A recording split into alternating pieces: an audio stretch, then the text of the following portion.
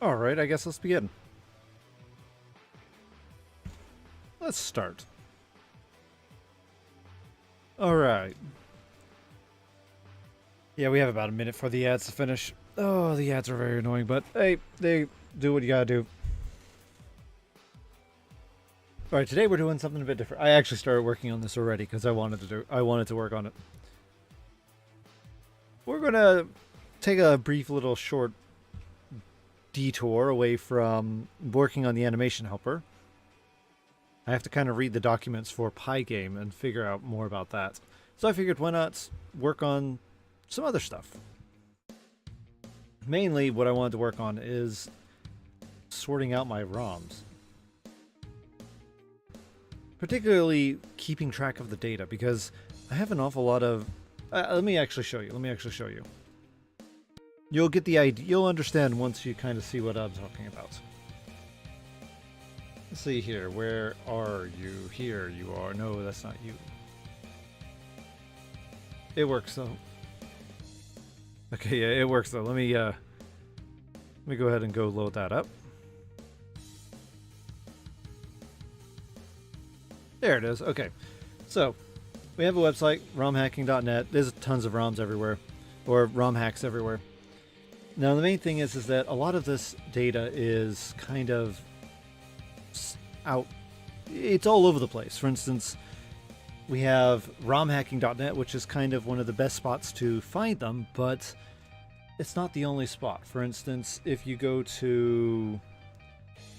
Oh, what was it called? I'm just going to go Goemon Translation 3.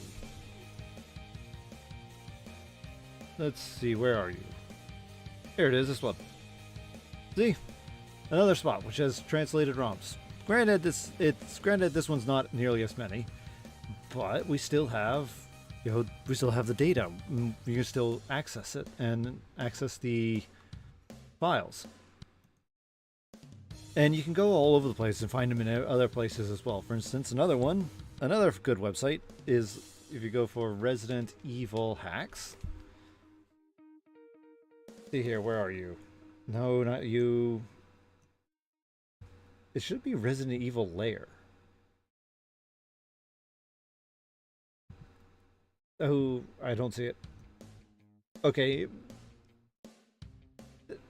Not anyway, you get the idea. There's another. It's called Resident Evil Lair. I don't remember the exact URL, which is why I was trying to Google it. But they have a bunch of ROM hacks there as well for the classic PlayStation Resident Evil.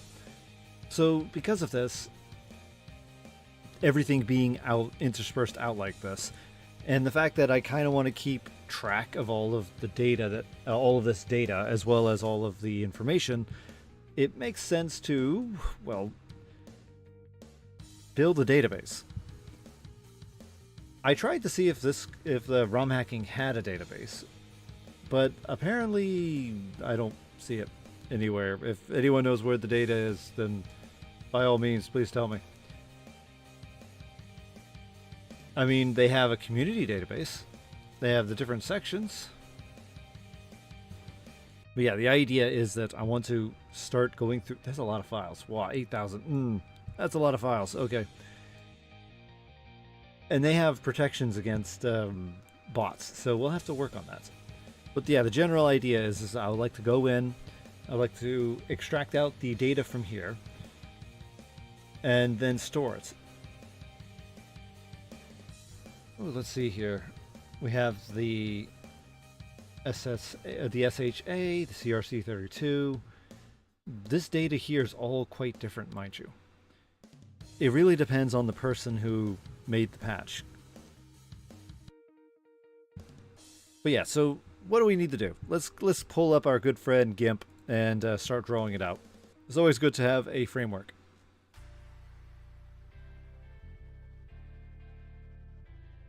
For my particular case, we actually only focus on one, and that happens to be Sega Genesis.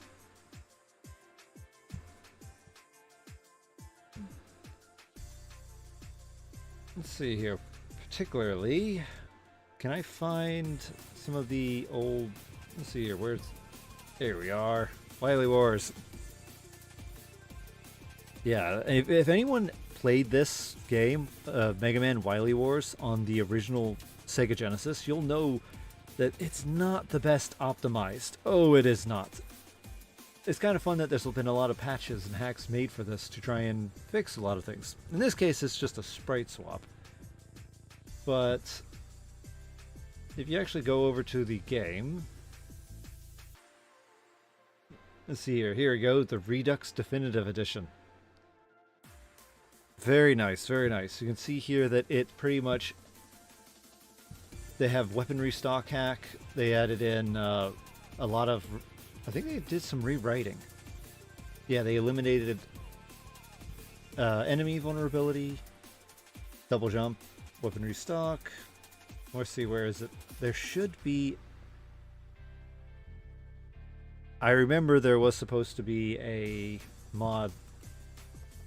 It was a rewrite of the internal code a bit to try and fix the slowdown. I digress. The main point is, the main point is that I want to go in to this website, extract out this information here, for instance, the description, what has been changed, and then the ISO ROM information. And then from there, what I can then do is, well, pretty much download the file, store said file, and whenever I want to look it up, I can go, oh yeah, here it is. This is what it is. And so there's a lot of stuff that we need to collect and store.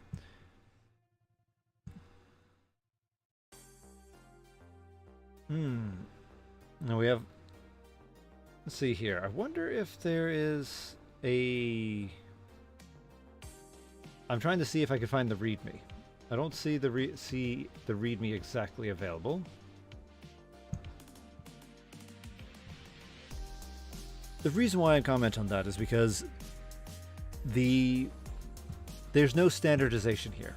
There's none at all when it comes to these type of mods. So for some of them, they will provide lots of information, which is very nice. Lots and lots of detailed information about what was hacked, how it was hacked, and it'll be in a nice little README. And then there's some READMEs which go, here it is. Here's my file. So all of the descriptions are within the ROM hacking. So yeah, the idea is to try and standardize some things a bit here and there.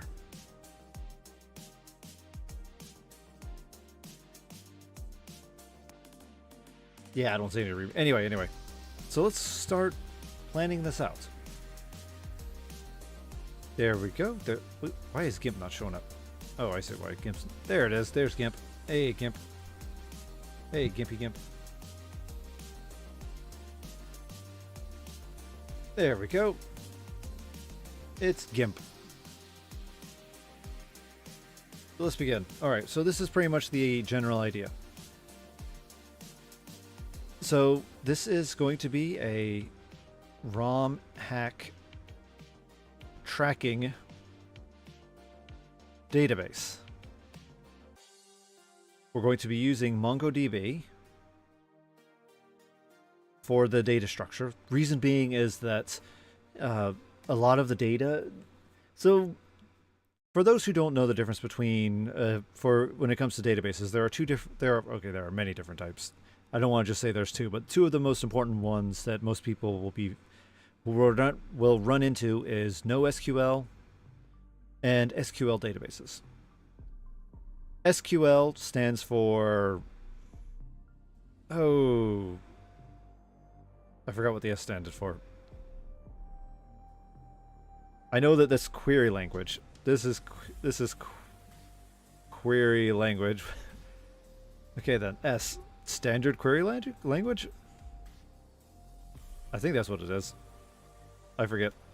The main point is SQL. Most people just run with the acronym, but the main point is SQL and NoSQL. SQL is a standard query language where everything is stored in tables. And each row happens to be an entry. So for instance, Mega Man will be 1, and then 2 will be Sonic, and then 3 will be, I guess, We'll go with 0. And then from here, you'll then have columns which will have name. It'll be data, ID, year, a whole laundry list of stuff. And then from this, all you have to do is know what your entry is. For instance, here, here, here. Do a query into said table, and then you can pull your data out. Very simple. This is great for structured data. As I mentioned, structured. Oh, very, very good for structured data. Not so good for data that's not very structured. Guess what? Guess what a large chunk of data out there is? Yeah, it's not structured. Not structured. And because of that, it becomes a big giant pain in the butt because you have to start building in an awful lot of code. Pretty much you have to build a lot of pipelines and a lot of overhead.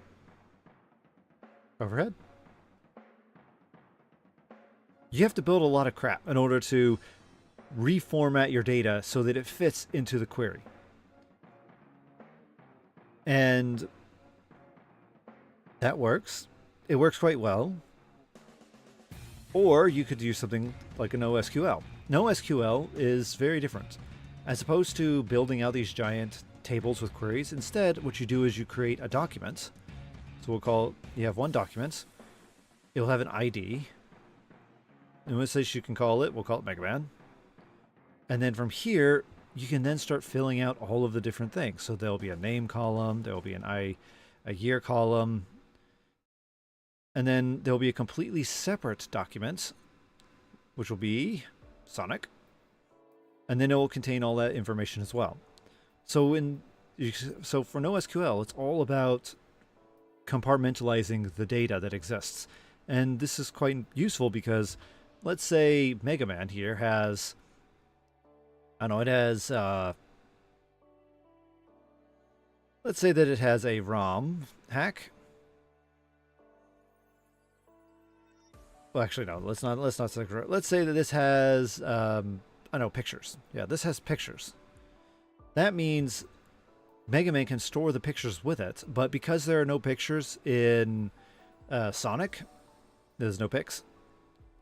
That means it won't be, you don't have to actually build an empty null column that will have no pictures stored into it.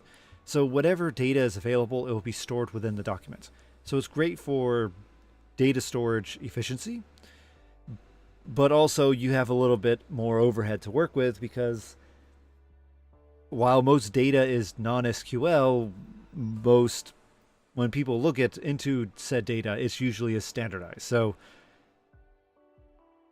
in this particular case, we're going to go with NoSQL, and we will build the overhead so that once we want to start visualizing it, then it will also be in a standard format. But for now, we can just go ahead and kind of just start pulling and sorting everything. The most common NoSQL is MongoDB, but there's a whole ton of them. Oh, there's 100 of these things. Oh, there's a lot.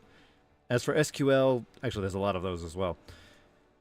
I ended up using Access way back then. Do not use Access for SQL. It works, but yeah, do not use. There's a lot of problems with Access. I recommend don't using that. I think I'm going to just stick with MongoDB for now. There are other ones like PostgreSQL. I would have to look it up. My brain is like a sieve. Anyway, enough about sieving brains. What we want, let's go ahead and start programming. So actually, that's one thing I started doing yesterday. I had a little bit of time yesterday, so I thought, why not start working on that? So I built I ended up creating a new instance. So this is the ROM data helper. And I started working with the Mongo engine. So for instance, as you can see here, go get it and get rid of the terminal. There we go. So as you can see, I started building the Mongo data. The main point is we really do need to figure out the structures, because being with databases, you need to know the structure, the layout, how data is going to be stored. There's a whole laundry list. So, what should we... Let's see here. I actually know of a couple things we already need to do. So the one thing is an audit. As you can see here, I'm currently setting up an audit, so I'll know when a document was created. I'll know when we last checked. I'll also know when the file was last updated. I think everything that all Mongo documents will have this. So this is going to be kind of a universal stapled component to every document. And the reason why is because I like to know when these things were created. I'd like to know when I last checked on them, as in, if this happens to be a document involving a particular ROM hack that keeps being updated, I would like to know when was the last time I went and looked at it, and when was the last time I updated the data. Then we have the base documents, which will have this is where the audit is stored in. In fact, we're going to have to continue expanding this because of the fact that this will be everything that we have in the base document will be forwarded out to everywhere else. And actually think about it, we're going to have a couple different functions. For instance, I would like to have a function that will be output, not output, but let's see here, toDict, like toDictionary. I think it might already have a toDictionary, but we'll have to mess with it. And this will be a dict. Yeah, I would highly recommend when you're working with some of these things to try and dig in as much as possible. And watch out. Oh, I was working with a programmer a while back, and it was insane with it. He extrapolated upon extrapolate. Is like extrapolation upon extrapolation upon extrapolation. It was insane. If you wanted to know what a function was doing, you had to go like 9 layers deep just to find the damn thing. And it was crazy. It was crazy. Let's see here.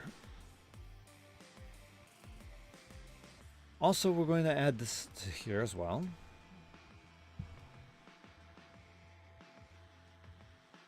There we go. Let's see here. This is create. This is the embedded document. We should probably move this over.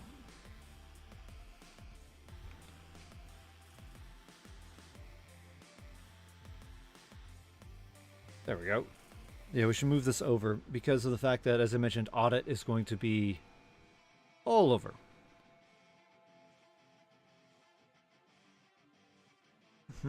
I think... Actually, we're going to have to update the save function a bit more.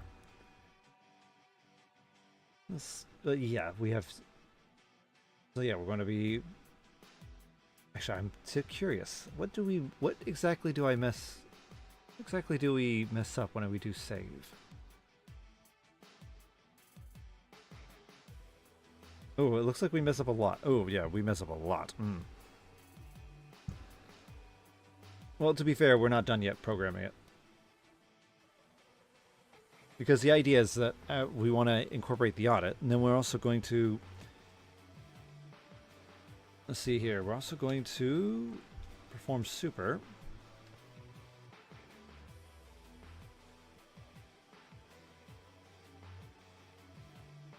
There we go. And then from here, we're going to add in our quargs and our args.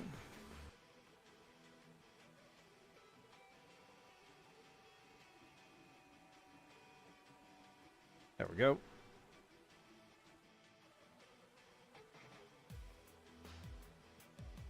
Yeah, because the idea is that we're going to, when we save, we're going to create an audit.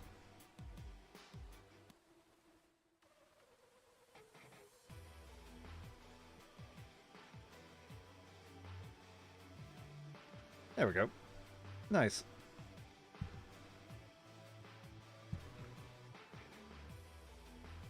And we probably, given the fact that this is how this is going to be, we're going to have to start moving things around. So this will be the, actually we'll call this the ROM docs. ROM doc. There we go.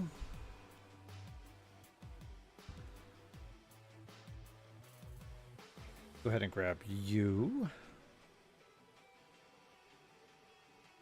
Checksum. Ooh, yeah, checksum is... I'm trying to think where the layer is, where the layer goes here. Yeah, I think I know. I think I know where this goes. So let's see here. So this should be called a not ROM collection, but let's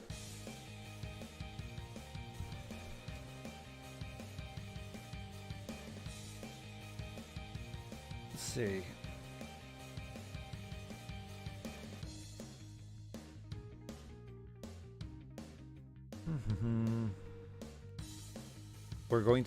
We're actually going to get rid of that.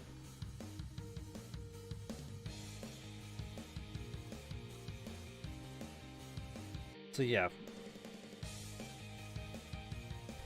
So this is going to be something new. Oh, I know. So we have, let's see here. We have the base. We have base doc. We have base embedded doc. So this should be called the base ROM. Base ROM doc. There we go. This is also inheritable.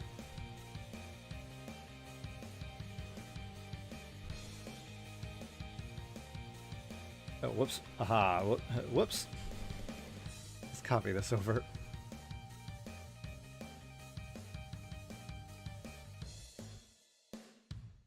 There we go. And then from here we can add in the checksum as well as any other information we need. The main point is here.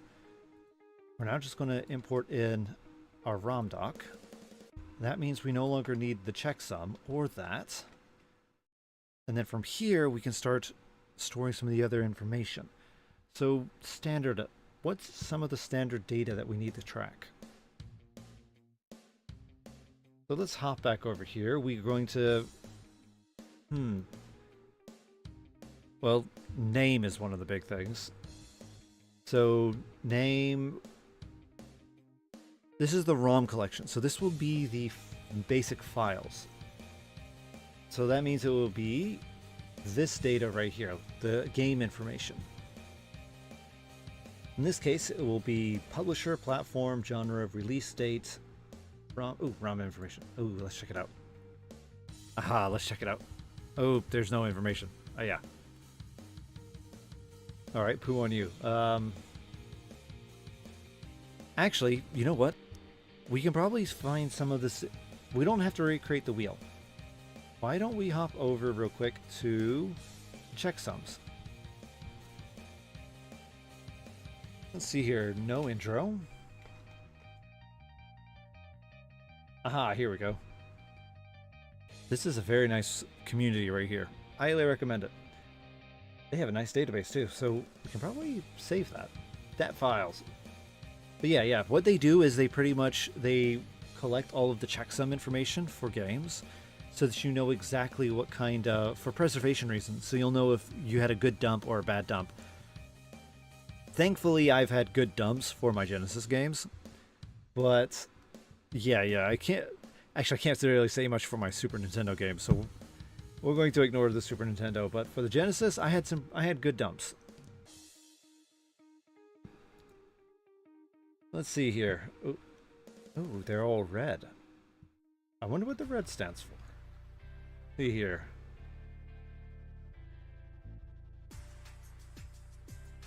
I don't see what the red stands for. Oh, I saw something.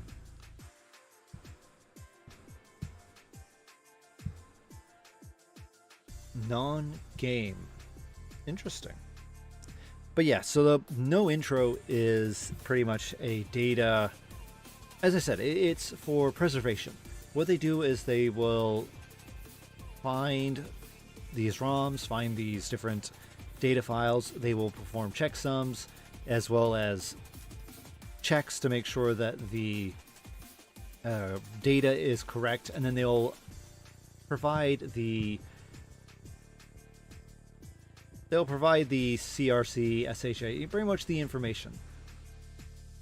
So we should probably, let's see here. Ooh, they have something called DB. I think we just need standard DAT. Alright, let's find it. Sega. Oh, but there's the Mega Drive. Master System. Alright, Game Gear, Pico, 32X. Mina, SG-1000, Dreamcast, Mega Drive, all. These are the nons. Okay. So this is the one we need, is the Sega Mega Drive. So the DAT file... Oh, alright, going for the DAT.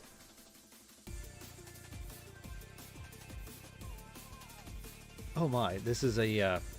oh, this is going to be huge. Oh boy, this is going to be gigantic. We want all the information. All the information. Lifespan, machine lifespan, aftermarket. We want everything. We want all the data. Give me all the data. Prepare.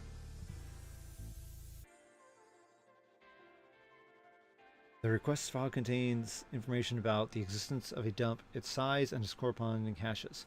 We do not encourage users to download or otherwise obtain any of the listed dumps. But yeah.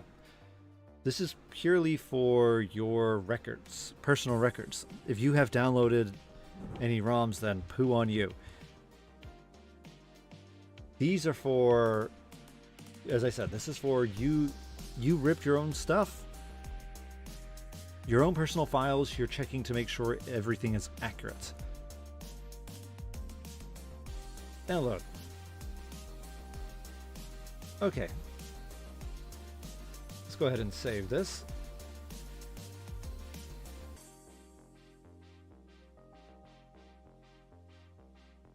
There we go. Now let's go ahead and open the file.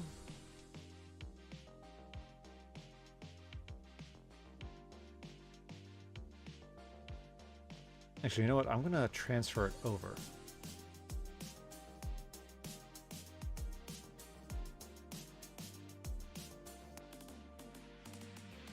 Let's see here. Nope. Okay. I'm trying to think of how to do... you know what I'm going to do? I'm going to do this. I'm going to do this. Where are you? Here you are. We're currently under... Well, I transfer the file because I don't want to accidentally reveal any information about my computer.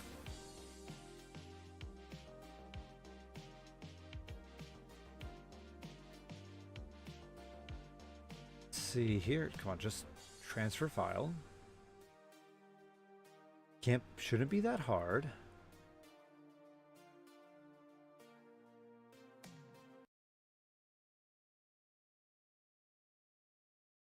Here we go. Okay.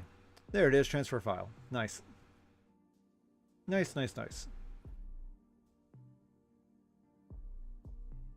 Now let me go ahead and do the transfer over.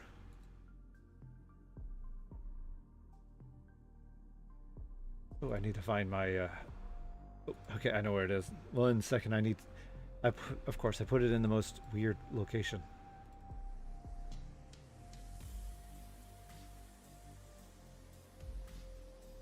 There you are. And there. Oh. Send. Nice. Okay, good. All right.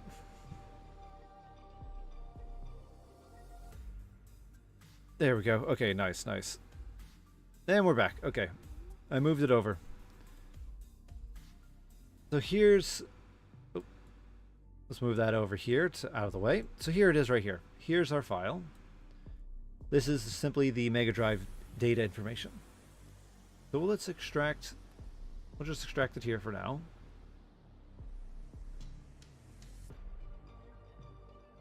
And here's the file. So if you look at it, it's pretty much, it's a JSON file. They claim it's a .dat, but if you actually go in and look at it, it's JSON.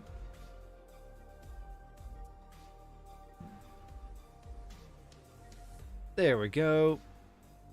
As you can see, here we go. Actually, if you look at it, it's not actually, it looks more like an HTML format. No, that's going to still make things easier on my end. But yeah, as you can see here, we have the header information. So this is the second Mega Drive. You then have the game. Or here, game, then you have the name, and then you have the various other information. So we have the size, the CRC file, the MD5, the SHA. Then we have the ROM name, the description, for instance, what it is, and then the category. Actually, since we have the various categories, we probably will have to define out those categories. And yeah, there we go. It's all of the MD5 SHA codes, which is quite nice. They have status, which is verified. We also have serial. Category, description. Oh, the description. Let's look through here real quick. I am under the impression that the description is just the name.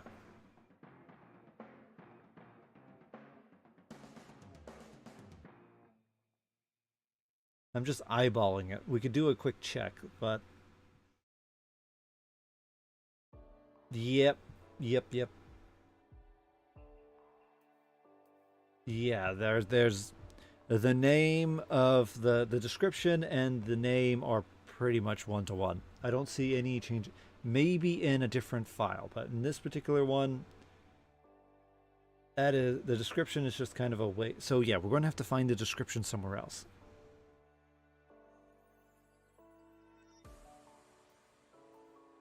Oh yeah, we'll have to find a description somewhere else. But this does give us some cues on what we need to store. So let's go ahead and start doing that.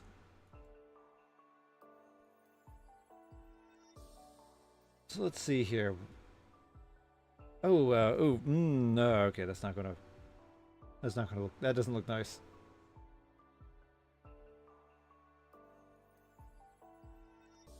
All right, let's go ahead and just, let's see here. This is all going to be in here.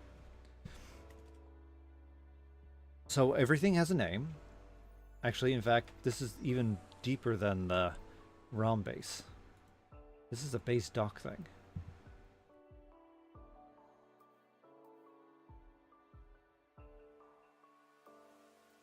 So yeah, name. This is going to be happen to be a string.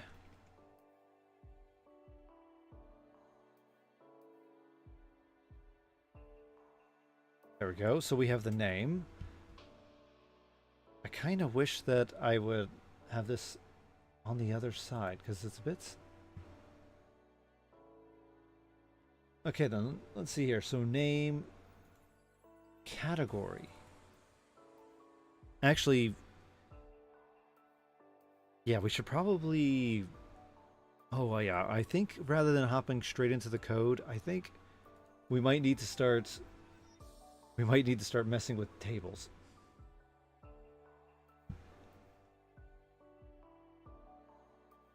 All right, where are you? There it is. Okay.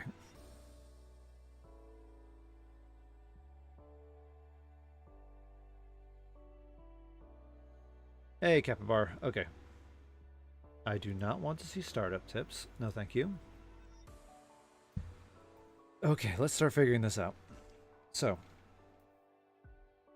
for our base, we have audit. We will also have name. I know.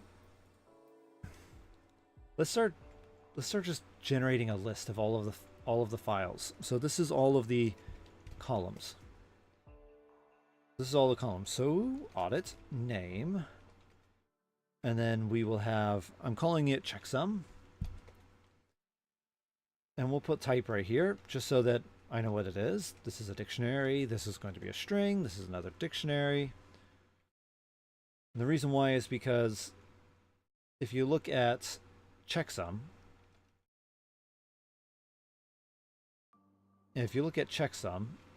particularly at the columns and the types, you'll find that I put down an MD5, SHA1, and CRC32. And these all happen to be strings. So what other file formats? Description, which will have to be a string. It's going to be a long one. Oh, it's going to be a very long string. Oof, let's see here.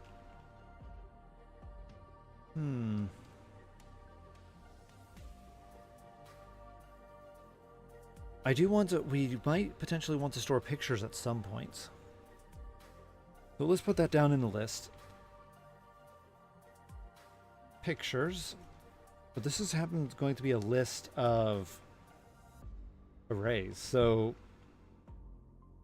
yeah, this is going to be a list of arrays. Though that being said, I think technically this is going to be a dict, and then we should actually probably create a completely different embedded document. We could call this pictures, because this will actually go into the second part. So one of the things that is fun when it comes to sorting and dealing with ROMs is that you can create these very fun front ends for said ROMs. And with these, they have a variety of different files. For instance, you will have the title card or the title photo. You will have the icon, or it'll pretty much be the title. Then you'll have a screenshot.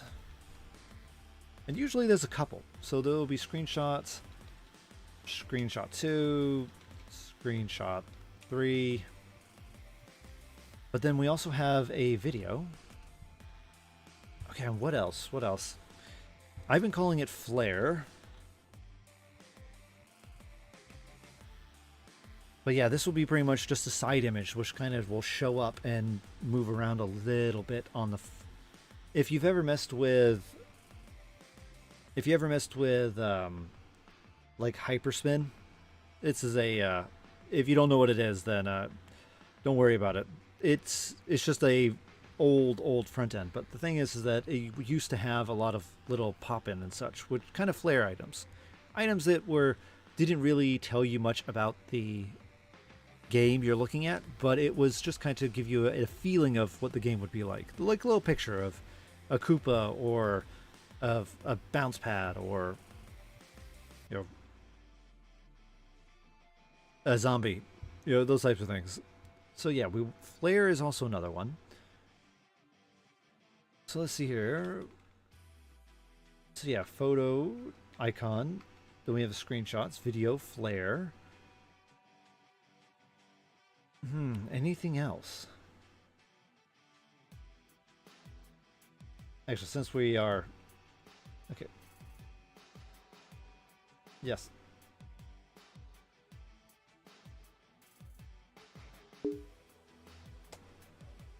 See, this is going to be base stock. All right. Any other pictures? So these are all going to be images. So these are all... They're going to be stored as bytes, but they're all images.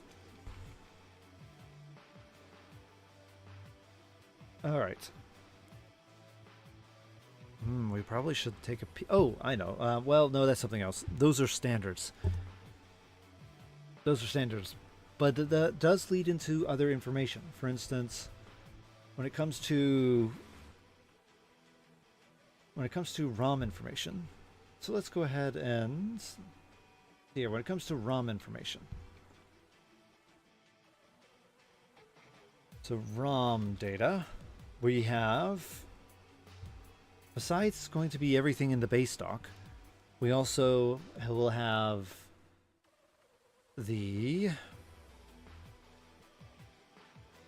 number of players, difficulty rating. Let's see here. Number of players, difficulty rating, length. Actually, I think length. If you remember, we're calling this base ROM data.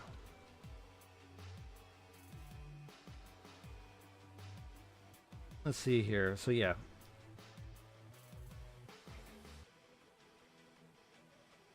Let's see here. I think checksum, because the base document is going to be used for not just... Yeah, because it's going to be used for not just that. That means checksum should be over here. Okay.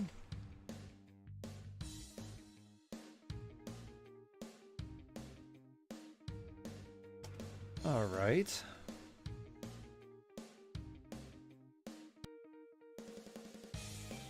Yeah, this is going to be an int. This is going to be a float. This is also going to be a... This is going to be This is going to be a delta time, but I guess we'll call it a... We'll call it time for now. There we go. Time.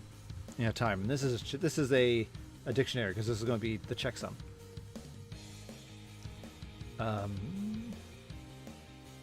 What other information are we needing to track?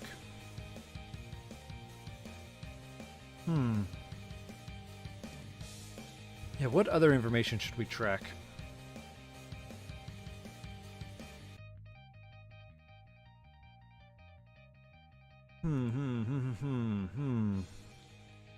All right. Okay. All right, actually thinking about it, one other thing that we should check out, keep track of, is the input type. For instance, is it a joystick? Is it a gun con game? You know, those types of things. So this would happen to be it's going to be an enum category. And this will actually be a list of enums. This will be actually a list of enums, because we're going to... This isn't just going to be one particular category. This is going to be a whole list of them. Now, if we do a decentralized... Like, for instance, if we do a list of categories, this is kind of decentralized. That means it doesn't give preference to any particular one, which is can be quite useful when it comes to certain things, but at the same time, I think that it would be... Because sometimes games will have so many categories that it fits in that it could run the risk... Oh, that's another one. Theme.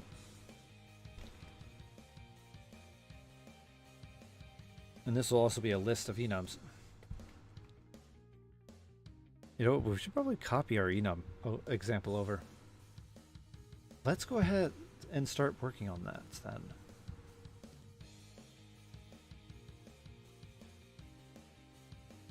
All right.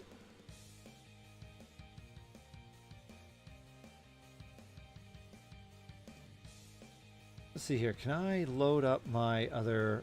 Open up the old project. Open. No. Let's see here. Recent projects. Animation tool. Oh, attach. Aha, there we go. There we go, attached. Oh my. Okay. That, I guess this works. Okay. I guess this works. So here we're copying over an enum. We're going to copy over this one.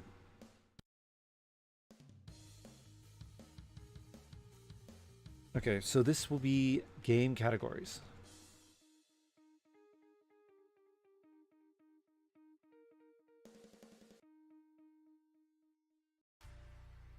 All right.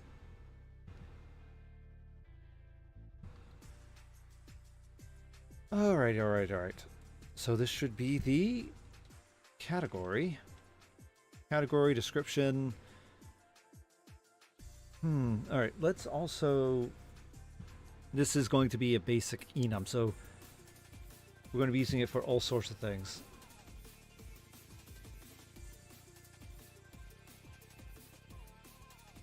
Let's see, where's our data structure? Here it is. All right. Yeah, we're going to have to load this up. We're going to... we're going to have to load this up. So let's go ahead and Let's go ahead and load this file up, this DAT file. We're going to have to set up a DAT file. We'll import it in with pandas. I'm just doing a quick peek. So we want the category. Yeah, we want category. Okay.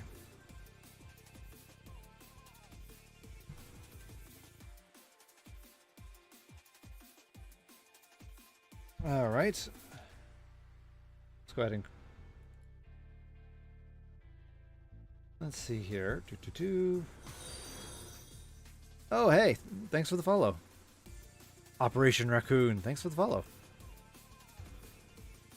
Ooh, it's hey, my avatar's a raccoon. Actually, raccoon. Aha. Okay. I like that. All right, there we go. Okay. So speaking of which, we're actually going to have to read these files. We are. So it's not just going to be these are the Mongo files.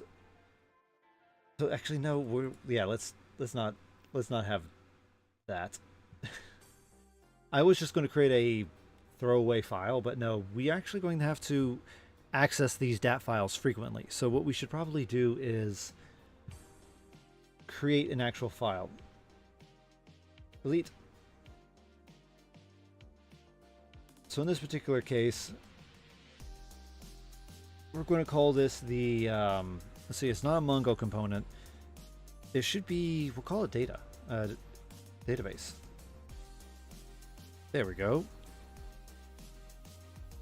We'll need a Python function. This will be to,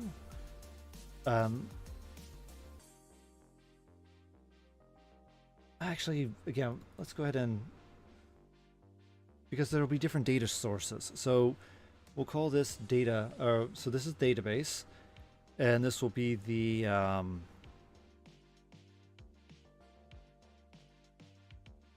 community.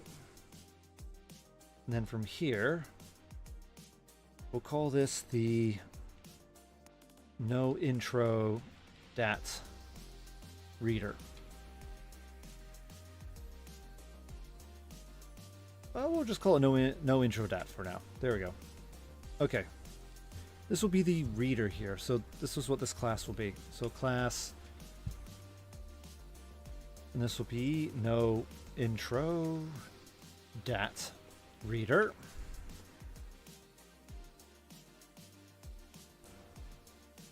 There we go. And I don't really know any of what constants we need yet. We'll go ahead and put these down.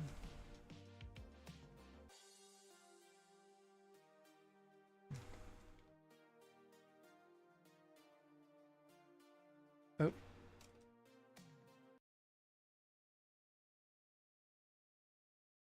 Okay then, so the main thing is we need to read the DAT file. So because of this, we're going to be using pandas.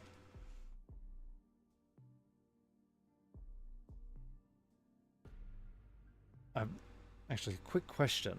Can pandas read the DAT file without problems?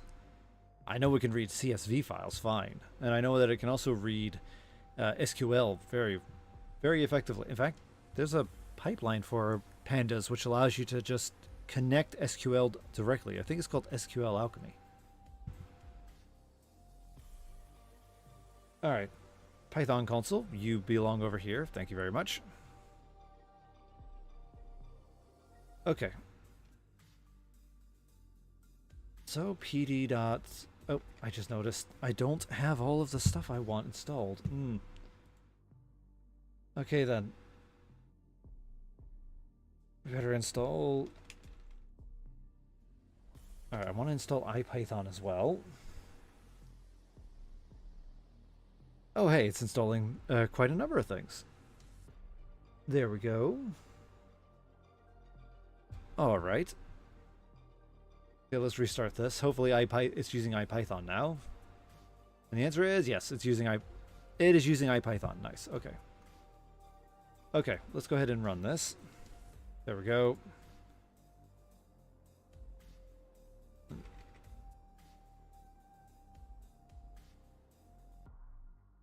Oh, all right. Okay. Okay. Fine then. Fine then. ed.read. Now, do we have a... Is dat part of this? I don't see it. No, it doesn't. It doesn't look like dat is part of this. I mean, we have Excel, SQL. It's kind of a JSON file. I mean, it's more HTML. Oh, XML. I think that might be what we need. All right. I think that might be what we need. All right, let's go get... Hey, Operation Raccoon. I'm doing well. I'm doing well. I am having fun programming while well, yeah, I'm having fun programming right now. Let's see here. We are looking for the... I need to probably move this to a much easier location than here.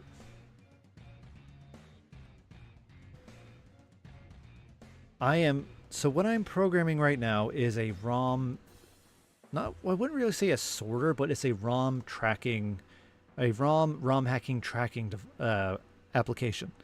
So to kind of, let me load up GIMP so I can kind of explain it let me load up GIMP so I can try and explain it.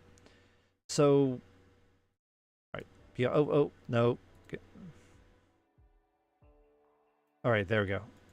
All right.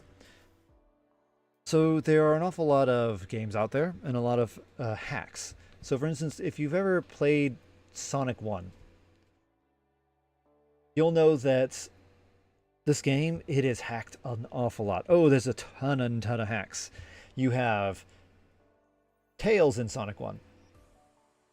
You have Knuckles in Sonic 1. You have Amy Rose in Sonic 1. You'll have, they call it, it's pretty much like Sonic Heroes in Sonic 1. And the idea is that you'll have multiple characters running around, kind of like in the Sonic Heroes game. Now, it's all fun to have these different ROMs and such, but where can you actually find the data that talks about these things? Like, where's the database? I can go to the Sonic hacking community. I can go there and see, these different ROMs, and they will provide you with patches so that when you download them, you can then patch your game and such to play them.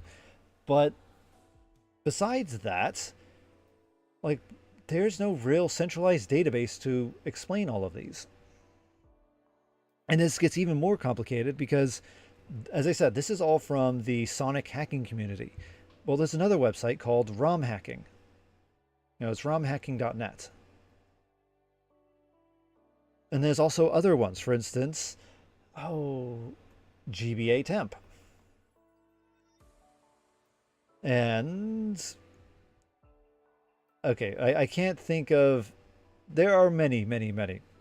The point is that these are all over the place. They all have their different ROMs. They all have their own different hacks. They all have their own different data structures. For instance, the way that they store data in romhacking.net is different from the Sonic hacking community.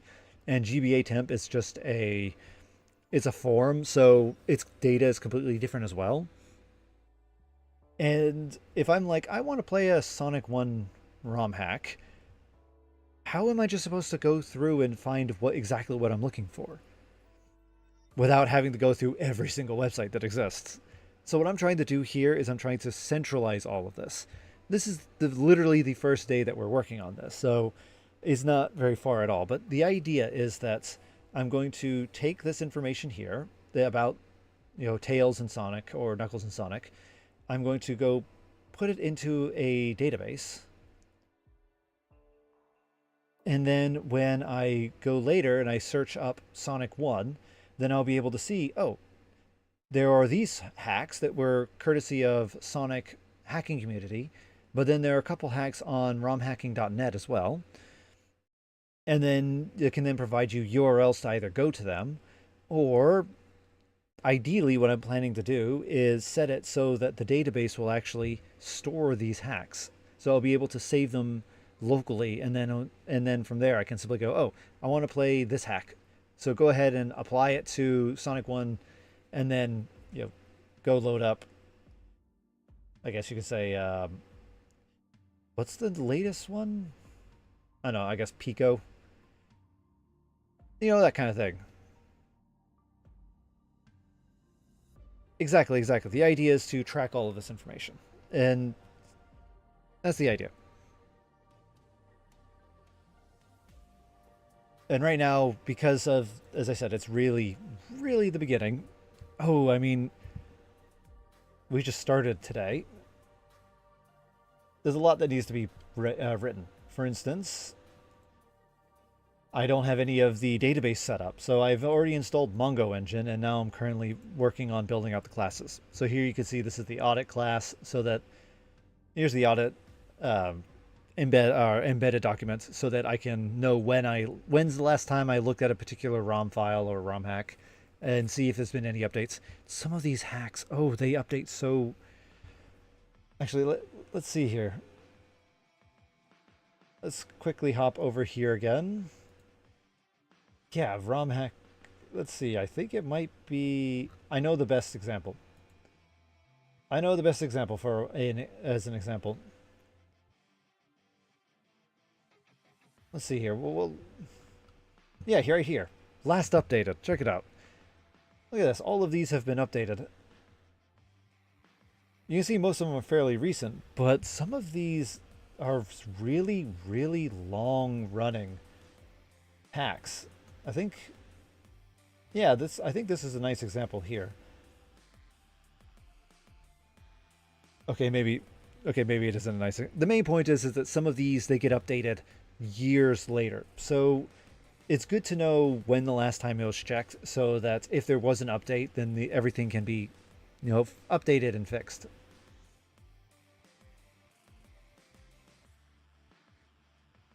But yeah, so yeah, this is the audits. Here's the base document, which will be the underlines for everything.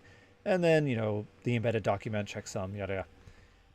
The main thing is, I because of the fact that this is going to be a rather extensive data structure, I'm actually trying to figure out what the structure should be. So I know that the base document will contain the basics, for instance, the name, the description, and pictures. And then for the ROM data, because this is going to be, the base ROM data is going to actually be for, ROM information and for the hacks. I should probably put here in parentheses so I'll remember. Now, since this is going to be for both of these, this needs to be as general as possible. Like so. There we go. There we go. Yeah, so these need to be as general as possible. Hence why category, theme, input type, and actually this is kind of this is how we ended up being pole vaulted off into the into the far side of the atmosphere, because some of these are going to be enums. Some of these are going to be they're going to be enums for data integrity reasons. They're going to be JSON files because they might be forever expensive. Some of them might even be YAML. There's a whole laundry list of what these could be. I think actually maybe instead I was going to make the game categories an enum file. It makes sense to make the categories an enum, but this is going to be a very large enum. Oh, it's going to be a very large enum if I do that. It might be wiser to make it a YAML file.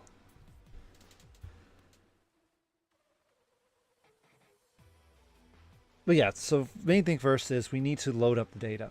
I need to see what the category is.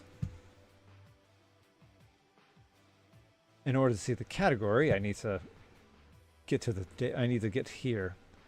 Home, my little mini.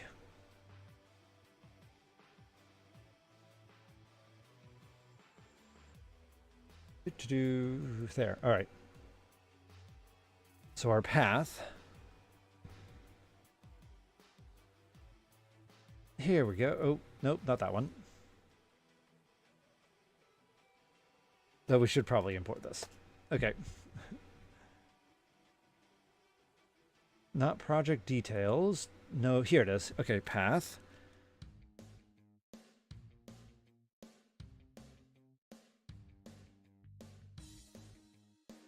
Oh, come on.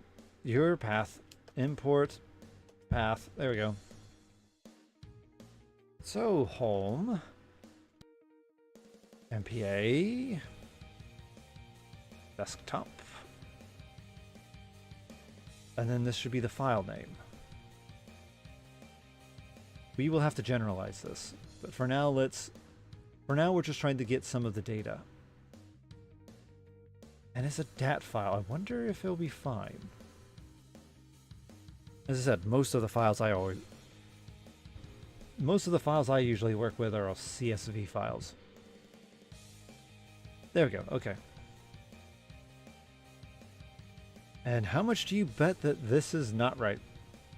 This is most likely guaranteed not right. Let's make sure that I'm actually pointing to the proper location. Let's see here. Home file. Yeah, that looks correct. That looks correct, but I'm pretty sure it's not. Oh, I know. I have a test. Or not a test. I know where we can get the data from. Alright, if we head down here real quick to... Yeah, so... Our animation builder. There it is, sequence builder. Oh, it is correct. Oh, it is correct. Okay, good. Perfect. Alright, so that's our path. So let's go ahead and call this path. We'll call this the DAT path.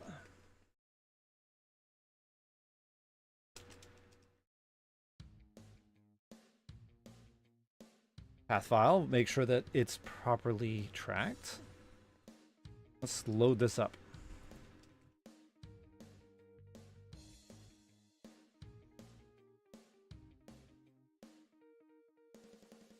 And it... Oh, okay.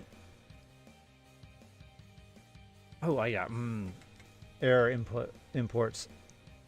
LXML not found. Please install and use tree parser. Okay, let's make sure that that's installed too.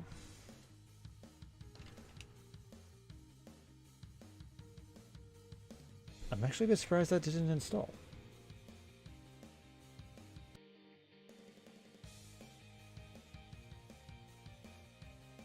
All right.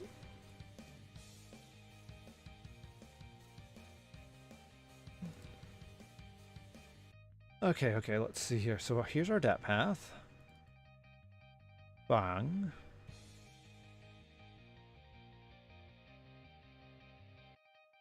Dot exists. Which is, wait, false. False. What? False. Why are you false? You should exist.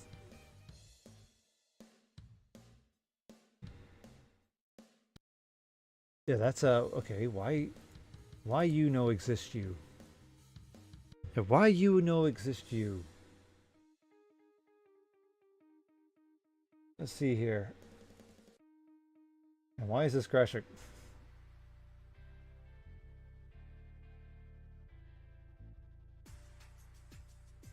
All right, so let's see here. Home, desktop. There's the file. So yeah, that makes sense. We have to go into our location, which is what we're doing, which makes sense. This is everything we're grabbing, which is what we pasted in earlier. Yeah, that's correct. How much do you bet is the name?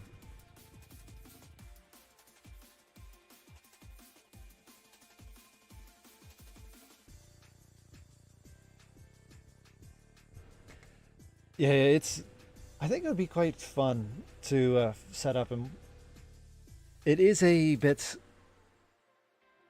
Yeah, this is actually going to be a little bit complicated because of the fact that there's a whole lot of moving parts that are involved.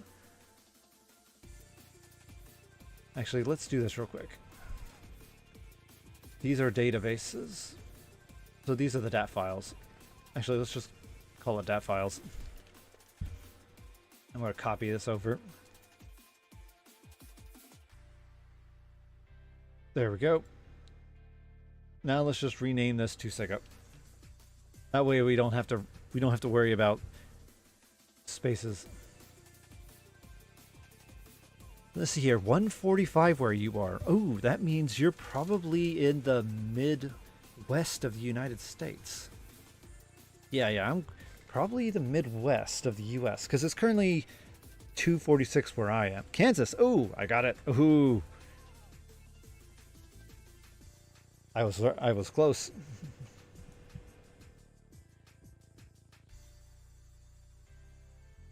I've never actually made it to Kansas. I've always wanted to go visit Kansas, largely because Kansas is one of the areas that has very little light pollution compared to the rest of the U.S. And because of that, like you can, on a nice cloudless night, you can see all the stars. It is one of the main reasons why I want to go travel the Midwest is because I want to go see the stars without any light pollution. You're next to Fort Riley. I see. Ooh.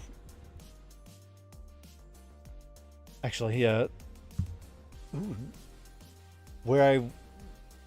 There's a lot of bases around in the States. I'm trying to think because I've never actually visited, as I said, I've never been to Kansas. But I'm just thinking, because where I lived when I originally was in the States, I'm currently in Hong Kong. Hence why I'm having fun trying to guess the locations of people who show up on stream. Because, so yeah, back when I was originally living in the States, I was living next to a place called Fort Gordon. This is in Georgia. And Fort Gordon, it was interesting. It was this big, massive complex. And you would think they would be super bright, but there actually wasn't very many lights. Unless you're at the gate. If you're at the gate, then there are like millions of lights pointing directly at the road. Okay, let's see here. So we just changed this to Sega.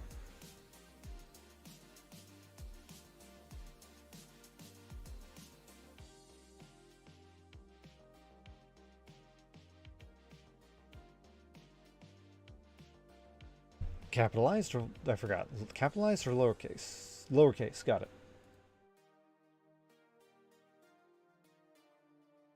Oh.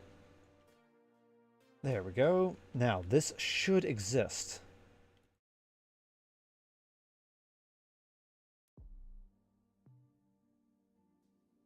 And no, it still says no. Well, why are you no? Why are you no? Why are you a no? That doesn't make any sense. You should. Let's see here. Home. That. Oh. Oh, hey. Thanks for the sub. Oh, that's why. It's lowercase desktop. Okay. Oh, thanks for the sub. Thanks for the sub. I see your operator raccoon. So I have to ask.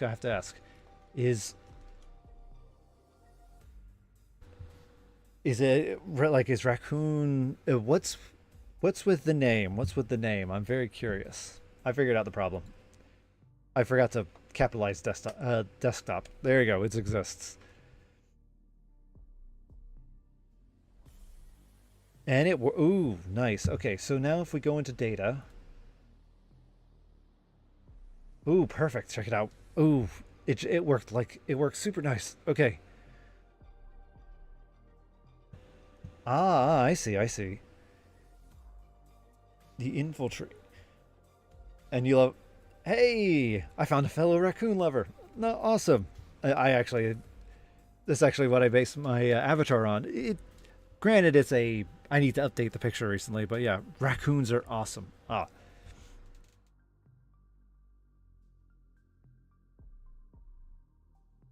okay then. So let's see here. Data dot head.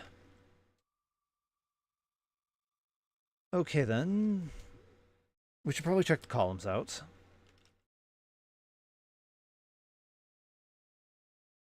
Yep, category. There it is. Okay. So in this particular case, what we want to do here is I want to find out what the uniques are. So, and we should probably count them too. Okay, so let's see here.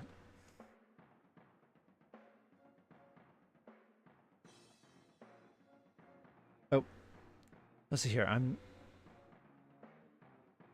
Whoa, 15 hours of Rainbow Six. That is a long time. I don't think I've ever played a game nearly that long. I don't think I've ever played a game that long. I have played some games for like 6, 7, 8 hours once before, but not 15. Is this the latest Rainbow Six, or is this one of the old classic ones? I'm trying to. Let me do a quick peek. I'm curious. Ah, Rainbow Six Siege. Oh yeah, I'm gonna go check this out. I be curious. I spelt it wrong. I put the I in the wrong location. Ooh.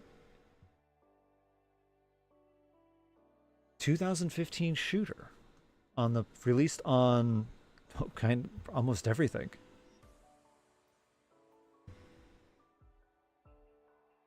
All right.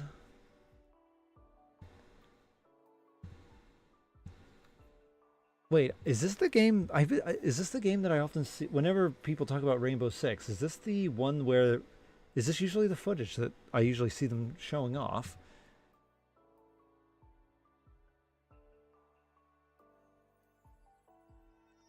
I see, I see. Whenever people talk about Rainbow Six, they always show teams, or it was team combat, you know, red versus blue kind of thing, and it always looks very fun.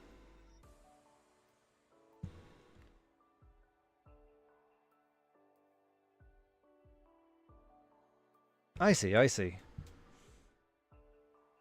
I will definitely have to check that out then. Las Vegas 2. Let's check that out too, real quick.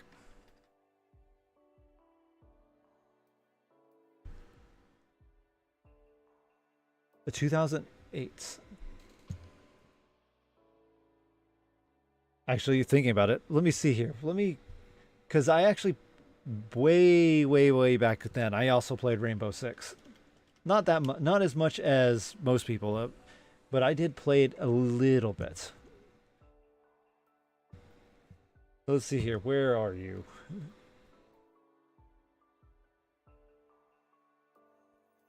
Okay, where are you? Where are you? I think, okay, yeah, it was this. Oh, I'm so old. I've played, because this is the one I played. I played the first one. I thought there was one earlier than that, but no, this is the one I played.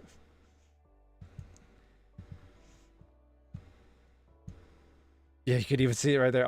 Right there, PlayStation. I played Rainbow Six. I played it when it came out on PlayStation. Oh, it was released on Dreamcast though. Ooh, now I'm a bit interested. I'll have to check that out. Though, granted, it's going to have one analog stick, and you just. But yeah, yeah. I'm actually. Oh, they have a Extraction. It's 2022. S small. It's going to come out. It's 20. Oh, it's a Netflix game. Okay. Oh, anyway. I can get lost in looking at games. I always remember Rainbow Six and yeah, Tom Clancy. So there's Rainbow Six, and there was Splinter Cell. That was an Xbox game there. Your very first game was Spyro. That is a good first game. Ooh, you had a good first game. The original Spyro, I'm guessing. Spyro the Dragon on the PlayStation. Yeah, that is a good that's a good game to start on. For me, mine was, oh, what is it called?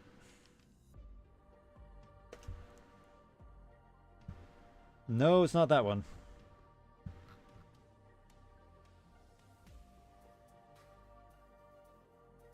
Oh, everyone calls it Crocodile. There it is, Pitfall. There it is. That was my first game, Atari Pitfall. I remember it. I remember it, and I remember always being eaten by these guys. These very annoying, these very annoying alligators and crocodiles. They would always eat me.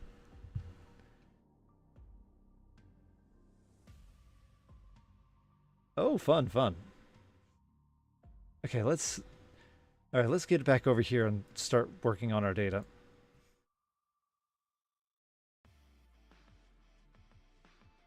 All right, so what we want to do here,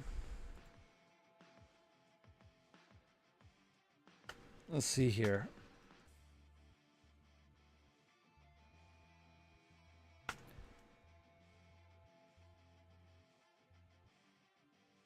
I could so group by.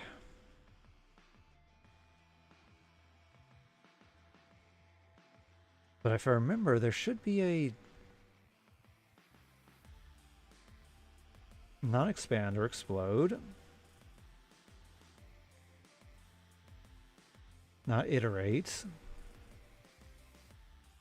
Yeah, sadly, I never got into Fortnite. I know that my nephew is absolutely infatuated with Fortnite. He plays it constantly.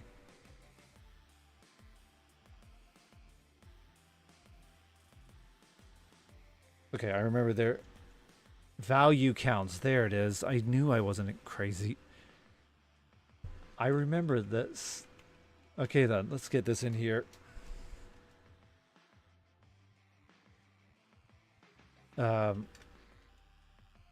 Okay. Oh, make sure it's spelled right. There we go. Okay. So, wow. Ooh, that is very uneven. We have games, pre-production, applications, miscellaneous, demos, and audio. Well, I mean, it's good to see that these the categories, but my, that is. Wait, is that the same for all of them? Hmm. All right, all right. I'm now even more curious. Oh, we're going to be just diving down the rabbit holes. Okay, then. Let's go with the DAT file for the Nintendo. System temporarily locked by NNSSXX. Wait, why is it locked? No, don't lock it.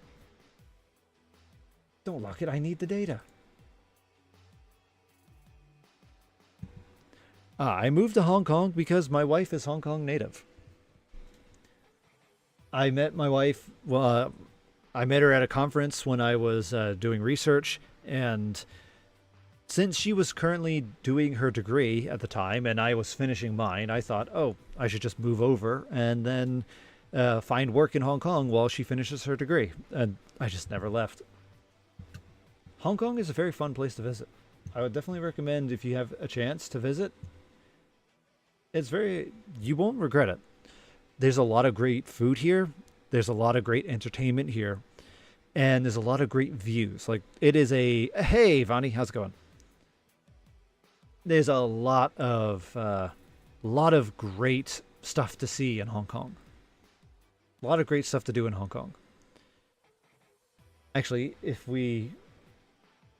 let's see here. Oh, maps. So here's just the Hong Kong island. No, what we're looking for is around here. Let's see here. It should be... Oh, not the National Geographic. We're looking for Kung Fu Master Man. Let's see here.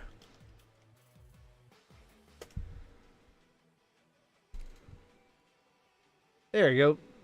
There's the Bruce Lee statue. Actually, if you're ever interested in Bruce Lee video, Bruce Lee. See, here it is. So yeah, there's a statue actually of Bruce Lee who is kind of facing the harbor of Hong Kong. So if you want to have fun taking some photos with him, you can. Let's see here. I think there's... Yeah, I think that might be... So yeah, and... Okay, one more. Oh, what would be another fun one? Oh, I know. They have a hill here. It's a very lovely view.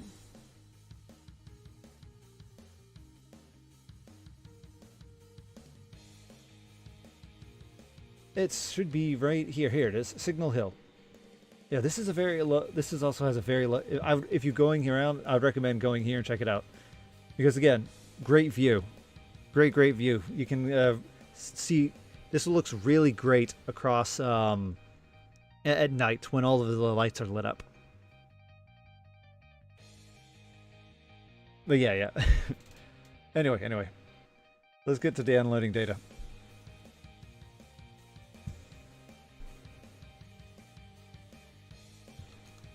Alright, so they suspended up. Let's try the... Since we mentioned it, actually, let's try and grab the... Oh, this is PS1 Classic. No, we don't. We want the original PlayStation. Let's see here.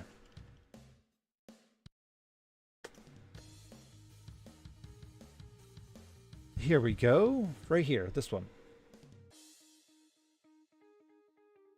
And, oh, right. Nice. Okay, we can access the data. Okay. I am a neurobiologist. All right, all language, everything. Oh, this does not have a lot of data. Oh, it does not. This is kind of what I'm afraid of.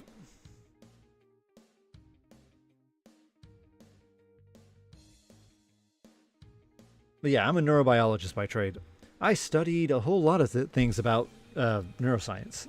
For instance, I studied the retina, I studied the brain, I studied motor neurons and motor activity. Nowadays, because of the fact that it's a bit difficult to do research in Hong Kong, I mean, it is actually quite difficult to do research in Hong Kong. And because of that, I moved over to doing data analytics, so I do a lot of programming now. Hence why I'm having fun programming on stream, but oh yeah, I studied a lot of neurobiology. There's actually a lot of great stuff coming out right now in neuroscience. They found... I have to... Let's see here. Let's see, I believe this is called the gene. I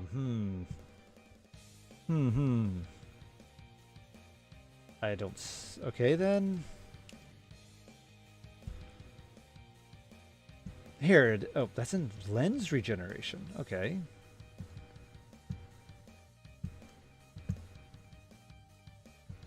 Okay, it might not be Pack 6 then.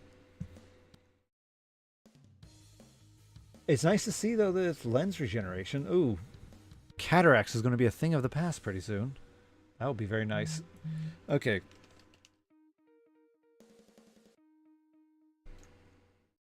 Let's see here. Here it is. This is the paper that I was referencing. And it's Prox1. There we go. It's Prox1. Okay, anyway, Prox1 right here. This paper. I'm not going to go into the details about it because it's an extremely complicated paper. But the main point is that when you disrupt Prox1 in the eyes, what you can end up doing is you can force the native stem cells, or the local stem cells, or they're the housekeeping cells of the eye. These guys make sure that the eye is repaired, that the eye is functioning normally, that everybody is happy. And in regenerative models, so like zebrafish or newts or baby chickens, these guys will proliferate and differentiate into different cell types. In humans, they don't do that though. But they found that if you disrupt PROX1, you can actually get them to do it. And they will actually go to completion as well. They will proliferate, differentiate, and then differentiate into the missing cell types in mammals. This is fantastic news. This is phenomenal news. If you can figure out a way to turn this into medicine, then you effectively can remove a lot of different disorders like retinitis pigmentosa or macular degeneration, like these very serious eye diseases. You just completely repair that. A lot of research going into this field, this particular field right here, the regeneration side. There was a lot of belief that it would be almost impossible to push, and it would require a lot of very intricate control of the different chemical pathways. For instance, regeneration. Let me get back out GIMP. Oh boy, I'm going to try and keep this as simple as possible because this is complicated. But yeah, it was believed. Oh, draw our little eye right here. Here's our little eye. There we go. Here's our eye. So it was originally believed that if something happens to it, like you get a cut,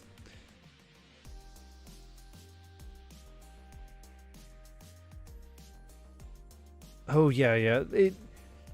I actually don't know much about the degenerative disc disorder. I'll have to look into that. Ooh, sounds painful though. All right, so for the eye. So here we have our eye, and when you have damage, usually what happens is it will atrophy. So you'll get, your eye won't recover. It's just not possible. But and this is in mammals. So this will be in cats and dogs, humans, chimpanzees, all of the different mammals. But in other organisms like zebrafish, newts, axolotls, these guys, when you take their eye, and then you damage it, what actually happens is they will regenerate it back fully. Everything and all, and it will actually work. So you can take these, like we'll go with a little fish right here. You can blind him with a giant laser beam, blind him, blast light at him, and he'll be blind for a while. But then over the course of 2 months, he'll go from being blind, so he won't be able to see anything, and he will end up regenerating so that he can actually start seeing the world again. So it reforms all the connections. Oh, sorry. Thank you for mentioning that. Oh yeah, web browser. I need to make sure that, okay, thank you. Ooh, thank you for mentioning it. I need to make sure that I keep those things, I need to minimize these things.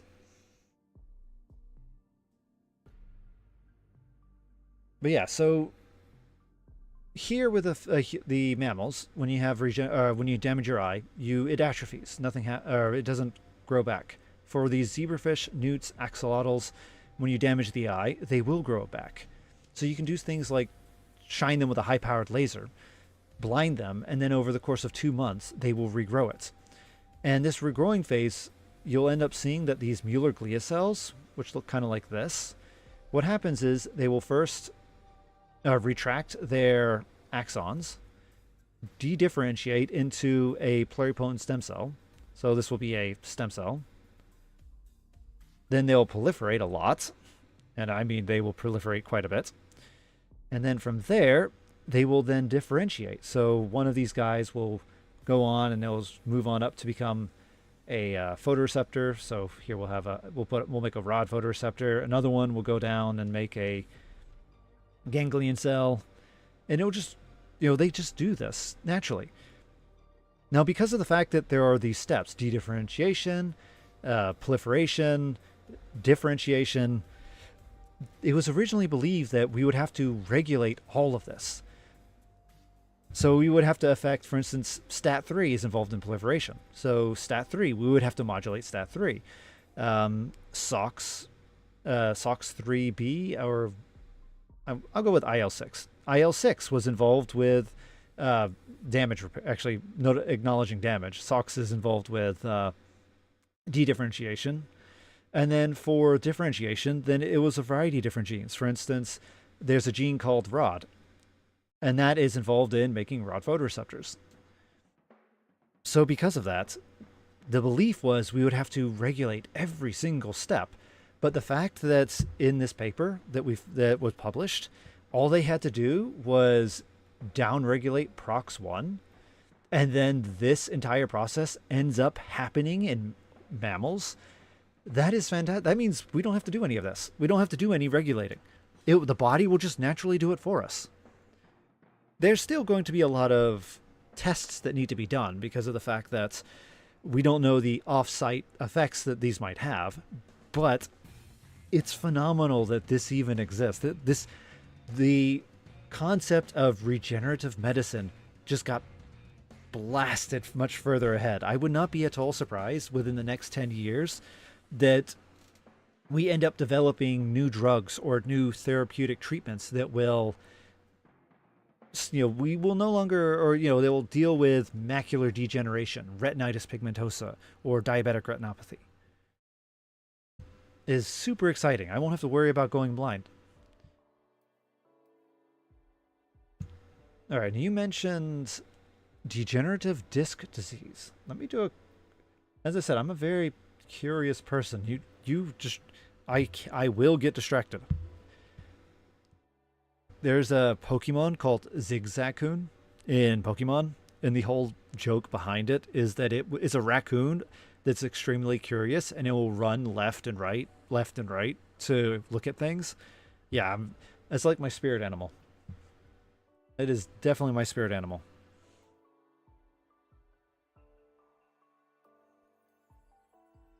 All right, let's see what this is. I do not trust AI. Oh, I do not trust AI. If something show up that says the AI will inform you what this is, I'm blocking that. That is, that's very bad. AI is so bad. Medical condition typically brought on by aging, atomic changes. It is a place without symptoms. Ooh, ow, chronic pain. That's not fun. Okay, there's therapy. There's range of motion therapy. What we're looking for are here we go. Lower back and upper neck pain. Oh, actually, images. I see. So the degenerative, that means it's, I see what the problem is. Well. Yeah, I see what the major problem is. So what happens is, because, I mean, here we go. Here's a picture says 1,000 words. So here we have a normal disc. Because of the fact that our spinal cord has many vertebrae in it, they need to be properly separated. And as such, normal disc keeps them nice and separate, but a degenerative disc means that there's losing a lot of the tissue there. And eventually you can get to thinning and then result in an atrophy disc, which, that would be... And that is very painful because they showed it right here. It can pinch nerves, which... Yeah, right here. It can pinch nerves, and that's... Ow. Ooh, ow.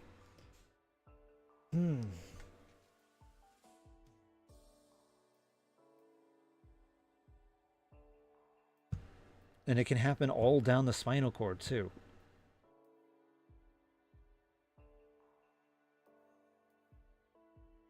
I wonder why...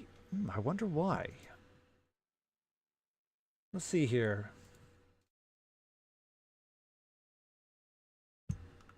Yeah, see, like right here. This is... I don't trust you, assist. I was looking up earlier how to forward a Nintendo 3DS image to a computer because I was thinking of playing my 3DS on stream when I do the gaming session.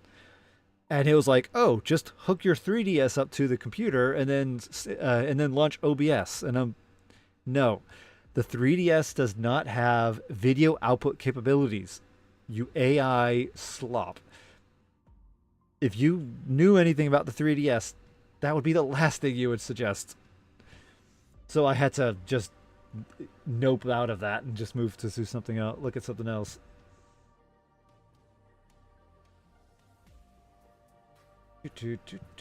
Types.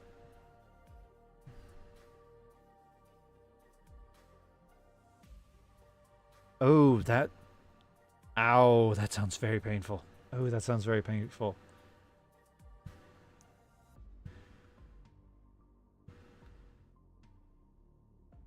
Hmm.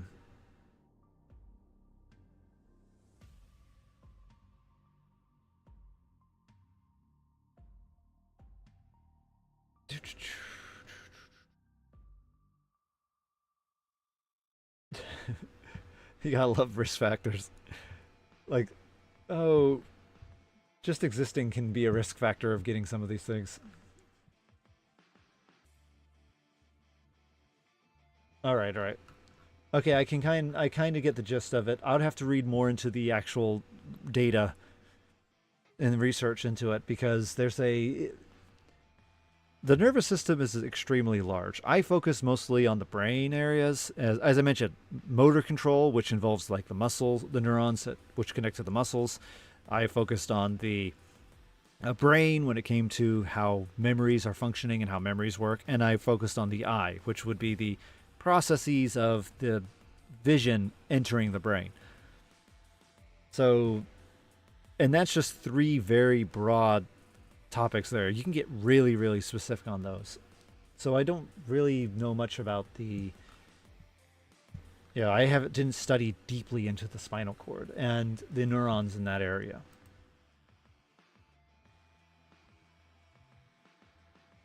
Yeah, exactly, exactly. I ended up looking into things like PTSD. Uh, I looked into things like PTSD. Actually, there's there's a lot of because let's see here. There's a lot of research into it. So let's see here. What is it called? Um, let's just be blunt. Let's just be blunt. Yeah, traumatic brain injury. There's a lot of this research going on in the field, in the labs that, or in the university that I was working at.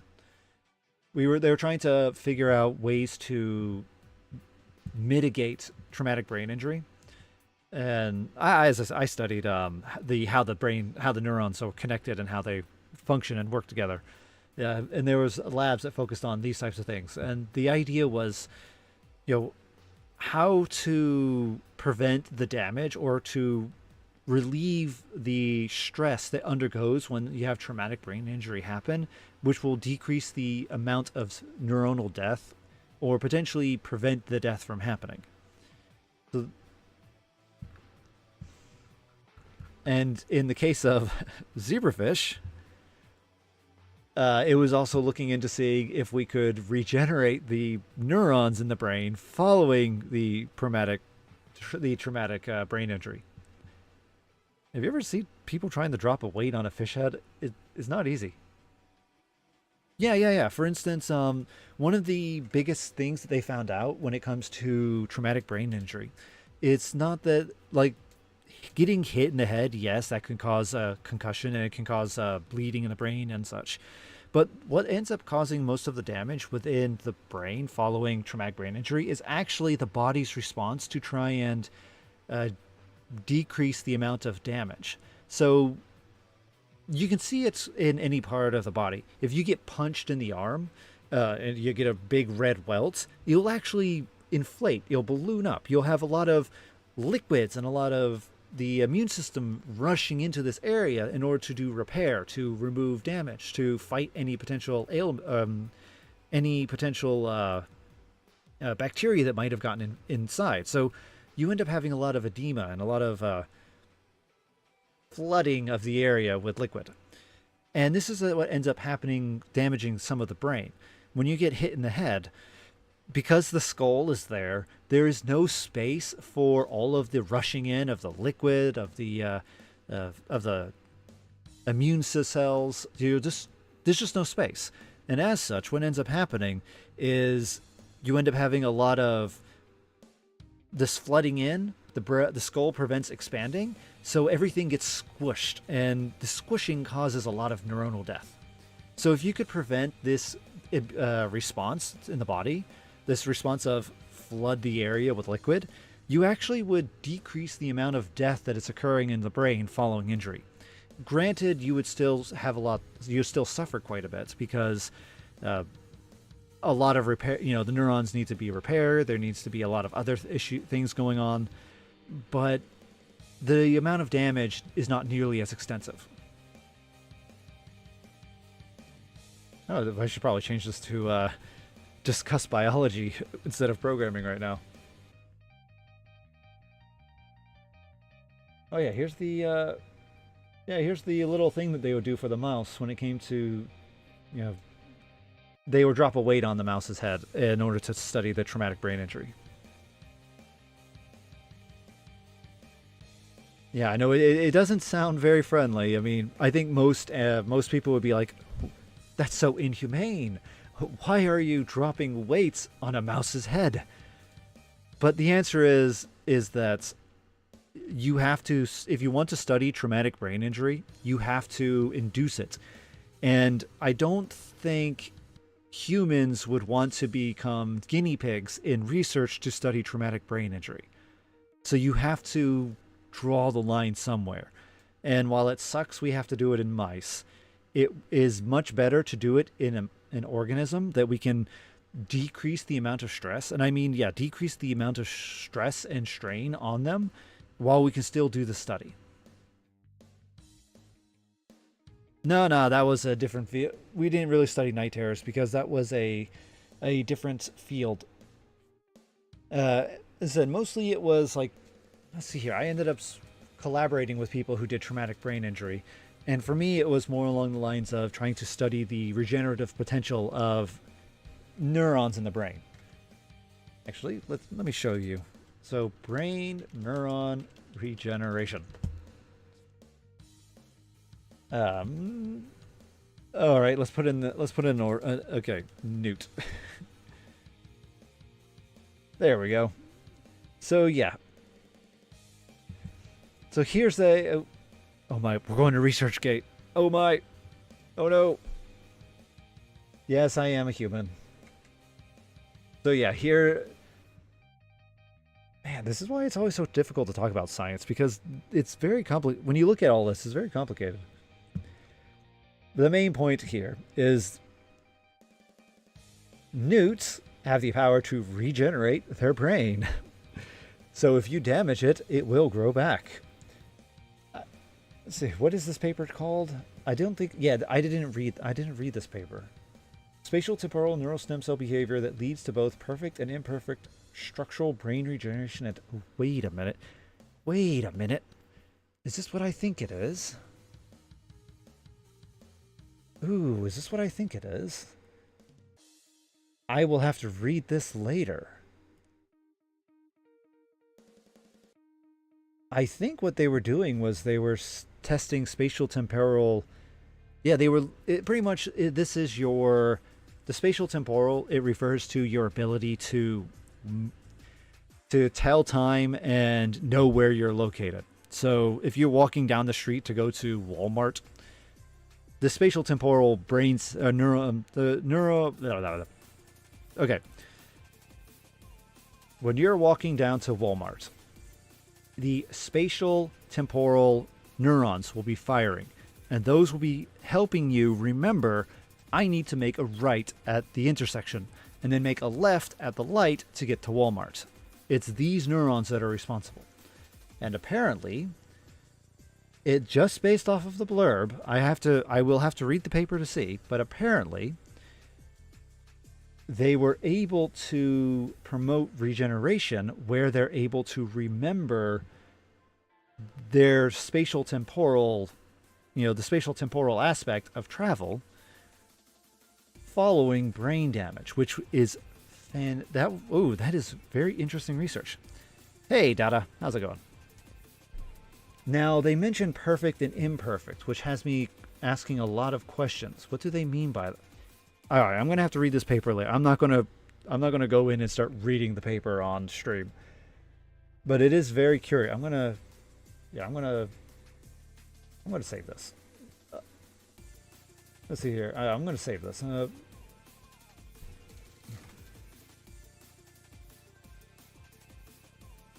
All right, there we go. Saved. All right, I'm going to read that later. That sounds extremely interesting. No, that's fine. That's fine. It's fun to kind of go on tangent sometimes.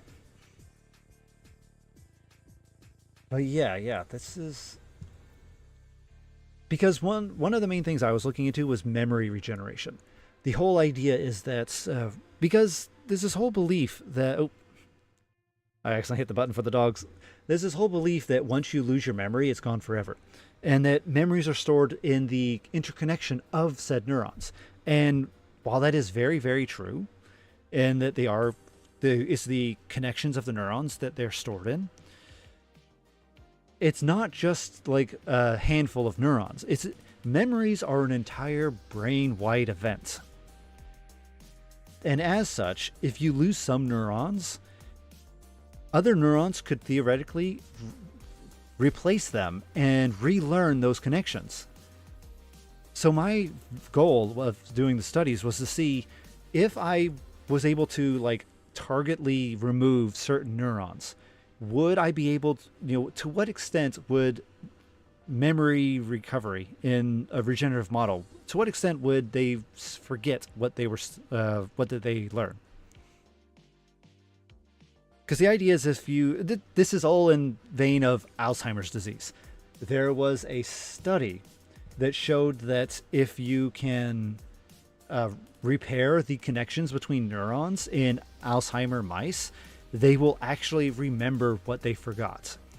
And I was trying to do it one step further and say, if you remove those neurons and then have them grow back, could you theoretically refresh the memory and then you could regain those lost memories? That's what I was studying.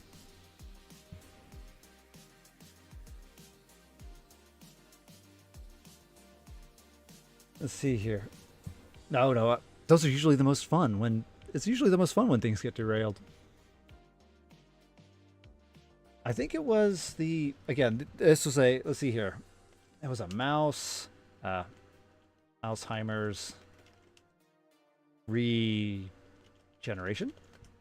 I think that will lead us there.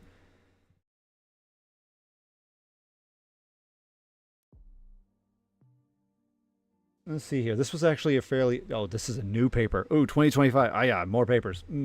This is a new paper. I think the one I'm looking for is actually fairly old. Oh, this is just... I will have to find the paper later. But believe me, there was a paper that came out, and it showed that if you were able to promote axonal reconnection, it would promote these mice to remember lost memories. So lots of interesting stuff coming out right now in these fields.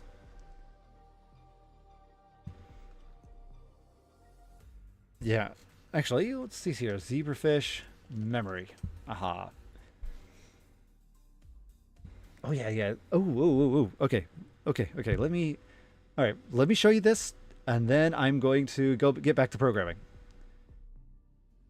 All right. This was an awesome video. Let's see here. Where's the video? All right. Okay, come on, video. I know you're here.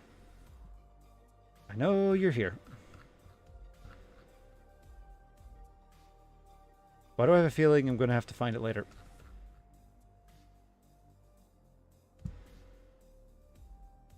Okay, okay.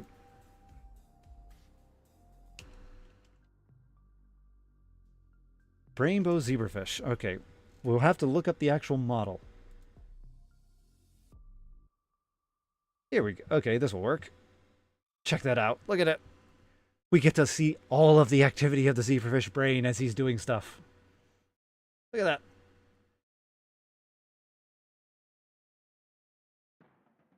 We can actually monitor the full brain activity in a zebrafish, and we can even train them and monitor their brain activity. So if you ever want to kind of see how memories are formed in an organism, we can actually do that with a fish. I know that they did it with the Drosophila, but it's a fish. Drosophila is so far removed from humans that, I mean, yeah, they're so far removed from humans, it's kind of difficult to do a one-to-one correlation. But for a fish, I mean, look, they have their frontal cortex. This right here is their vision, right? This is their vision area. This right here is involved in motor networks and motor pathways. In fact, I think, let's see here. That. See, right there. That's the fish moving. That's him wiggling his tail to go swim forward. And if we look, and there. See that right there. So if you know anything about vision, you'll know that there's an eye. So to give a context, there's an eye right here in the fish, and there's an eye right here in the fish. And the right eye will go to the left side of the brain. The left eye will go to the right side of the brain. They will end up crossing at the, I forgot the name of it, but there's a crossing in the brain where the two neurons will pass over. But nonetheless, because we see firing here, it means that this eye was the one that saw something. Most likely it saw a moving object, maybe a paramecium or something that it likes to eat. Some food passed by the vision along this way.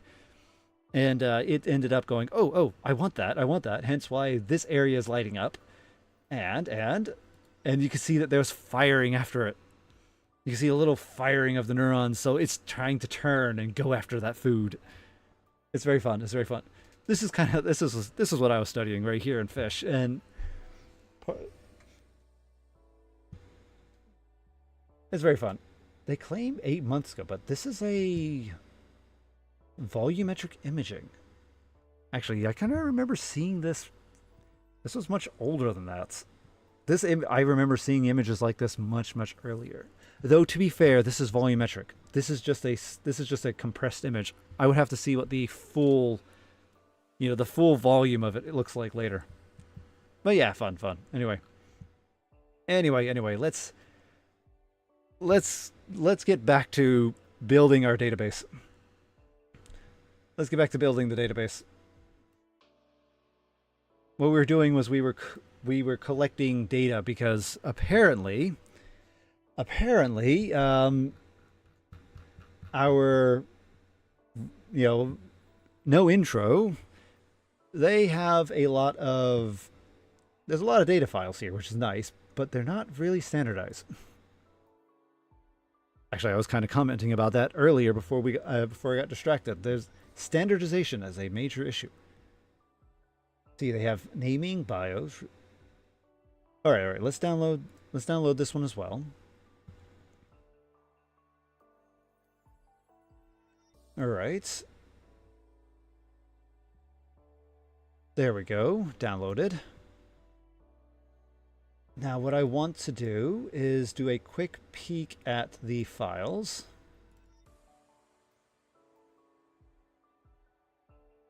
Let's see here.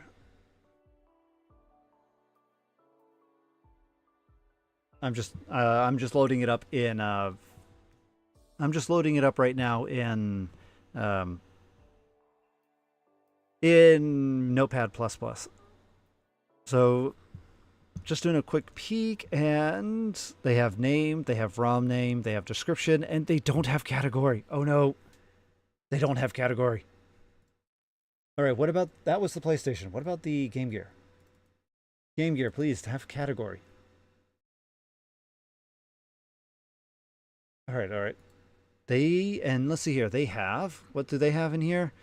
They do. So the Game Gear does have category. Okay, let's copy that over to Let's copy this one over and have a peek at it. All right, let's see here. Let me turn this off for a second.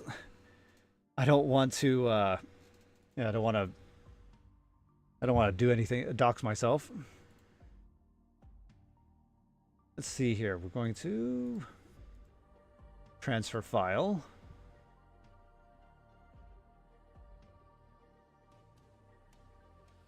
All right, C drive,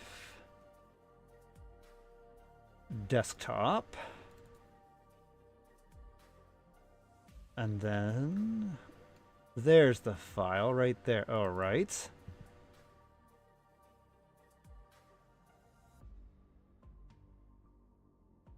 Oh, okay. Here it is. Here it is right here. All right, copy. We're going to transfer this over.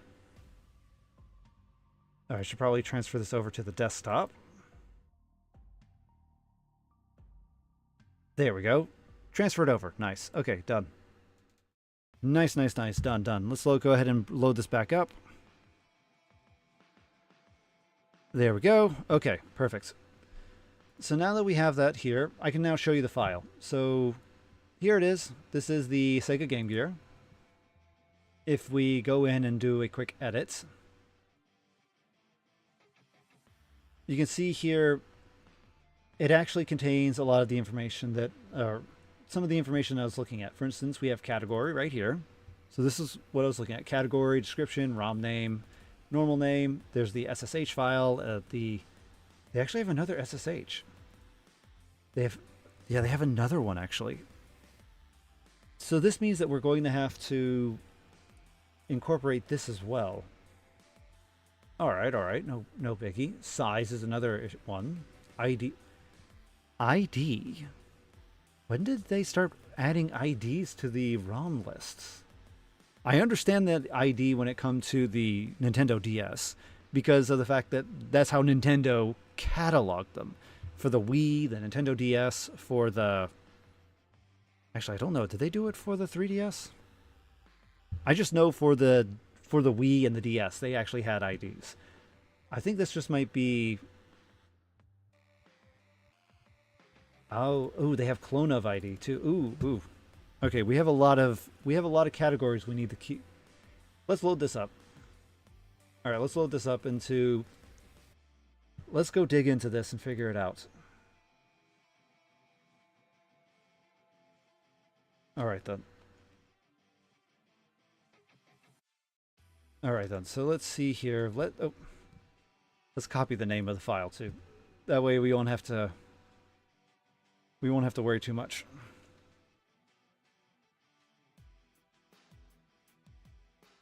There we go. All right then. Data columns. So what do we have? Column-wise. Column-wise. We have... Oh, come on. Open up. There we go. So description, version, author, homepage. So yeah, there's a lot more data in here. This MAME Pro. Okay. Nice to see. That explains the clone of that. This is what I'm talking about. I'm currently grabbing the no intro stuff, but wait a minute. Is this the no intro stuff? I just download let's see here. Are you no intro?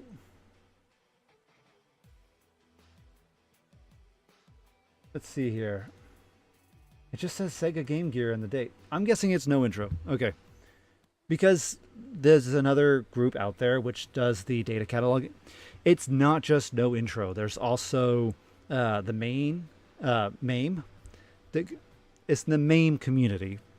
But they're also doing a lot of categorizations. They're also doing a lot of data tracking. They're doing the CRC file and game preservation. That is what they focus on.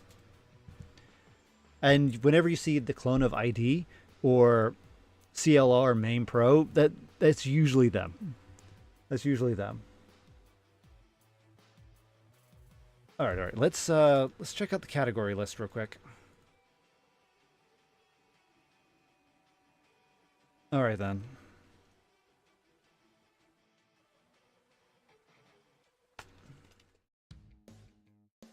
All right, so is this educational is new? Yeah, educational. All right then. So yeah, we're going to have to do some really janky stuff, aren't we? I think we are. I think we're going to have to do some really janky because all of the we're trying to make a category list. And because of that, or because we're trying to make a category list, we really need to know what all of the different categories are. It seems like every individual file is going to have its own separate categories. So I'm going to probably have to run through, I'm going to have to download all of the DAT files from No Intro, and I'll probably have to download all the DAT files from main. And so from those two, I should be able to build a comprehensive category list. Which tells me, and because of the fact that this category is purely just a categorical thing, we'll probably have to. It should be a YAML file. All right. This should be a YAML file. All right.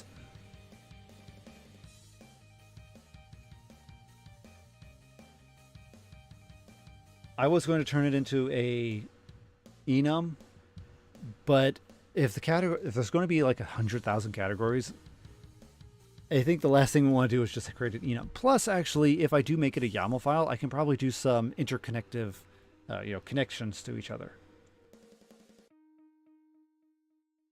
Oh, sorry, no, not that one, not that one. This is going to be a YAML file. Let's see here, file. And this will be the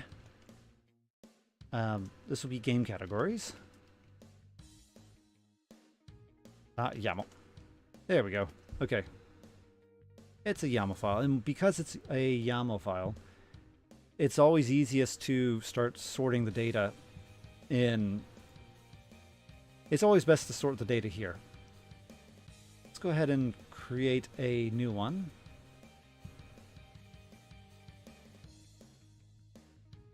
Okay, I'm going to go ahead and put this. Actually, I don't know where to put this. Where should I put this? I think we'll put it in the Pi projects. Oh my, that. Oh my, that is not in the proper location. All right, we'll have to fix that. I'll have to fix that later. Okay. But yeah, here it is. The ROM helper. Project detail, we'll put it right here. Oh, actually, yeah, we'll put it right here. We'll put it right, we'll create a new folder right here.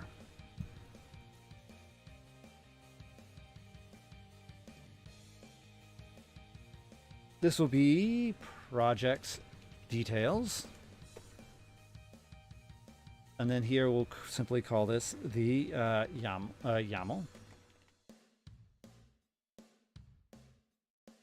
And then last but not least, we'll save the file here. And this will happen to be the, let's see here. Oh, this is open. No, we want to save. Yeah, we want to create a new file. A new spreadsheet. And we're going to save this in our location that just so happened to have been forgotten.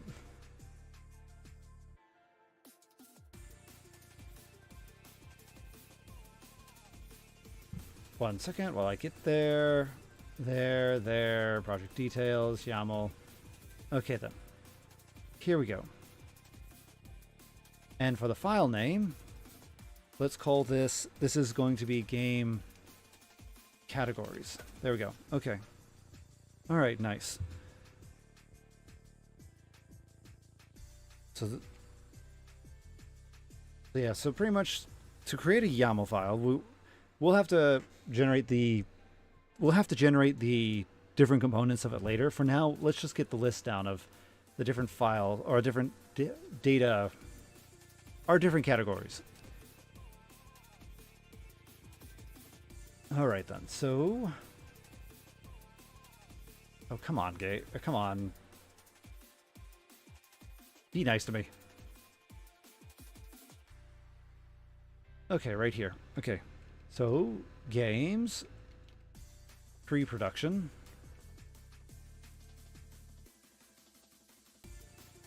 miscellaneous, applications, educational. I spelled that wrong. All right then, and then earlier we had demos, audio. All right then, so yeah, those are... Okay then, so category-wise, we also are going to have hacks, because that's what we're going to be, that's what we're trying to track, are the hacks. So yeah, we'll have hacks. We will also have, let's see here. Oh, we'll have hacks, and pre-production is the, yeah, that's not the releases. That's the before demo. I think. Oh wait, we already have demos. Okay. Yeah, I'm trying to think of what the other categories may be. What would the other categories potentially be?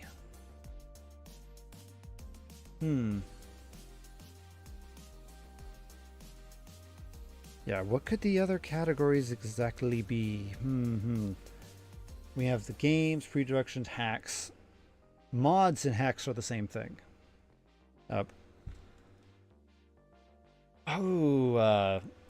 There are actually many different types of hacks. For instance, there's translation hacks, there's appendum hacks, which means that they just do they add to the code instead of doing any modifications. There are full-blown data restructuring hacks, so there's a whole laundry list of different types of hacks. But I think we can keep them all there. Technically educational... Let's see here. Oh, I know. Wasn't there a... Oh, what are they called?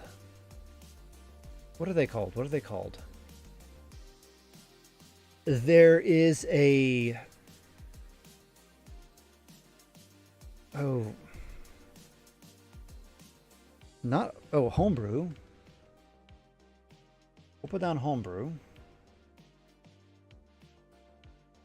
That might actually... Okay, what I'm trying to think of... So, for those who know of the ROM... homebrew and the old technology, there were a lot of people who would produce a lot of fun intros or a lot of fun...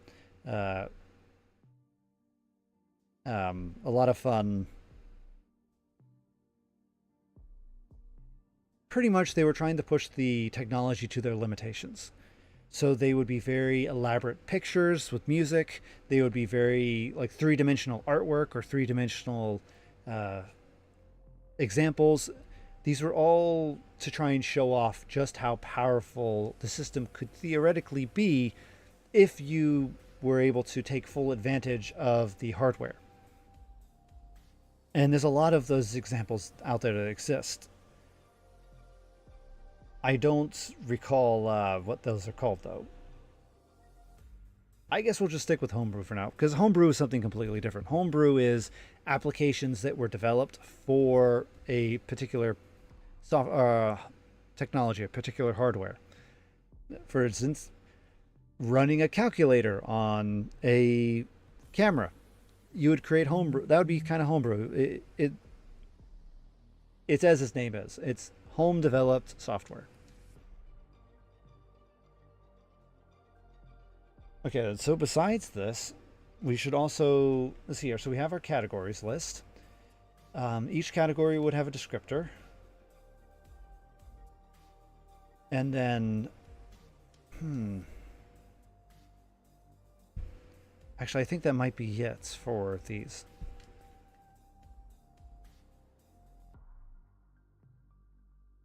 Wait, is that really all the category? We should download some more of the files and check them out and see what they have. Oh, oh wait, no, not a new one. I want you to save this one. There you go, save. There we go. Okay, let's go back to the file. I should probably, I wonder, is there a, instead of saving this one by one, is there a source that will allow us to extract all of it at once? Like just download the entire repository.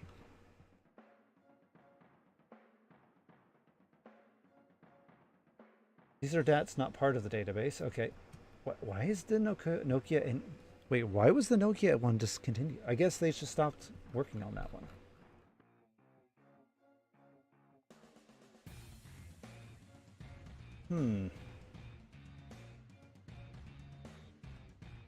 No, temporarily not available. Temporarily not available. This is the select one. Oh my. Why does it look like everything is unavailable? I think everything's unavailable.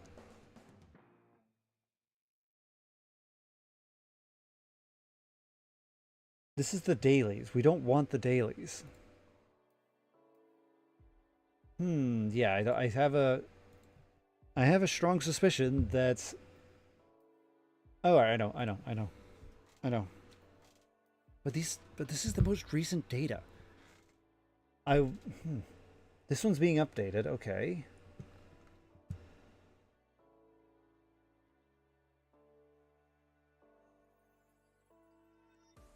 This has no data in it. Oh boy. Oh boy, oh boy. These things have very few data here and there.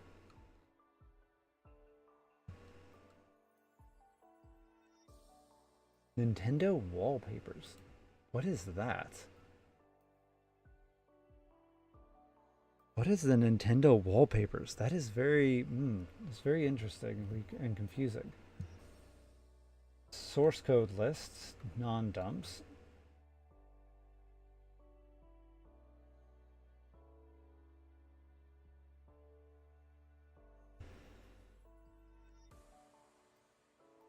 All right, let's just start downloading things. Oh, okay. All. Yes, all. They have the format of encrypted. We'll have to download both of those separately. I might have to, yeah, I'm going to probably have to write I don't think I can write a script for this particular website. We could dive in and see if we can. You know what? I'm tempted. Let's see here. Inspect. Inspect. We're looking for the download button. Inspect. Oh. All right. Yeah. Come on. Be gone. Oh. Okay. Yes, I get it. I don't want to see you. You're blocking all of the view.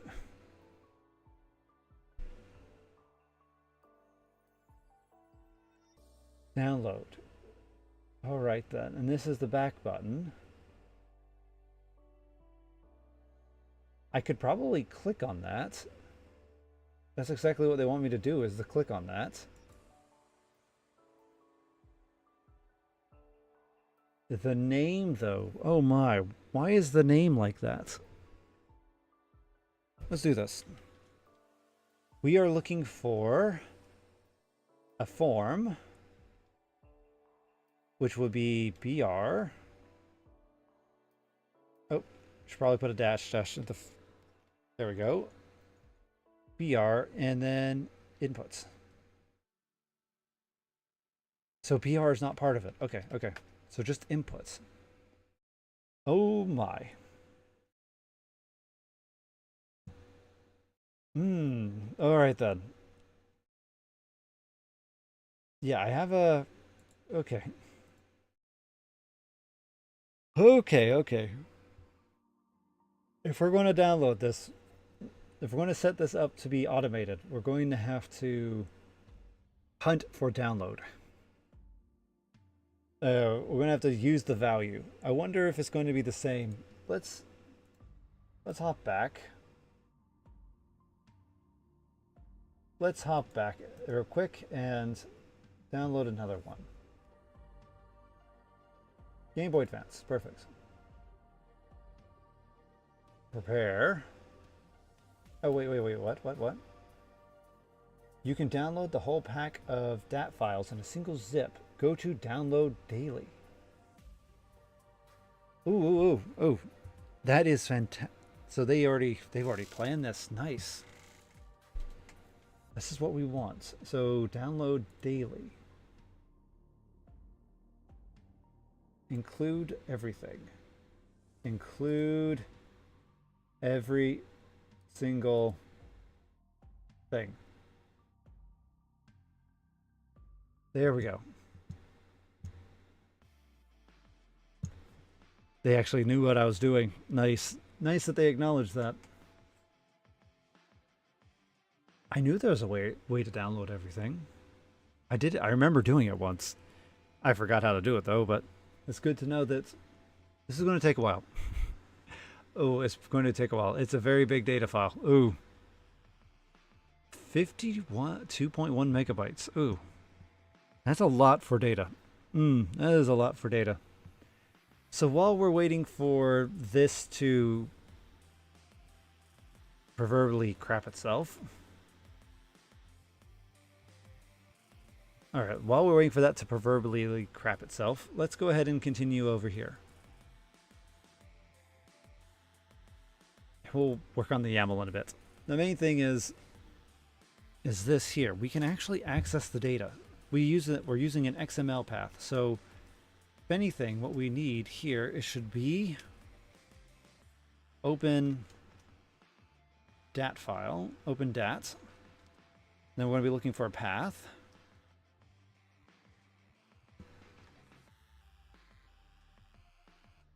Yeah, we'll be looking for a path file. And this is going to simply output. This will simply output a Pandas data frame. So, data frame. There we go. And then from here, this is actually going to be a very simple one.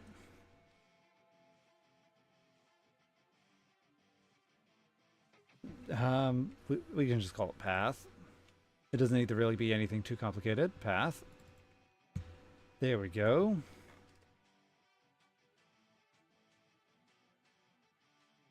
And theoretically...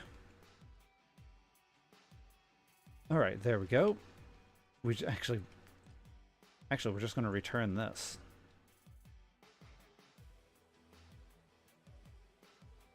Alright. So define open directory. This is also going to be a path. And we're going to output a pd.dataframe. However, a big thing is that this time the path needs to be a dir.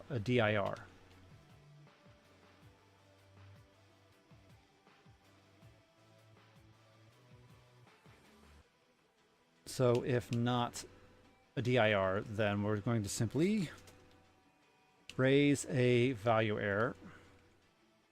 And this just happens to be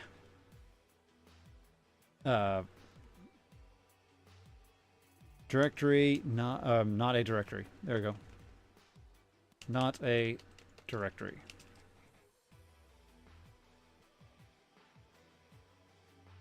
There we go. Okay. And then from there, what we can now, since now we have that, we now can simply get the, so path dot, we have iter dir, all right. So from here, what we can then do is, let's see here. Actually, I want to do a quick check at something. Just doing a quick check. we need to, all right, we need to go over to the other, we need to go to our animation build, our animation tools.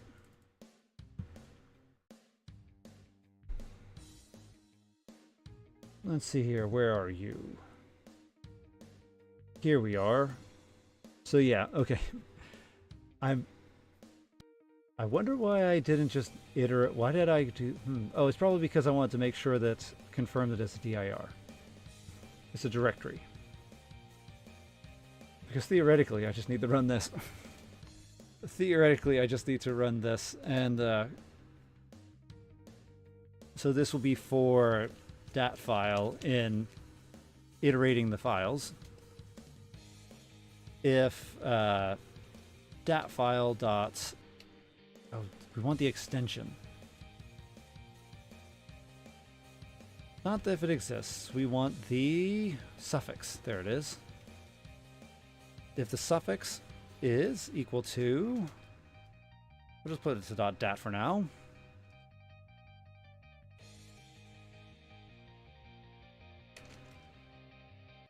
If that is if it is not this,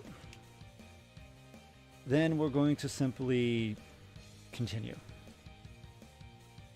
Now, if it is this, then we're going to open dat file. Now this will be the dat df, which will be a data frame. All right then, and then from here we'll probably want to create a global. So this will be the full df.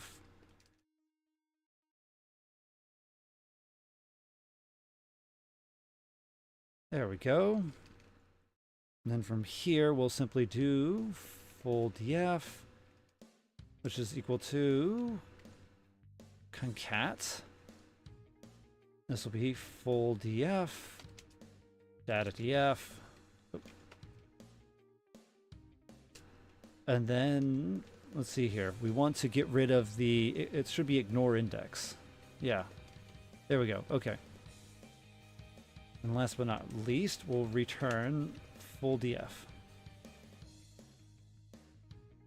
There we go. Okay, so with this in mind, yeah, with this in mind is if we have all of the dat files within one file, then we should be able to just load them all up and put them into a pandas data frame.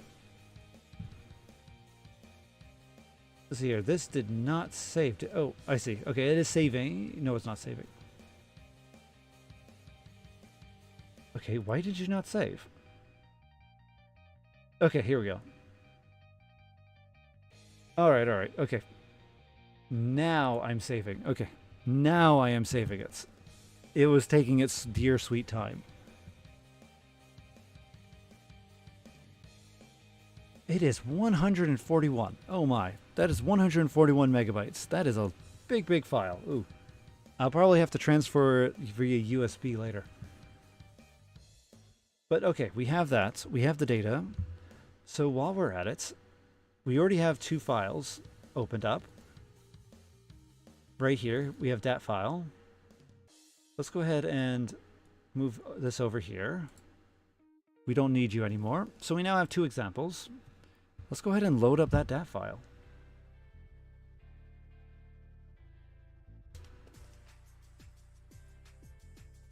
All right then.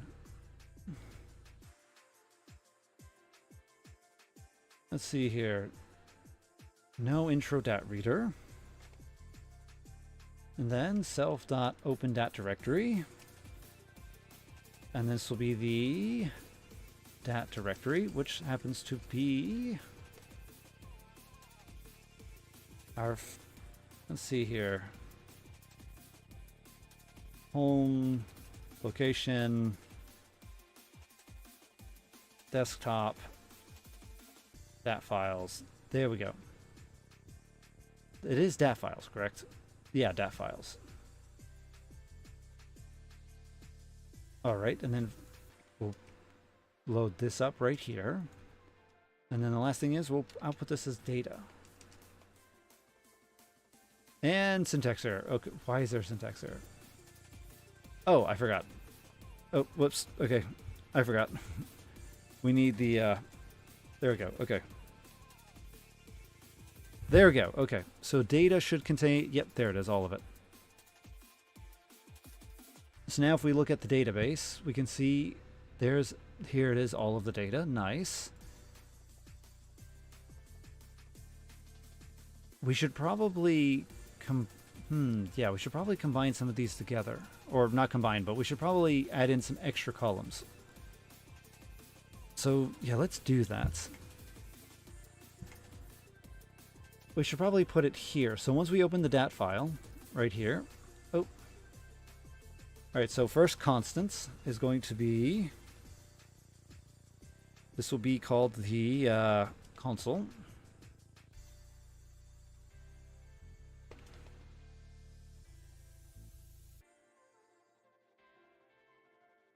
All right, let's make sure we input in all of our typing. And then from here, so dat file, console. I think I'm going to have to change the name of that, but we'll do that later. And then from here, we're going to... Oh, actually, how are we going to do this? That's actually a very good question. How are we going to do this? How does the... Let's see here.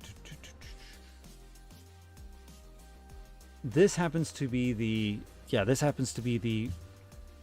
How much do you bet that right there is the all of the info, the very first info piece that gets lost? I bet it is. I bet it is. Let's see here. Let's go to...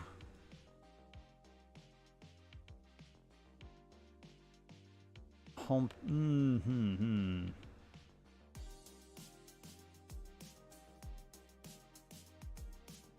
Alright, alright. I know what we're going to do. I know what we're going to do. Let's go to data. We want to check out the category.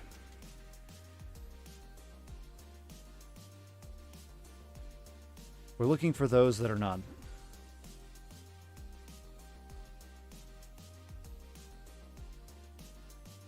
Wait a minute. What?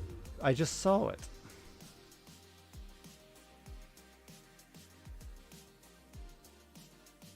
Oh, it's NaN. Okay. Okay, it's NaN. All right, all right. No, wait. It does say none. Wait a minute. I guess maybe we change it to is none.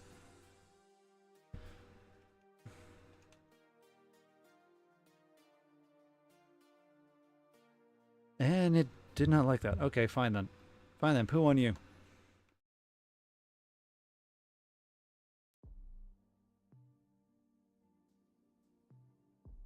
All right then. Poo on you then.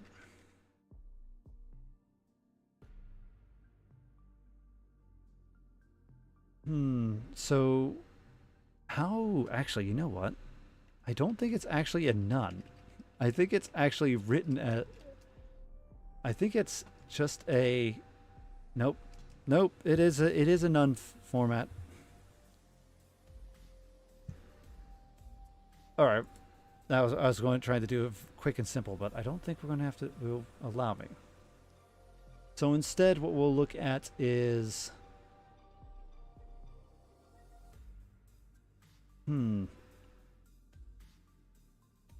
I guess we'll look at, I'm looking right now to see version. Yeah, let's look at version.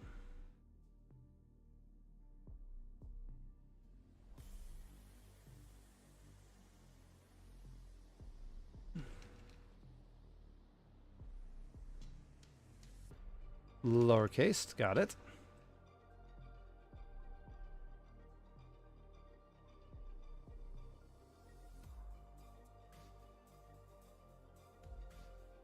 All right, then is... Oh. Okay. Oh, yeah. It's because it's not... It's... Oh, come on. Poop on you.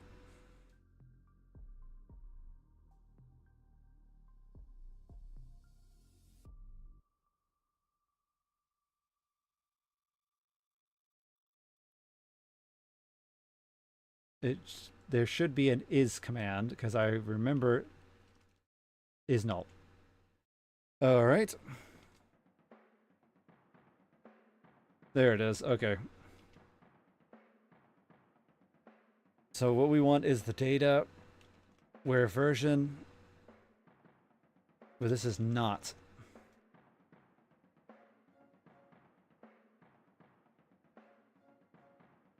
Oh.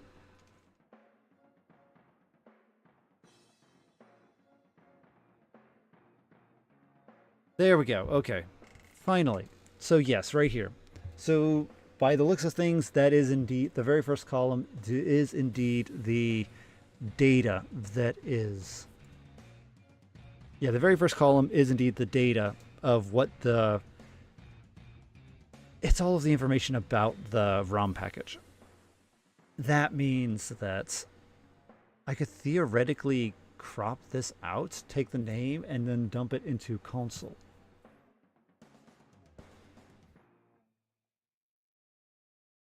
Okay, if that's the case, then... Yeah, if that's the case, then the best course of action would be once we collect the data... once we collect the data, then what we simply do is we will...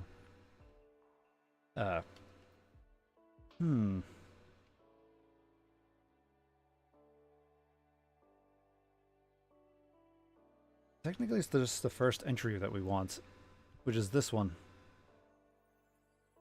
Yeah, that's the first entry that we want. All right, let's go ahead and copy that. Let's go ahead and get that in here.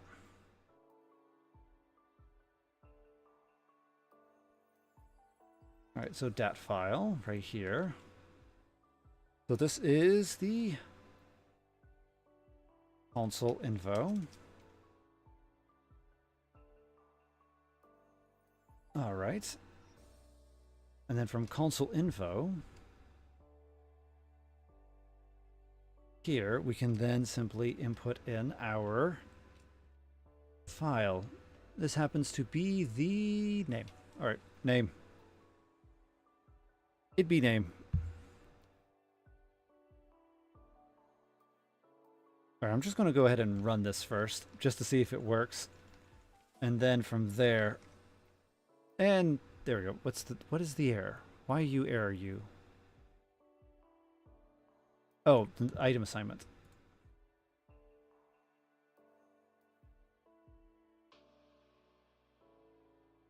All right, all right.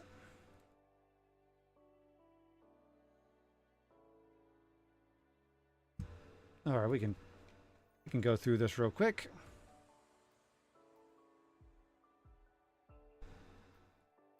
No biggie. So that's our dat file right here. There we go. Let's go ahead and load that up. Load this up. There we go. And then, how much do you bet is the fact that I need to actually put this as... Well, no, it should work, actually. This right here should be fine. Yeah. So they're complaining about this right here, which is the... Oh, that's the problem. Oh, hey, that's the problem. Stupid me. Okay, there. Yeah, stupid me. That's the word. That should be the data file. Okay, this should work now. There we go. Okay, now that we load up the data file.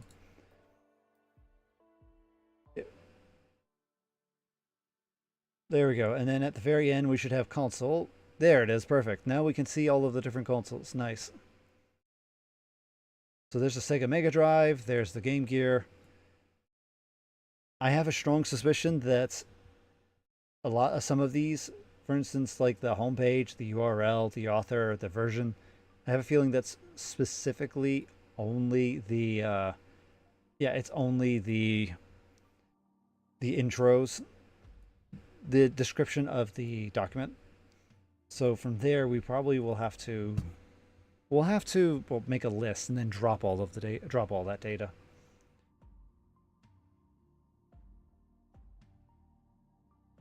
Let's see, but now we have that. I think there should just be a general culling where we can just remove all columns without, or with no data. Okay. So the simplest would be, now let's just go ahead and drop the first column now.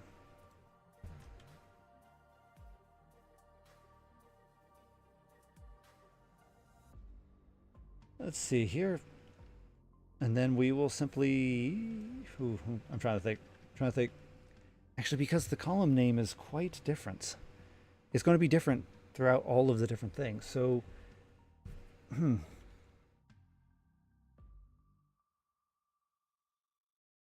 not drop duplicates. We really just want to drop, oh, there we go, perfect, index. Oh, actually, wait. That's what I was actually worried about earlier. The index, it changes. No, index is 0. Okay, perfect. Okay, perfect. The index is 0. So that means we just need to tell it to drop the first column, like so. And what do you complain about? Unexpected argument. But you take an index, don't you? We were just looking at that. There we go. It was capitalized. All right. We should also put this in place. There we go. Now, what this will do is it will drop the first column, removing that data out, and then all that should be left would be the ROM information.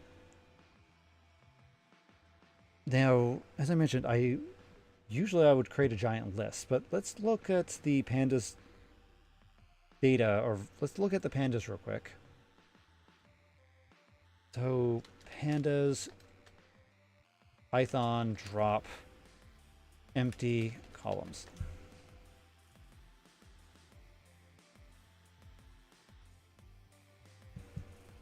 Pandas, well, yeah. We're looking for let's see here. We're looking for empty columns.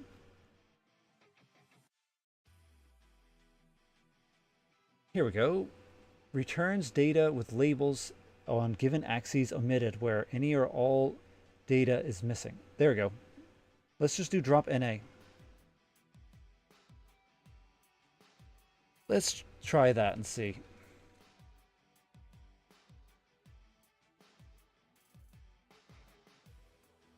All right, run. Run. How long is... Oh my, we just lost all our data. Oh, we just lost all the data. Okay, that didn't work.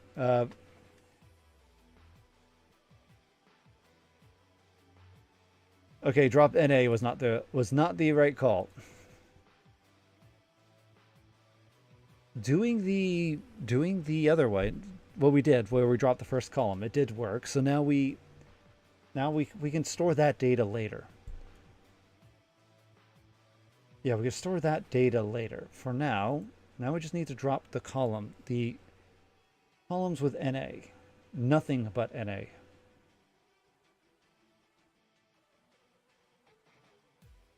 Let's see here. Can I input any other... Oh, here you go, axes. So we're doing it by index. So yeah, we're going to keep it 0 because we're going to do it... No, actually, wait. We need to change it to 1. That's, I think, the problem. Okay, all right. I think we might have... Yeah, this is a column issue.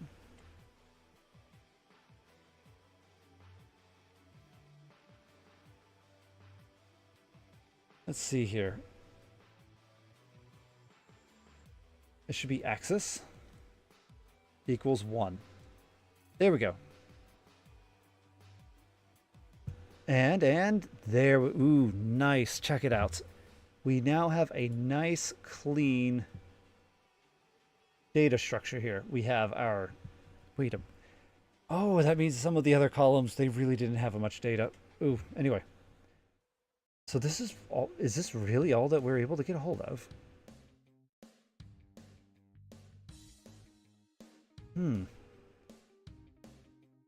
Well, technically, some of the other columns, they did have data. So we should probably, let's go back here real quick. So let's see here. Let's see here. If all values, the default is any. Yeah, we need to change that. We need to change that to all.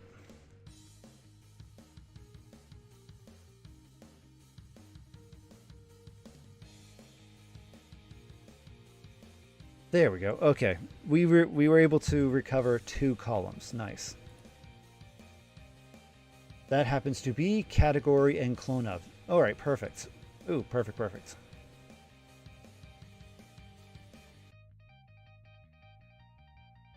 All right, all right. So now the question is which ones are the ones that have... I see the NANs, but I'm wondering which ones of these had a none category. We'll have to, yeah, we'll have to check that out. Let's check that out real quick.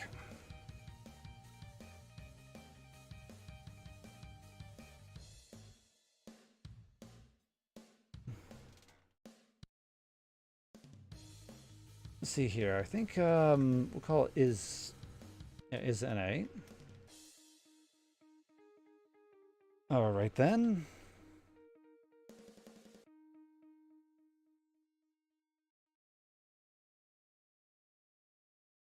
There we go. And there's actually, wait a minute. Why is it? They're not NA.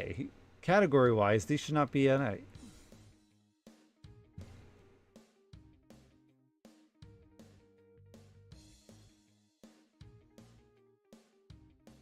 Oh, I get it. I get it. Okay. This is say it'll come back as a true if it's NA. So there we go. There's 107. All right. So there's 107. Let's. All right. Subset. All right. Let's check out subset and see what exactly are these. Why do they not have a category?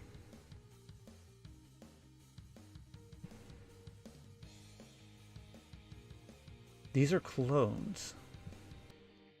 Wait a minute, did they not... No, it's not all of them.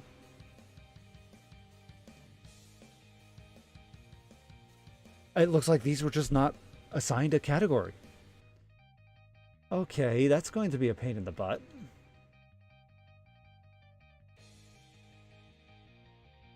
These are betas. So the betas would be so yeah, we're gonna have to do some. We need to put that down on our to-do list. So let's put that down somewhere in here to do.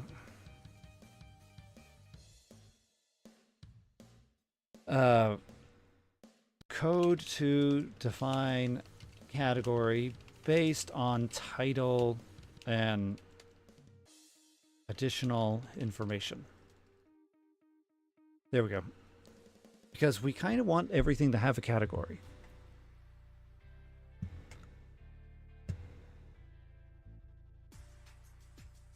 All right.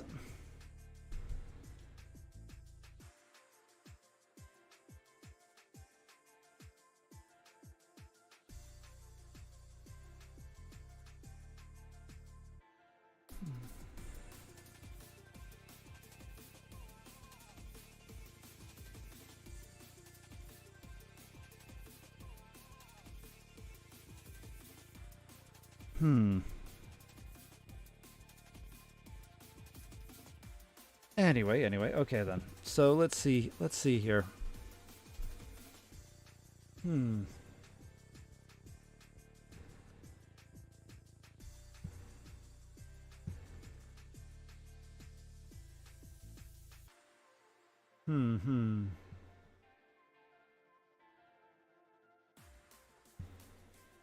So we're opening the dat file, we're doing the directories, we're removing the code. We'll have to do something to define it. And then from here, yeah, because we are missing the categories, we're missing some data. And Let's see, what is the... I'm going to have to do a comparison to see, is the description really just the name? Are they... is this really just the same? It looks the same. Every time I look at it, it looks identical. File name, I don't... Yeah, I don't see any difference. I think at this point, I think description might just need to be... yeah, I don't think we need to worry about too much about description. Now, what about these? Wait a minute. Wait a minute. Aftermarket. Beta. These are... They should... These are... I think these are just missed categorizations, because if you remember within our list of items... If we remember within our list of items that we were building... Well, that's not categories. Come on, where's... Come on, where's categories? There. Alright.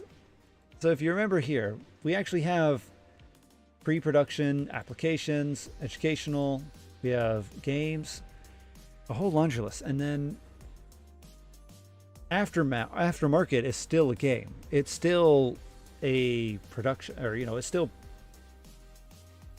a game. I wonder if pre-production and demo count. No, I don't. No, they don't. No, they don't. Because pre-production means that it's like alpha builds and beta builds. They're not actually demos. They're not curated experiences. So because of that... So yeah, because of that, that means theoretically we could figure this out. We could just regex and see if they have, you know, if they have like aftermarket, or like there's demo. They even have the word demo in it. Oh yeah, so this should have, oh, pirate. Wait, did they catalog? Did no intro catalog pirate games as well? That would be very interesting if that's the case. Lock-on combination. Let's see, aftermarkets. Switch on. Oh wow, this is this is very intriguing. Now it looks like they just collected data from everywhere. It's good to know. It's good to know. So yeah, we can easily. So yeah, let's go ahead and. I think maybe we could. I guess let's go ahead and start doing that. So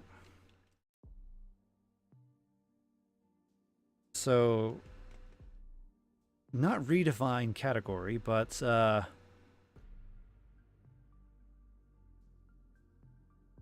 standardize category.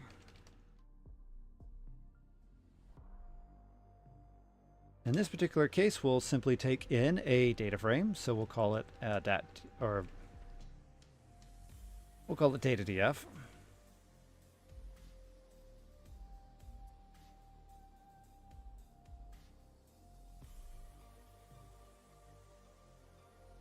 This will output a... Oh, there we go. Actually, you don't... Oh, hey! How's it going, lady kitty?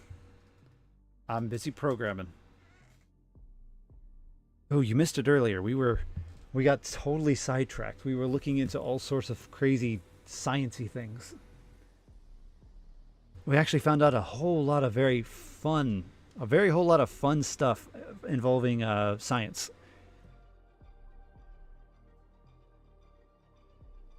Just draw. Oh, actually, I'm going to have to draw at some point. I need to work on my little buddy because I've been working on the animation code, and so far it's coming on quite nicely. However, we're now kind of at an impasse where I need to start messing with a game logic in order to get it to work properly. So I'm looking a bit into how to control frame rates within the game, within Pygame, and I'm also looking into updating some of the graphics so that we'll have something new to mess with. Maybe I'll have to start drawing. What you drawing anyway? When's the art stream? Oh, that sounds like it would be a fun idea. Actually, one moment. Let's see here. Since I love being distracted.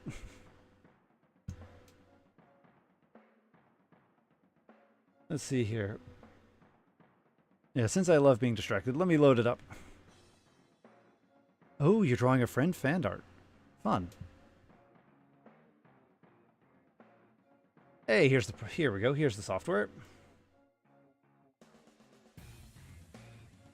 Let me go ahead and let's see here.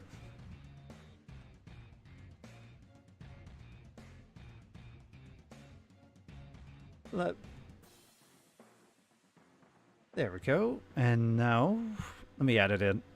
I actually saw something fun on my computer. I actually apparently was practicing the drawing earlier. Let's see here. We will capture, window capture. There it is, window capture. We'll call this Krita. There we go. Oh, too bright. Oh no, too bright. Oh yeah, why is it so bright? There we go. Okay. There we go. Okay, now let me shrink it down. There we go. And then let me put it in its proper location so it's not covering everybody. Oh, come on, come on, come. There we go. Okay. There we go.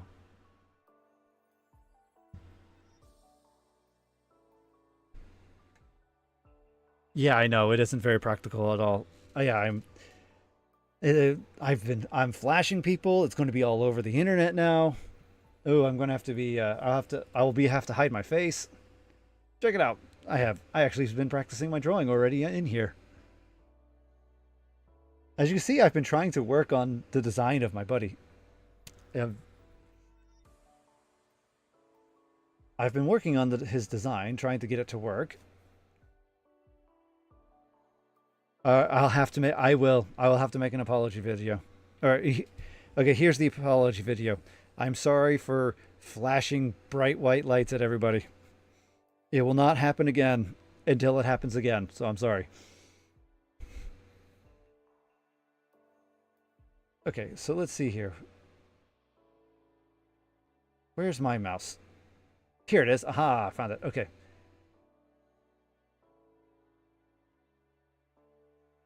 There we go.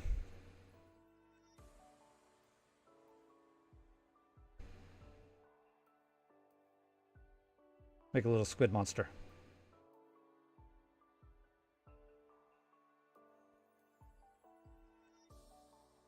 Oh, actually, it looks kind of like a tree trunk. Anyway. Anyway, let's see here. Let's see here. Let's create a new one. There we go. Yeah, I actually have myself a drawing tablet attached to the computer. So I am actually using a pen right now, so I can actually draw. Let's see, is it actually fully connected? I wonder. It is. Ooh. I can actually use it. I can use it like a proper tablet. That is good to see. All right. Let's draw something. What should I draw? This is, well, kind of. This is a very old Wacom tablet. And when I say old, I mean I had this tablet for almost 20 years. So, I mean, it has no screen built into it. And it has a lot of, the resolution isn't very large. So because of that, I have to constantly be looking at the screen and drawing. Why don't you think about getting one of those special pens? They sell those special types of pens that you can. It's supposed to have electrostatic touch to it, and it mimics a finger press. My wife, when she was playing, what was that game called? Sum. It was the game where you would have like little pills of people. and they would be, you know, they would be all lined up like so. And the idea would be that you would have to kind of connect the ones that were the similar. So yeah, it'd be something kind of like this. And then you would be like, oh, this one, this one, this one, and then it would all disappear in the bright flash.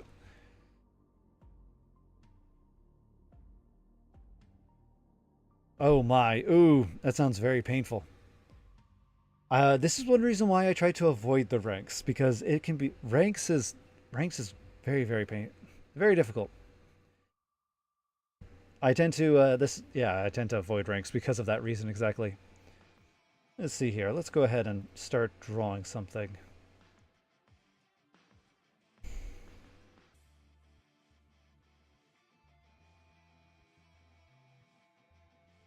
Let's see here.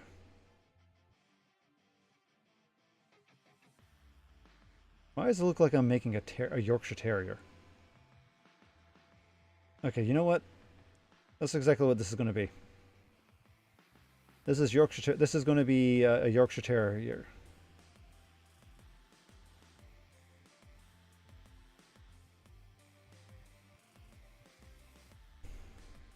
He's also going to happen to be holding on to. Let's see here. And he's also going to be holding on to documents. No, he's holding on to a cell phone. There we go. Yeah, he's holding on to a cell phone. Okay, maybe let's not do that. Let's see here.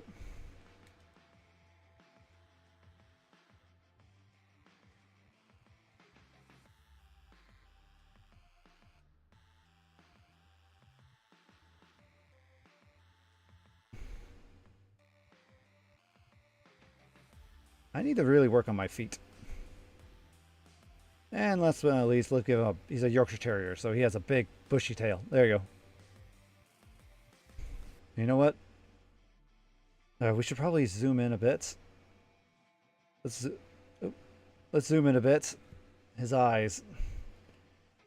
We need to give him the. Let's see here. We're going to give him the shocked look. We're going to give him the shocked look here. Because he heard that you almost stabbed somebody playing Identity 5. So he's like, what? There you go. There, he's shocked. He's shocked that Identity 5 got so stressed. And that there was a potentially an onslaught going on. Yeah, I will not rank on Asia servers. I used to, and it was painful. And now that it's been 5 years, it's even more painful. So I'm not ranking anymore on the. If I'm going to rank, it's purely going to be on the North America servers. Even though my internet is horrible, I'm doing it that way.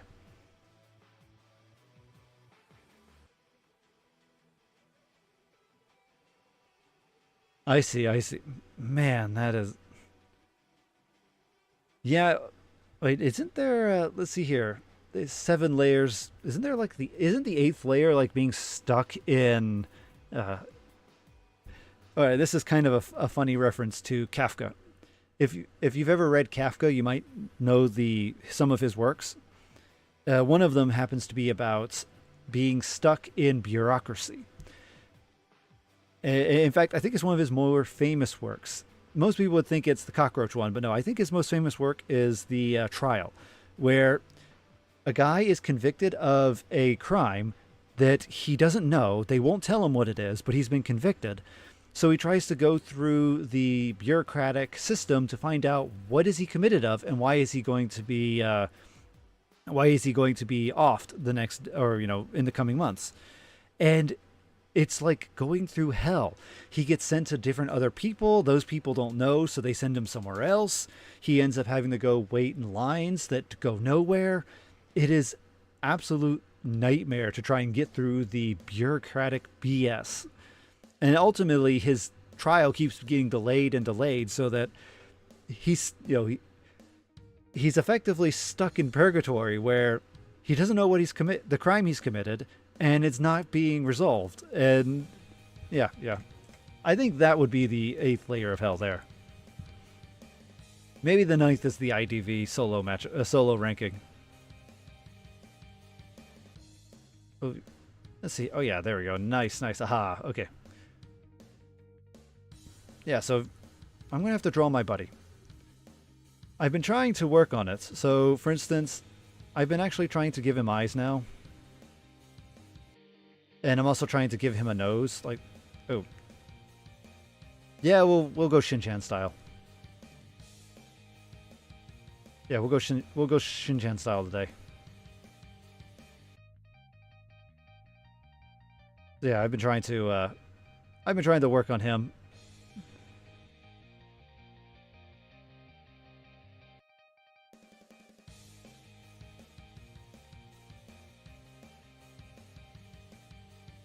Ooh, his mouth is broke. Ooh. Yeah, I'm gonna have to work on my drawing a bit. Okay, let's fix this. Let's fix this up. Let's fix this up a bit.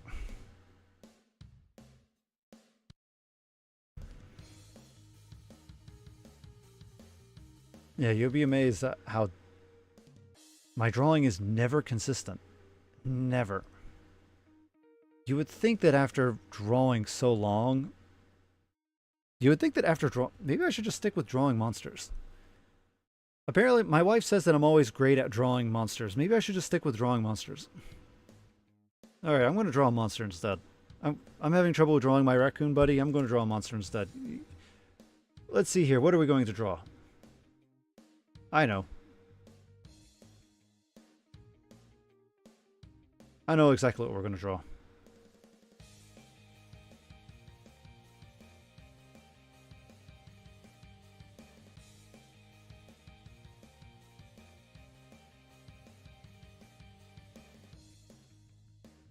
We're going to draw this.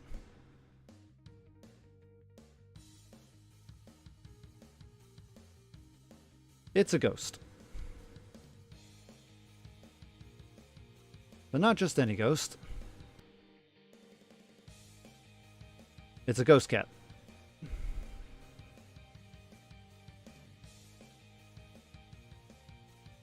There you go, it's a ghost cat with his little ghost, well, okay, those don't look exactly like whiskers.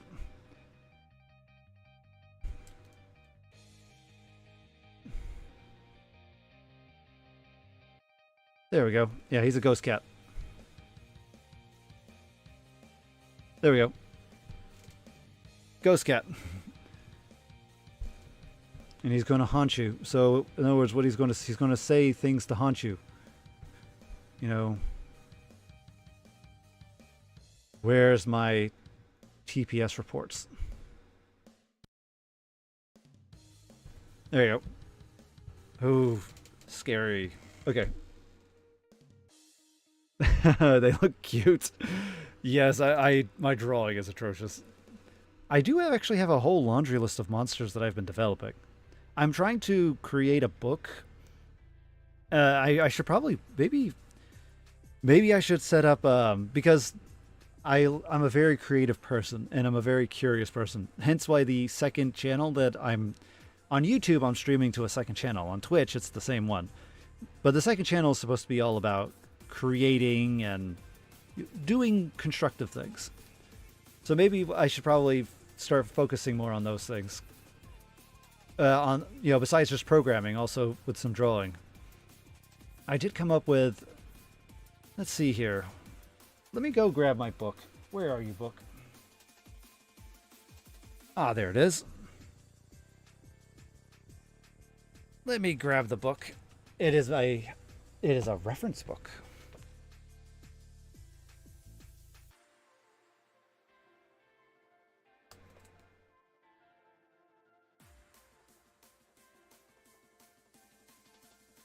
All right, here we go. I have my book. I have my book. All right, let me show you this. Let me show you what this book was. All right, I can't exactly show you, but I can draw. So in said book, I have a whole list of things. Let's see, where is... Here we go, this one. I shall draw this one. Don't mind me while I try and transpose my image over. I will draw this picture, and then I'll explain it. So we'll draw it right. We'll draw it right here. All right. Just going to go ahead and draw this.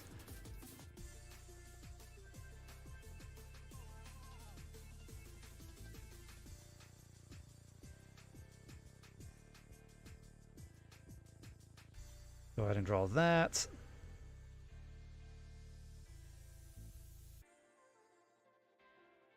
Yeah, my drawing is very primitive, so anyway, you can laugh all you like.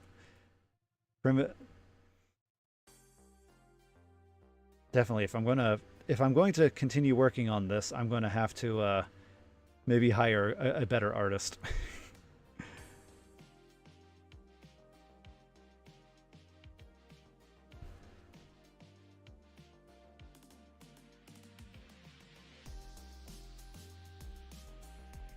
Let's see here, I'm almost done with it. This is very simple.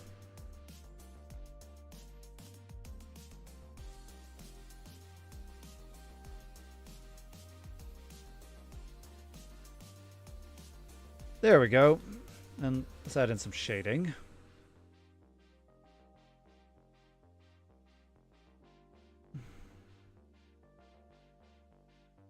Oh, and this should actually have some, because this thing, let's see here. Let's see if I can get it right.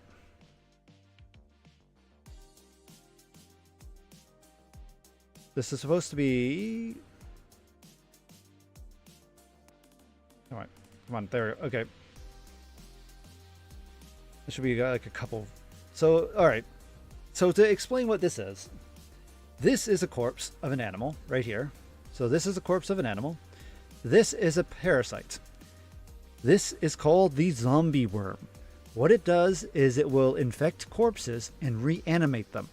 And the idea is that it will try and mimic, just be based off of like the muscle structures and such, it will try and pretend to be a living organism in order to, you know, go to other places and consume and get resources from other things. So yeah, this is it. So an example would be if you're in a Dungeons and Dragons campaign and one of your characters happens to, I don't know, die, and this happens to be nearby, he would end up being resurrected, but he would be acting very differently. And then you would find out eventually that it's because this worm infected him and is now using his corpse as a meat popsicle puppet. And then you would have to, either fight it or do something, because otherwise it will eat your party.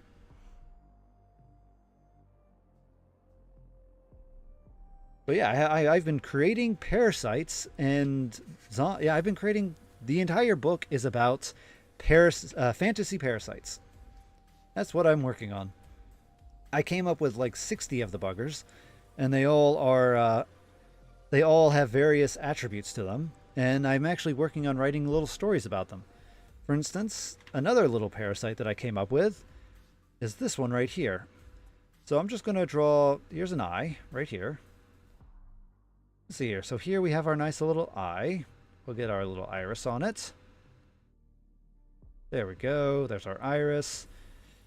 Now let's go ahead and draw the other part to it. Let's see here. If I go like that. There we go. You can't really see the teeth now, can we? But this is called the mimic.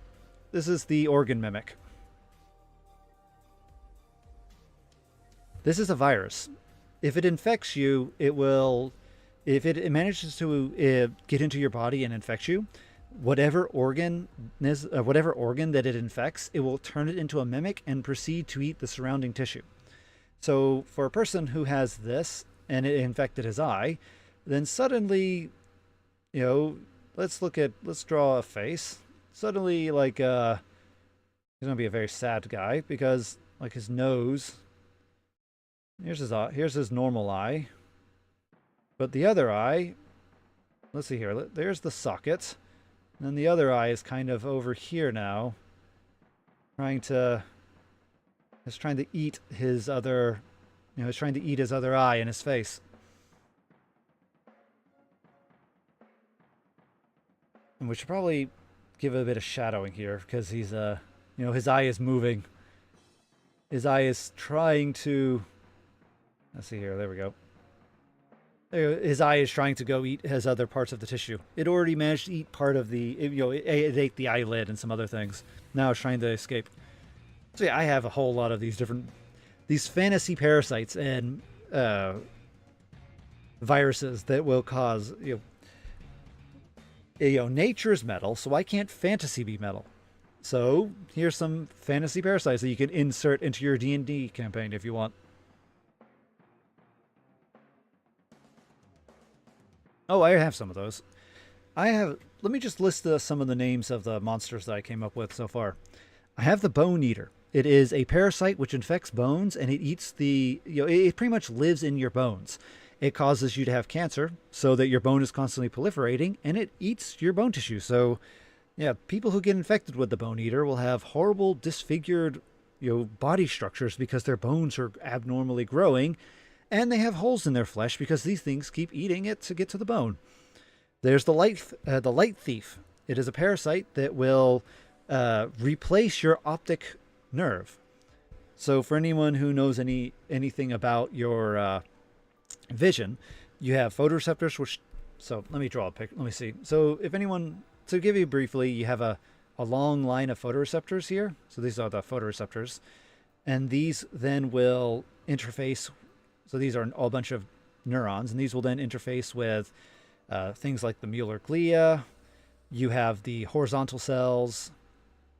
Let's see here, horizontal cells, which kind of spread out this way. You have the bipolar cells, which kind of stratify, go up and down as well, kind of like that. And then the last one is you have ganglion cells.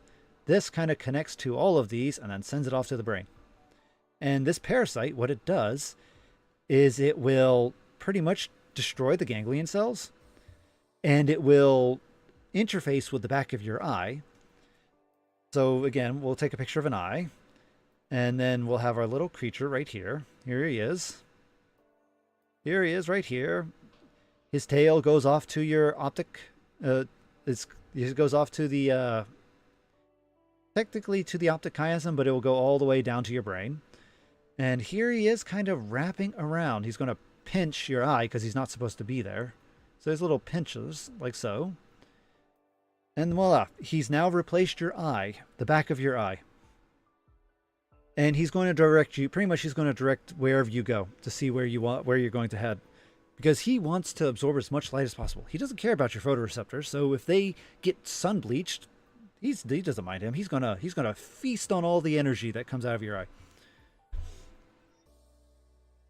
So yeah, I have let's see, one more parasite I came up with. Let's see here. How about we go with the mana worm. All right, so the last one I'll talk about is the mana worm. And again, I have a ton of these. The last one is called the mana worm. He pretty much looks like a giant worm. So he's like this. He has a lot of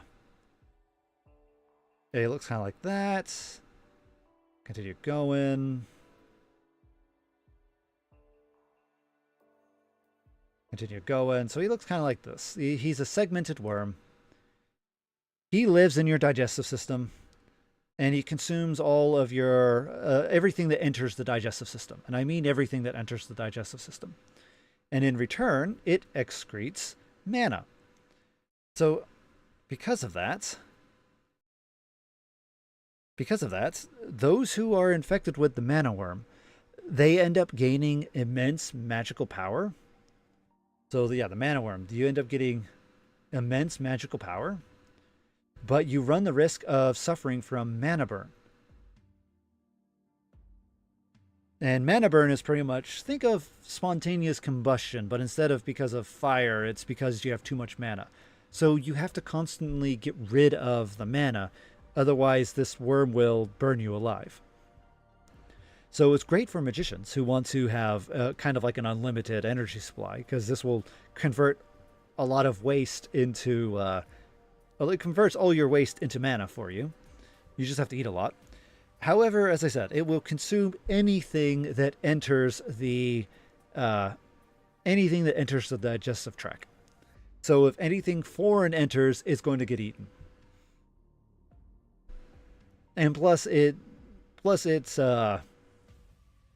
yeah, it ends up, because of the fact of how it functions, it could end up causing some, let's just say you'll get atrophy in the region because of the fact that it kind of replaces your digestive system. But it's fun. It's fun. But yeah, there we go. There's a small handful of parasites that I've come up with. The concept art looks a lot better than the actual what I'm drawing right here. And I need to work. I think I need to, because this is the second time I've loaded up Krita. So I actually have a lot to work on. For instance, the type of brushes that I'm using. Maybe if I change the brush. Ooh, pencil. No, not pencil. This one? Ooh. Actually, that one looks kind of nice. Yeah, that looks kind of nice.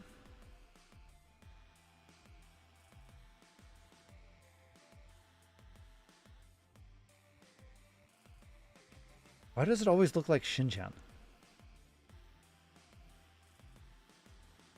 Why does it always look like Shinchan when I do that?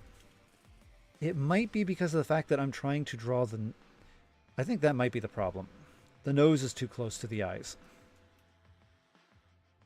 Because what we technically want is we want to go down, then out a bit, because this is going like that, and then up, like so. And then from here we can then place the nose. We can then place the mouth. There you go. Oh.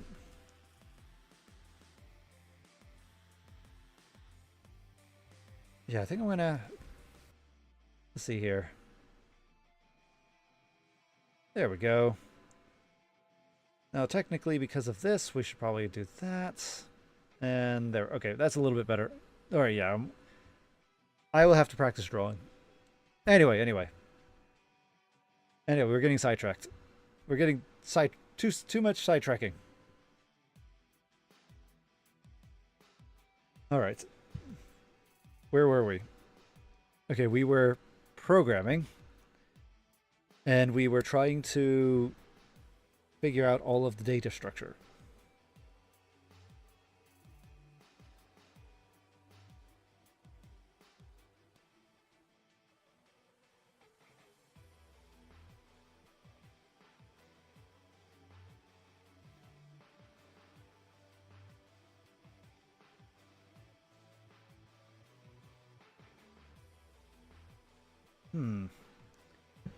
Okay, you know what I'm going to do? I'm actually, because we're going through, we're hunting through the data. I'm actually going to, I want to move all the data over real quick. That's what I'm thinking. So what I'm going to do is hide the mini box. There we go. So I'm going to hide it. That way I can now do data transfer.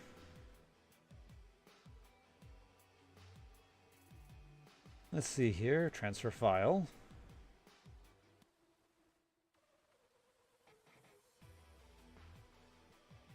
Now let's see here. This should be on the desktop again.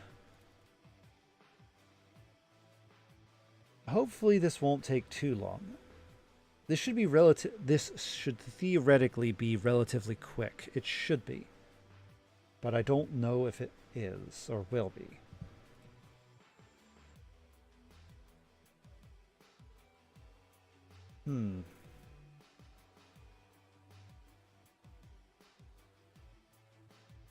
Actually, yeah, kind of. There it is. Okay.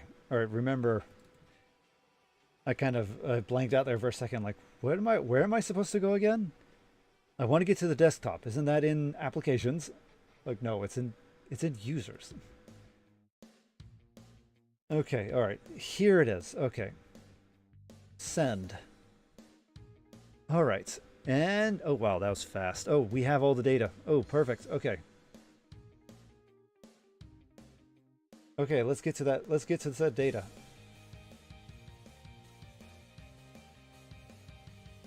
Oh, actually, you know what? Since we have the data already, let me load that back up.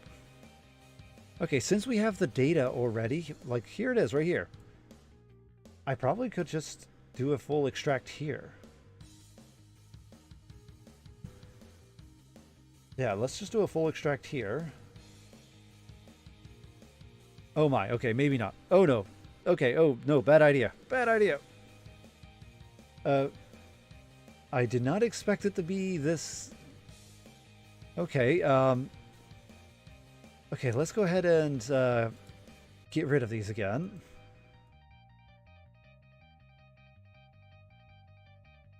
Oh yeah, back when I thought this would run a Minecraft server, come to find out, you need an awful lot of data, a lot of resources to do that. Okay, okay, here we go. So aftermarket, no intro, no game, non-game, non-redump, redump BIOS, source code, unofficial. Okay, no intro. Ooh, that's a lot. Ooh, that's a lot. That's a lot.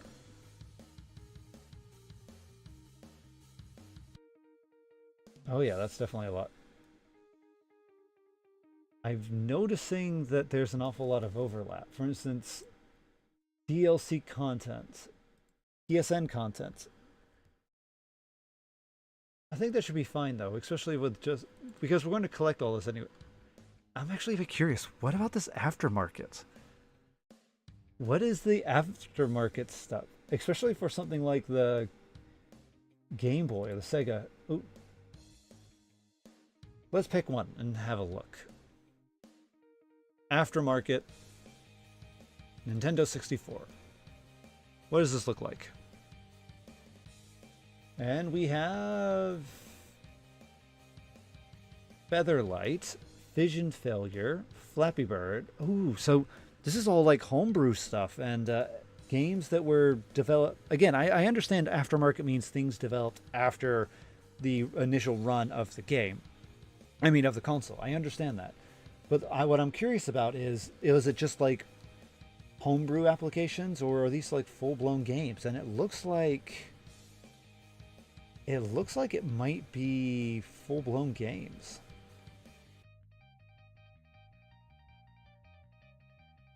And there's not a huge amount of them either. So, yeah, this might be full-blown games. This might be. We'll have to look into that. Actually, I'll have to definitely look into that later. But that's good to know. Let's go ahead and try this again. I'm going to extract this to the DAT files.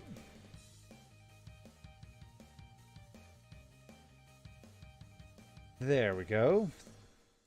We don't need that anymore. Interestingly, we don't need these anymore either.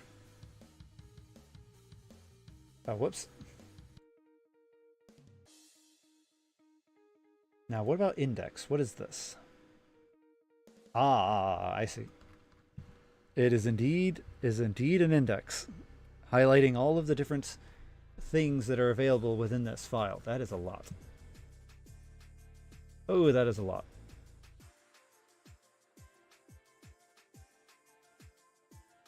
Okay, all right. So this is good. This is good. Ooh, okay, so let's see here. Data sources. All right. Data sources. The DAT files. We'll put that in here. All right, so the next thing will have to be is the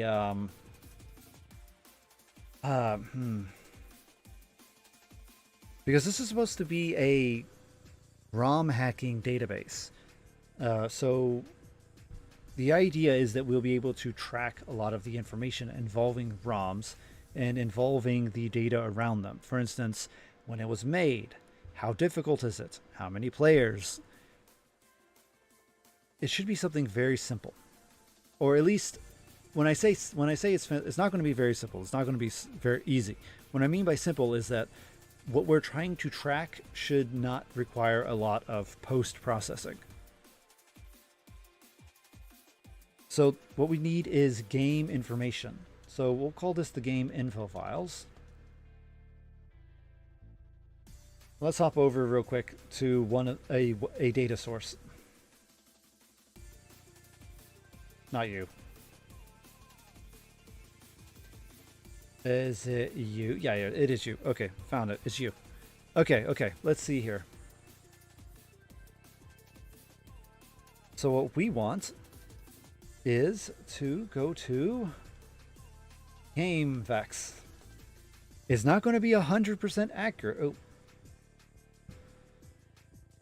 Attackers are trying to steal. Wait. Oh, I forgot the S. Yeah, that's... Okay, yeah, I forgot the S. Okay, so yeah, GameVex. This will hold a lot of the other data that we want. So this is going to be combining a lot of data repositories.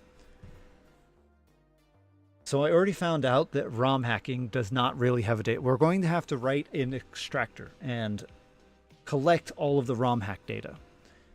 What about the... And I also found out that this data here from No Intro, this data is quite useful in the sense that it gives me the checksum files, and it will also tell me all of the defined names. I'm going to probably have to... I'm going to have to do a renaming of the files that I have, because, I mean, these were just Genesis games that I had ripped from my personal library. So, yeah, because they're my personal rips, then they're not actually renamed. They're not named according to what is in the No Intro dump. And I feel like it would make more sense to just rename the file than to just build a connection layer. I think the connection layer should be... Yeah, I don't think I need the connection layer. So yeah, I'm just going to... We'll move over those few ROM files later, and then we will do the... Actually, I'll probably move them over and do a rename real quick while off stream, so that way we don't have to watch it. But yeah, these just contain the checksum files. So because of that, we need this information here. If we go in here and... Let's see here. Let's head on over to our systems. As I said, we're using Genesis right now. Can't believe the Switch 2 is out. That is shocking. That is very shocking. I thought the Switch 2 would never come out. Actually, to be fair, I don't know if I really care about the Switch 2. I've kind of been slowly, like, how do I put it? I enjoy playing games. I still enjoy playing the games, but what I gain fulfillment out of playing the games now is not learning and grinding mechanics. It's about the stories that the stories that are being told, or the yeah, there's pretty much the stories that are being told. I'm treating games a lot like books nowadays, where I want to listen to the story, learn about it. So games like Mario Kart World, it sounds fun, it looks fun, but I'm not going to play it because there's no real story here in Mario Kart World. I mean, what story is there going to be? Oh no, a Koopa ended up knocking Mario off into the river. Poor Mario. Like,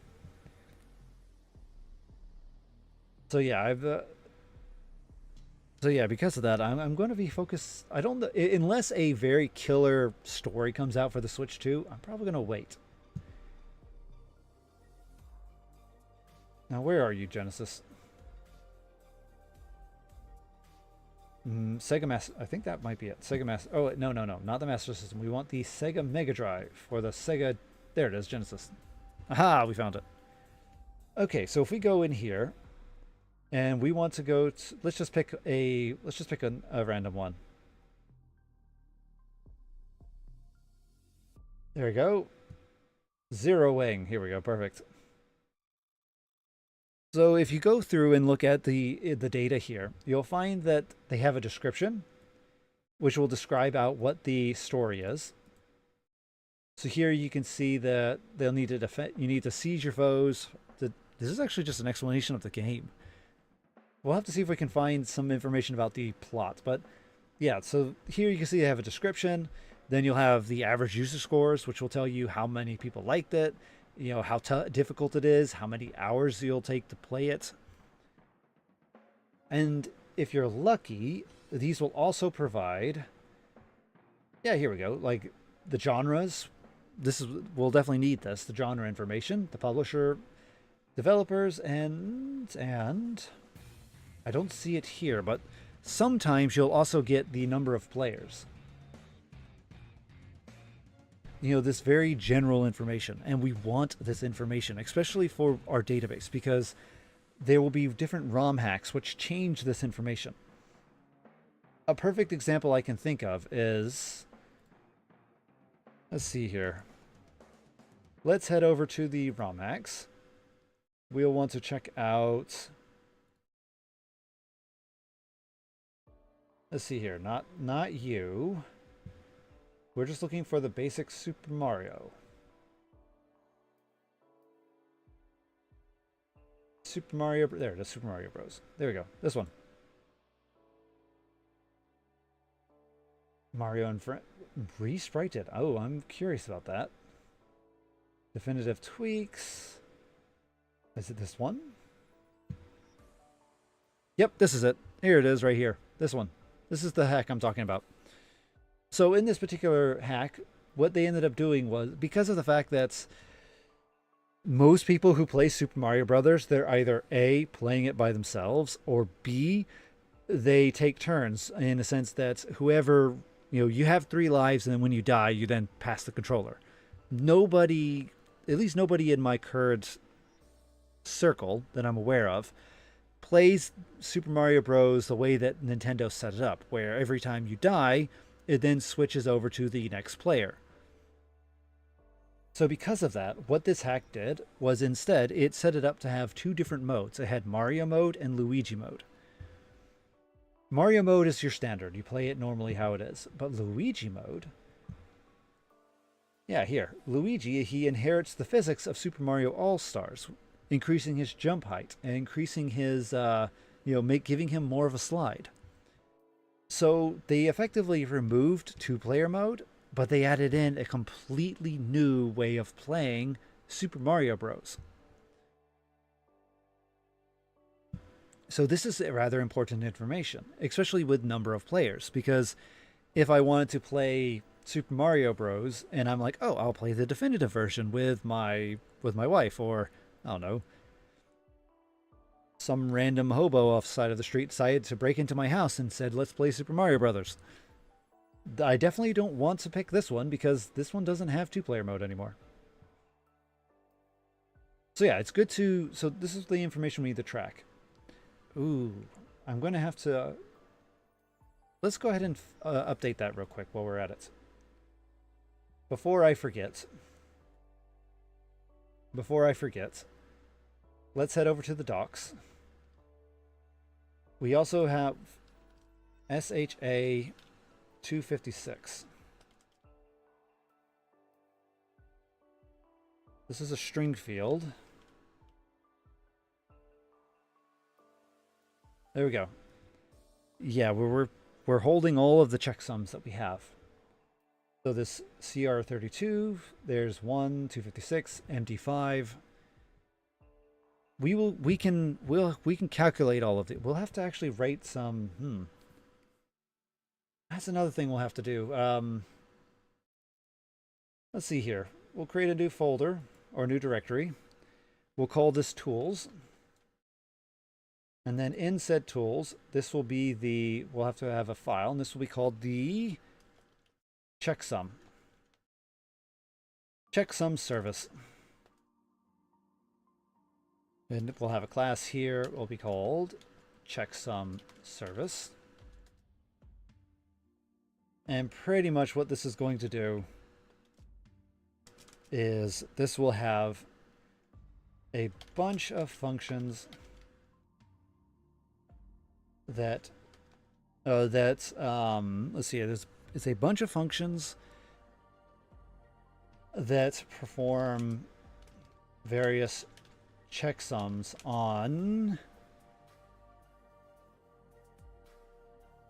provided byte data. There we go. Okay. There we go. So we know what this is going to do. Technically, this doesn't need to be a service. I could probably just make a bunch of functions. So let's also put that down on the to-do list.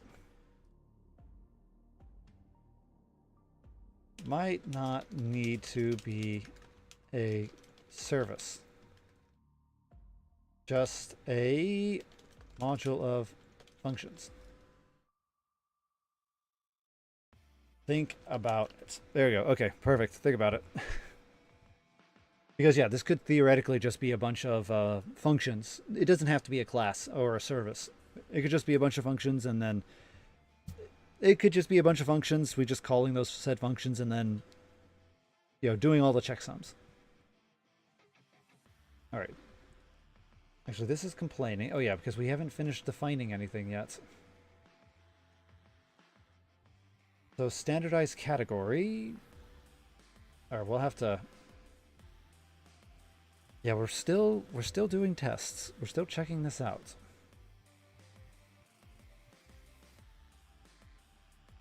All right. Let's see here. So let's get back to our investigation. This is the, since we're technically kind of doing investigation right now. Let's see. So, oh, we have a lot of different. We have a lot of different. We can. I don't think we need to worry too much about checking those. Oh, I do see though that the amount of time changes dramatically. I think it might be because of the fact that the number of reviews are a bit off.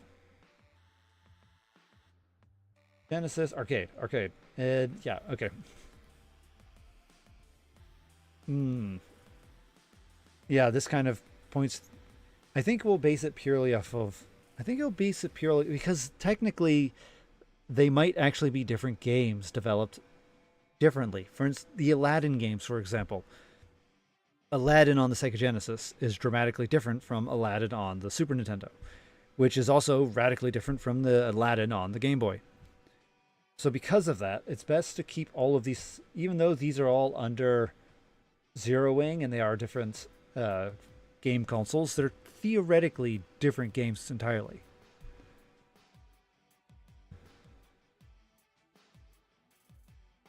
All right. Now the question here is, if we go to menu, community, and that's a no. It's not the community. All right then. Okay, so it's not community.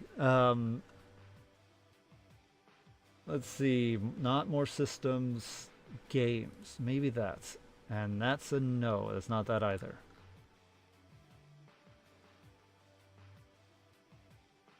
I wonder. Let's look up. Let's see here. GameFAQs database. Here we go.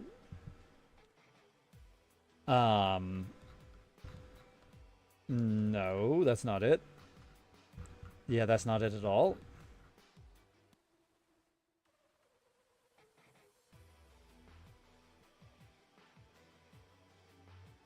I won Moby Games.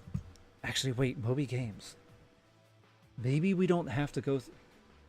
Wait, is there a game called Mind? There's a game called Mind's Eye. Oh, interesting. Okay. Let's see here. It has a description. Nice. Pictures. Nice. It has a lot of information. Nice. Maybe we might have to. Maybe instead of ripping GameFAQs, we'll have to rip Moby Games.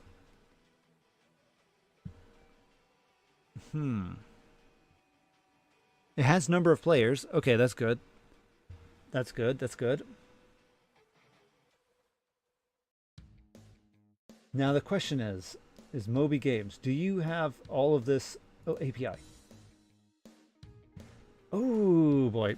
Okay. Yeah, they're going to. I see. Yeah, that's going to.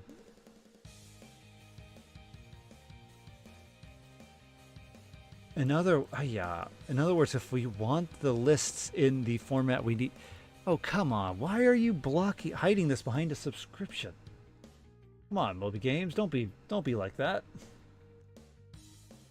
Don't be like that.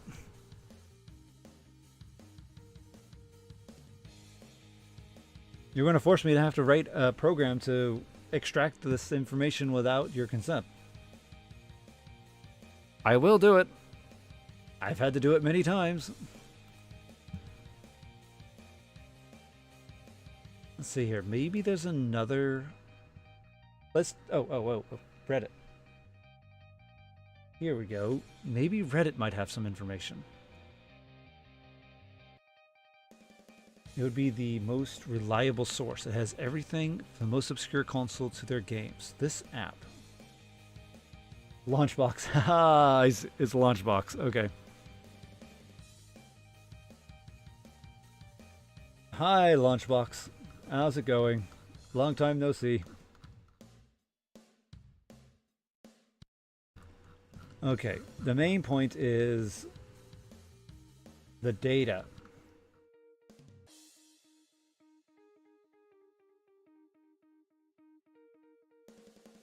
Okay.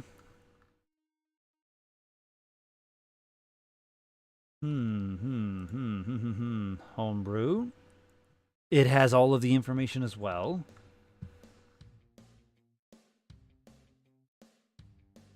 Download.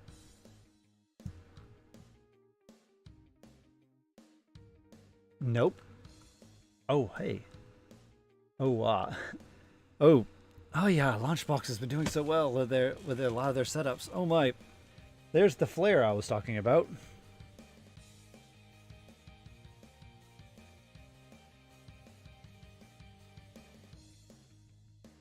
Let's see here. If we can download this. Oh, we don't need that. No. Come on, we're just looking for your database. Come on, we just want your data. Give me your data. All right. Okay. This is going to take too long. All right. So what I'm going to do is let's go ahead and game files. Let's go ahead and create a new file.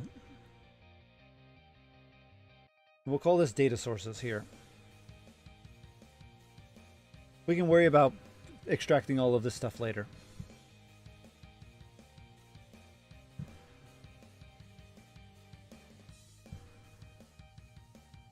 This is going to be, man, we're going to have a lot of these things. We're going to be, I think I'm going to have to start writing up a particular parser for this.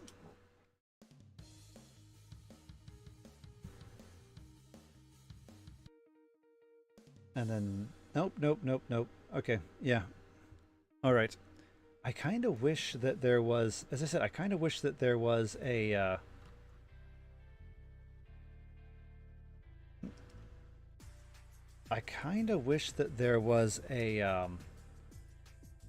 just a simple repository that I can download of all the data.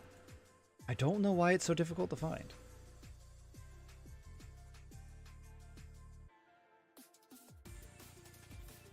All right, this happens to be a desktop thing.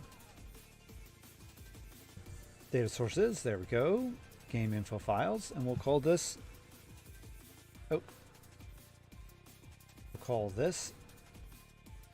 sources. There we go. Okay, nice. Nice.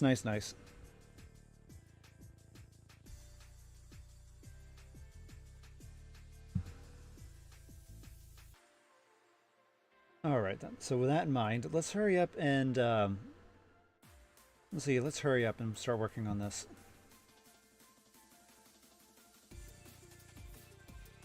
Let's continue with the data structures, or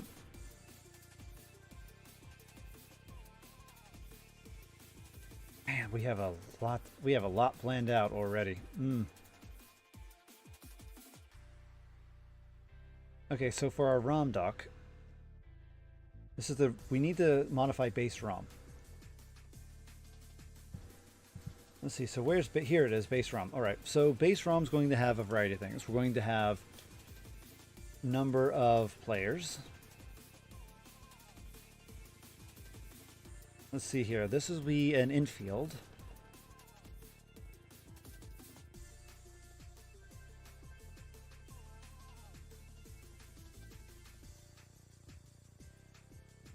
We're going to use number of play. Yeah, we're going to do it this way.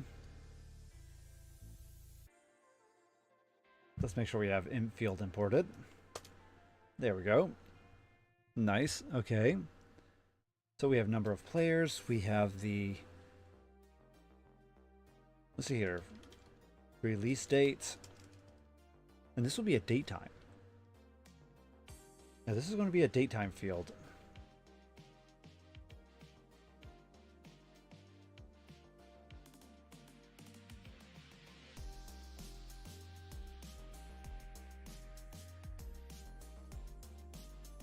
All right, daytime field. And this will be release date. There we go. The number of players.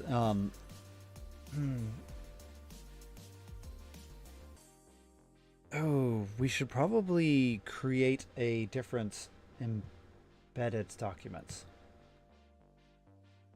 All right, so first things first. Let's head back over to our, here it is, Monco. So we have docs, then we have ROM docs. I think our base ROM, I think which, let's see here, we're going to create a document, call it base ROM. Base ROM docs. So base ROM docs. That way we can kind of keep things more sorted out. So the base ROM doc can go here, because we're also going to be changing up some of the embedding as well.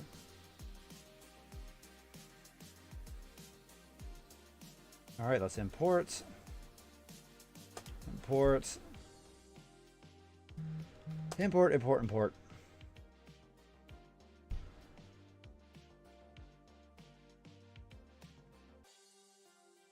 There you go. Import, import, import. There. Okay, nice. Nice, okay. We will have to change this one here because base ROM doc is no longer here.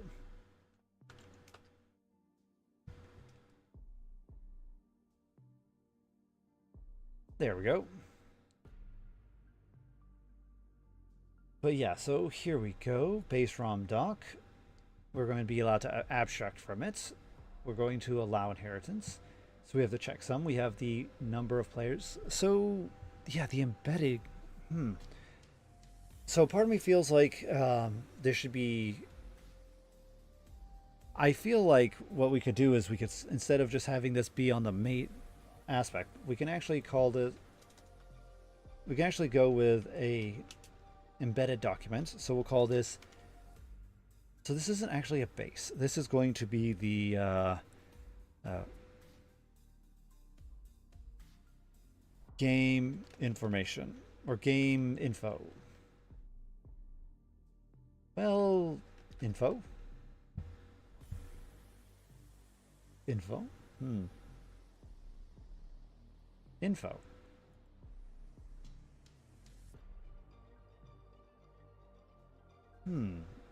Info.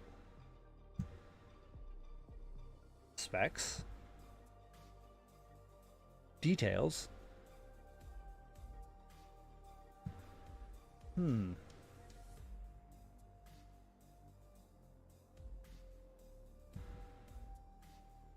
All right. I really don't know what we're going to call this. I'm just going to call it, we'll call it details. We'll call it, yeah, we'll call it details.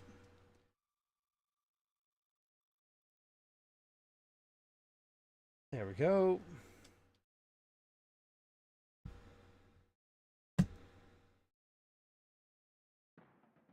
No, we don't need to create a class. It's already in here. Base doc, base embedded document right here. There we go. Okay.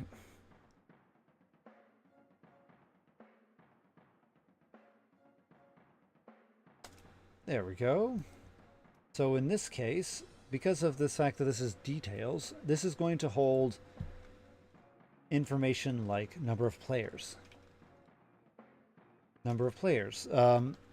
Controller formats. This will be... I guess we'll make it a string field for now.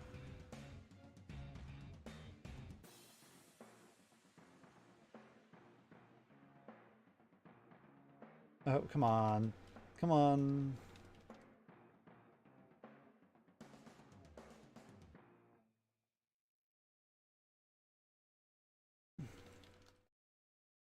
There you go. So yeah, if we have controller formats, which I spelled wrong. Fromat. It's a fromat, alright. So number of players, controller formats.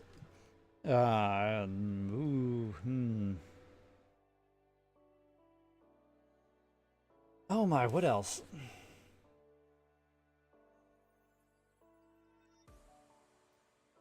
This is going to be the general information.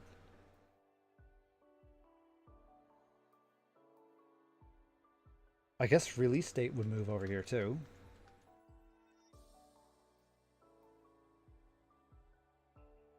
And this will be details.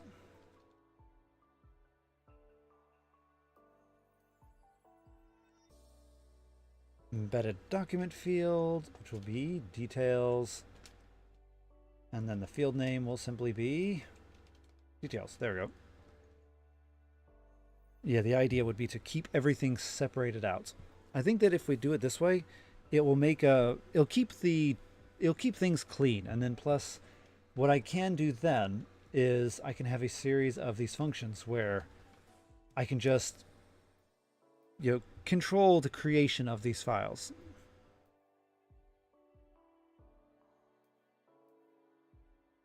Let's see here. So yeah, number of players. Okay, let's go back and let's load Moby Games back up. Let's go load Moby Games back up and see what other information is available. Let's see here. Genre, perspective, interface. Oh, wow. These are some nice categories. We should probably create a categories section. Okay, then let's do that. You know what I'm going to do? Let's keep this open. I'm going to shrink. I can't really shrink it. I'm going to resize it.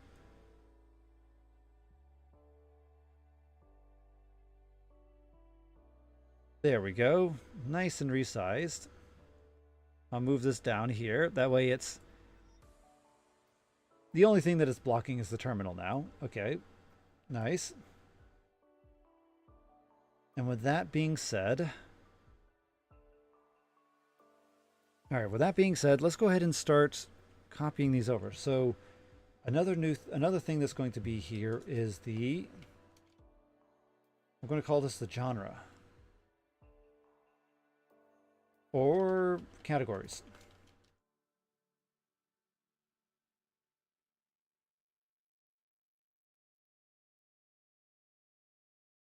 And in this case, we have a whole laundry list of things. So we have genre, subgenre, perspective, gameplay, interface, vehicular. What does vehicular mean? Automobile. Oh, I get it. So if there is additional like vehicle mechanics, setting, and then narrative. Oh my, that's a lot. And here we go, input devices. So controller format would be input devices. I can see that it's actually they actually put down a list. So I think this instead should be a list field.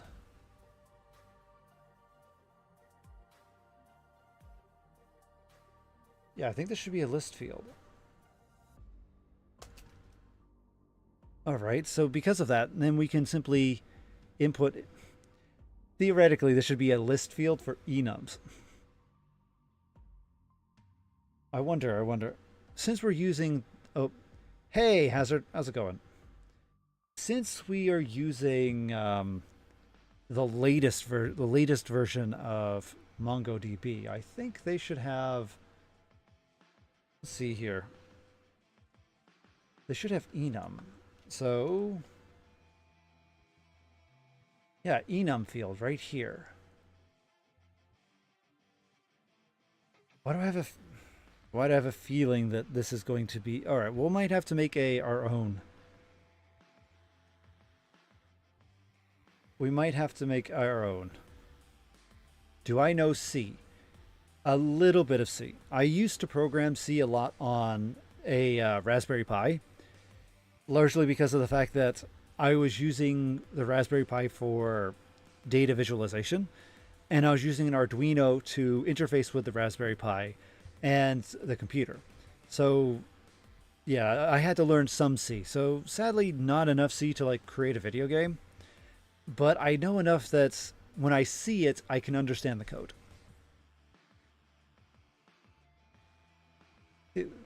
I'm using Python here because of the fact that Python is it's the kind of the go-to when it comes to database stuff. You're in. Well, there's actually a lot of great tools out there for programming, and I mean a lot of great tools. Let's see here.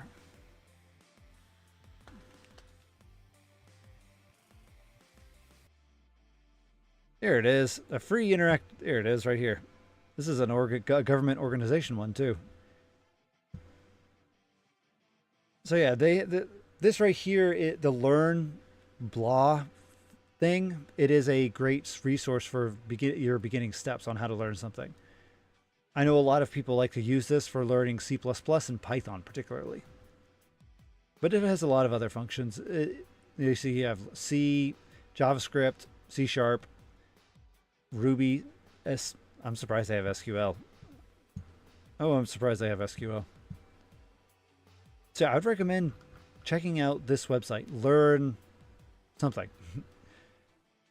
It's quite helpful.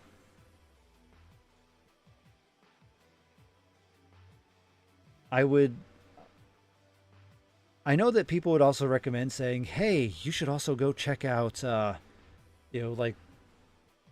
check out the chat bots. Those are fantastic when it comes to learning things. But they kind of suck.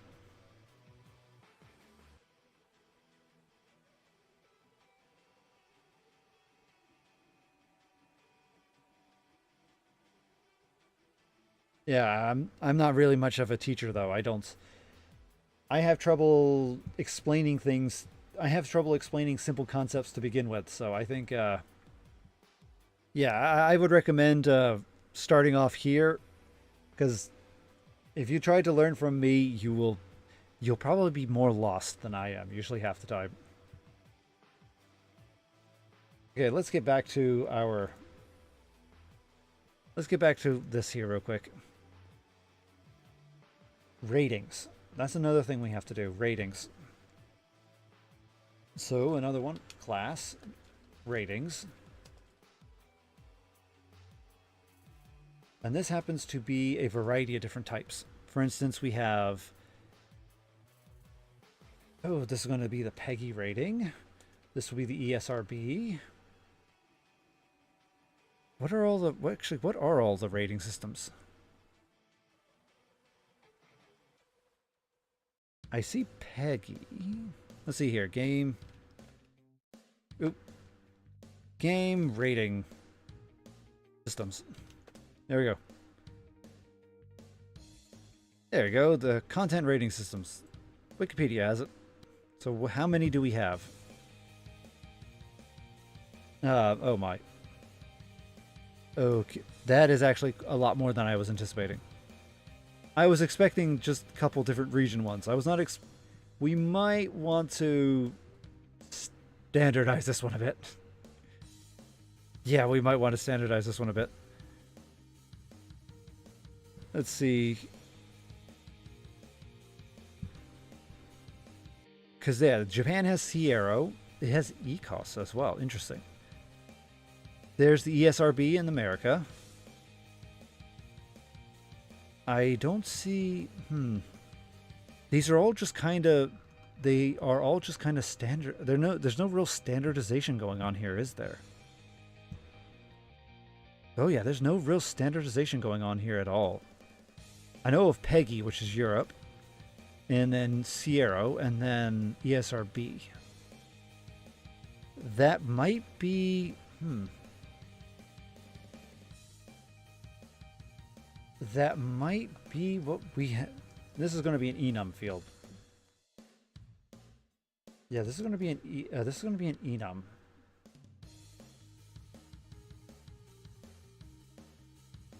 All right then. Oh yeah, I need to set it up. Yeah, we need to set up an enum. So we'll call this ratings. We'll call this rating enum. And then this will happen to be the DB field. And we'll call this PEGI. So yeah, I think this is what we'll do. We'll have the major ones set up here.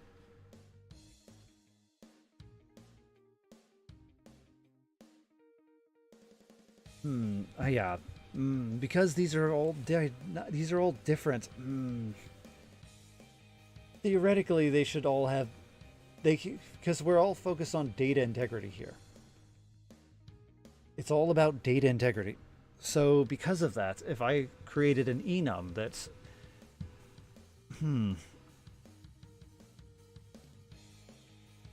I could get away with some basic standardization. 7, 12, 16, 18. And then down here for the ESRB, we have E10 TMAO.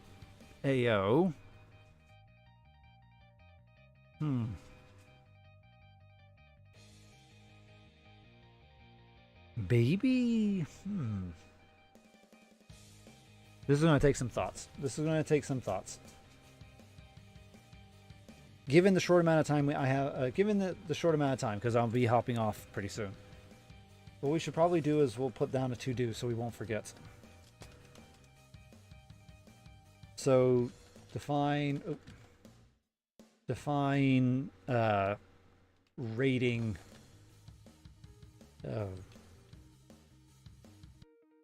embedded documents.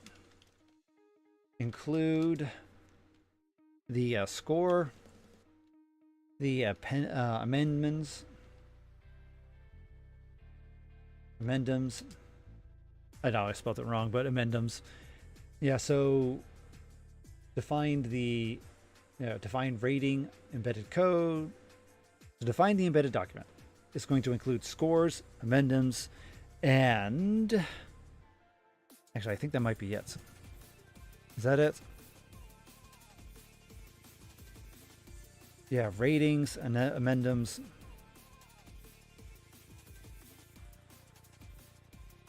Yeah, I think that's it.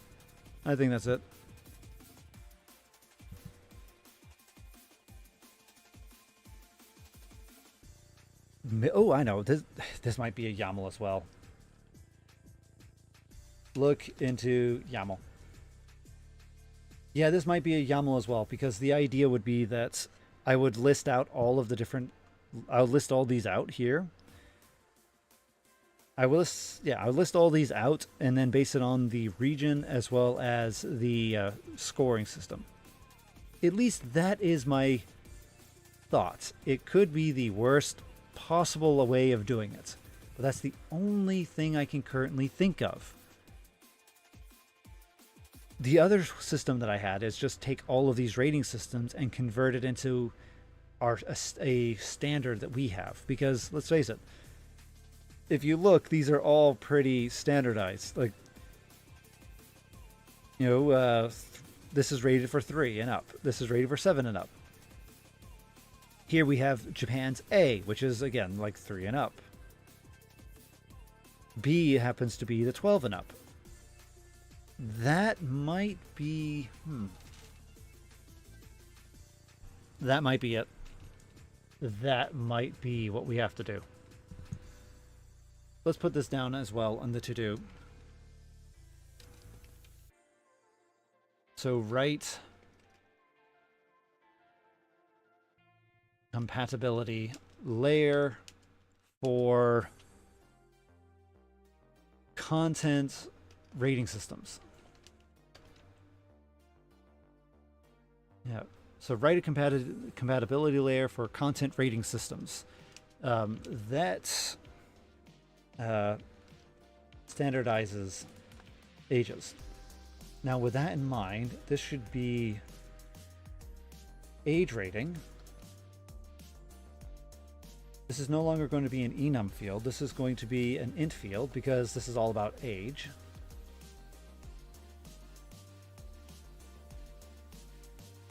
There we go.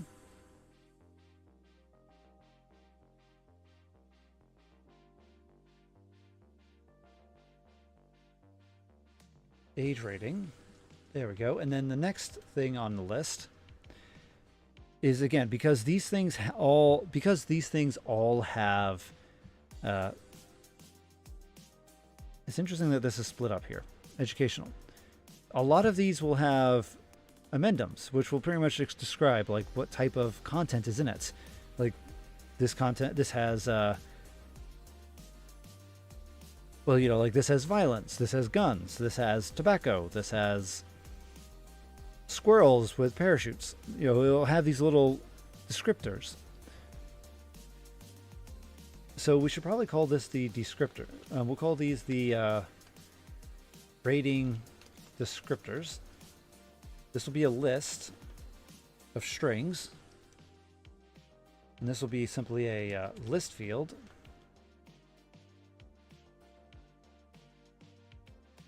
And this will be rating descriptors. There we go. Okay.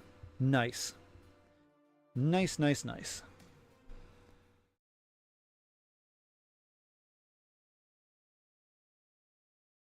There we go.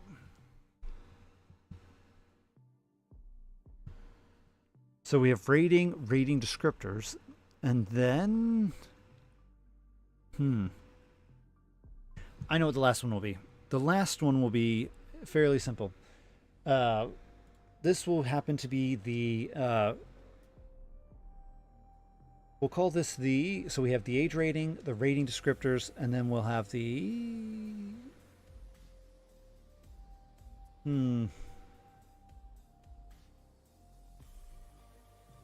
I kind of know what I want to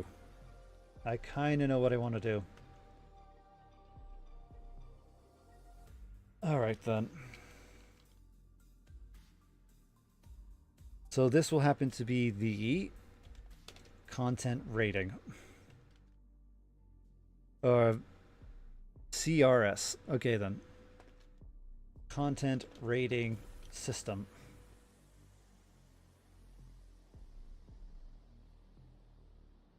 All right. So we're going to technically create this again, or create this. Let's see here.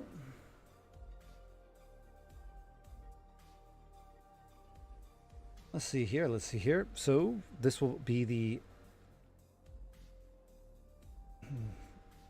I guess we'll call it age rating as well. This is going to be a string, though, which means I should change the name of the other thing. String field. This really should be enum.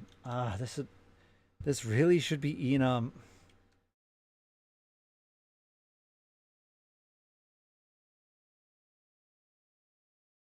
But, wait, thinking. All right, thinking. Okay. So what we could do, because the idea would be that this would be down, so, all right, let's change this. This is the standardized age rating.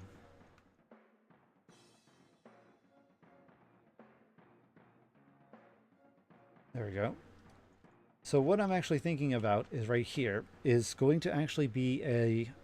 We'll have to create our own new field because I don't think they have that. But this will be the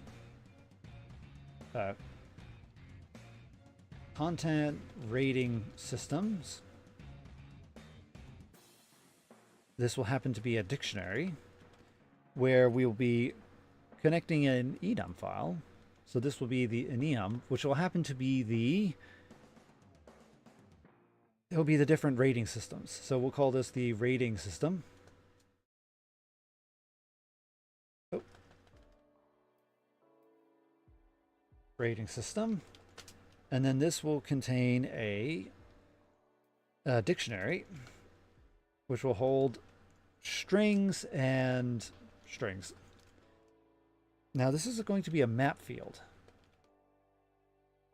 But as I said, we might have to make our own because I want to make it an enum to prevent any data integrity issues. But for now, this is going to be a map field where we're going to take in a rating, the rating system.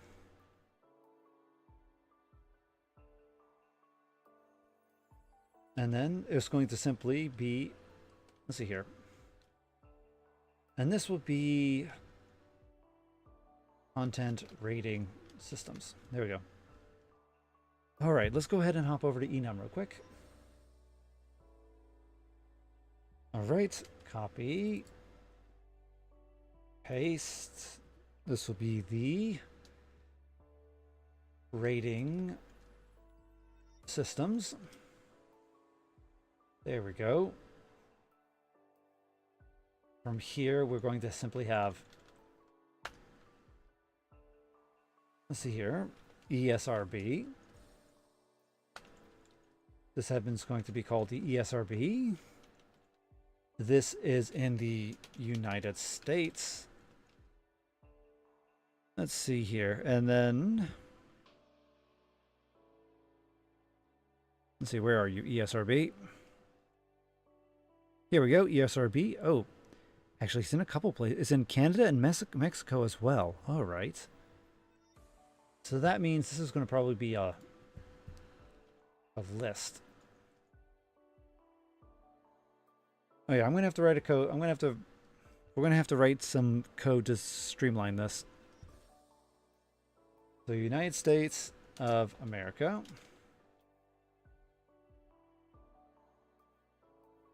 Mexico. And then Canada. There we go, ESRB. And then the last right here will be the list of ratings. In which case this will be E, EC, E10 plus, T, M, AO, and RP. All right. Nice. Okay. So let's see here. We have our index. We should probably ESRB. There we go. Okay. So we have our index. We will have, this will be the code. And then this will be the database. This will be the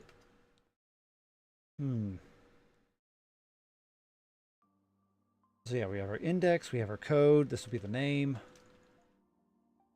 This will be the country list, which will happen to be a list of strings. There we go, nice. And then last but not least, this will be the rating list, which will also be a set of strings. There we go.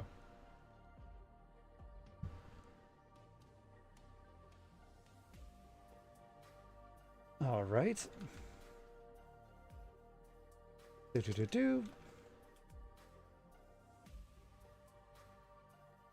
All right, then. So let's go ahead and start copying these over. Code. Name. I'm going to have to start learning shortcuts in this. I really am.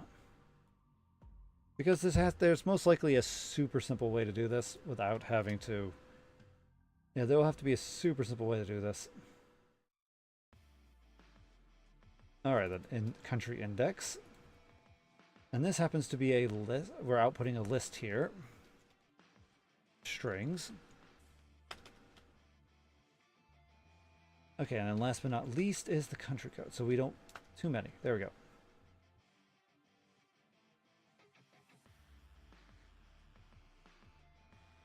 String, and you're also happen to be a string.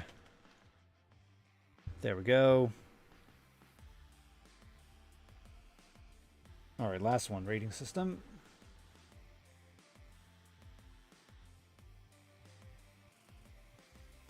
Nice. Now let's go ahead and finish this off right here.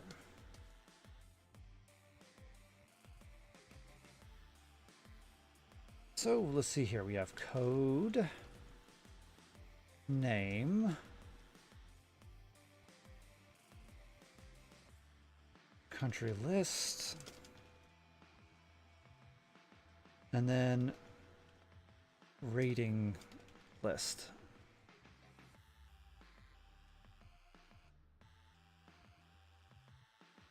There we go. Index. Code. Name. Alright, country list, and then rating list. There we go. Last but not least, here. Code. Name. Country list. And then last but not least, rating list. There we go. We need to fix the error over here.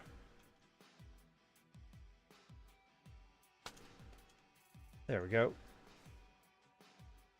Nice. Okay. Nice. Let's see here. Why are you complaining? Oh yeah, we need to change the output. There we go. Okay. And that should be... Yeah, that should be everything. All right, then. We don't have any emotes now, so we technically don't need this class function anymore. However, I still like to get the list of ratings, so let's go ahead and just call this get... let's see here. Let's see if it's called the... Oh, we haven't named it yet. We need to rename this. So rating systems.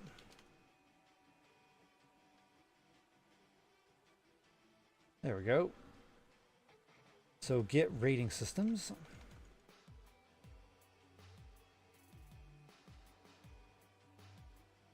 And then rating system. Yeah, it's just right now, it's just a bunch of renaming functions to make sure that everything is right.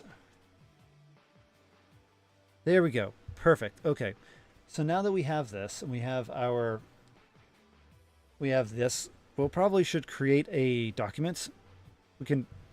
We will have to standardize this down here, but what we'll do is we'll create a document, extract out all of this information right here, and then we will transpose it into what we can. We'll transpose what we can into here. Due to the fact that it seems like a lot of the countries do not really have a... they're not called like PEGI or ESRB or Sierra. Same rating system which is used by the television. Okay, so yeah, we're going to... Yeah, we'll have to figure out what to do with these extra ones, but for these, we simply have ESRB, we have Sierra, and then we have PEGI. And I think Australia had a special one as well, didn't they? International Rating Coalition. Oh, here we go. There we go. The IARC. All right, the arc. And yeah, I think that might be it. Storefront. There we go. We'll call this last one storefront. Okay, so we'll go. I'll go ahead and work on those. This will be the. This will be the. Yeah, this will be these. Okay, let's just go ahead and copy that. We can fill that in we can fill that in later. There we go. Okay. Yeah. There we go. Okay.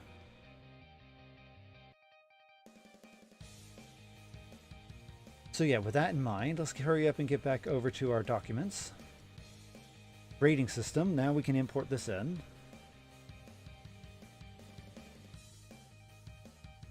Or I could probably check to see what I called it first. Rating system. Okay, I need to remember the number of S's there are. Rating systems. There we go. Import. There. Okay, nice. Nice. We'll go ahead and also import in the dictionary. Okay, there. All right then, so that's what the rating systems will look like. We need to write a compatibility layer. Yeah, so we'll need to write, I think that's, should it be, I think it should probably be, oh yeah, it should probably be part of the enum, actually. So we have our rating systems here. We should definitely define a class. And this will be convert, so convert ratings. Convert rating systems. And then what this will take in, so what this, well, oh, okay, this will be a class method.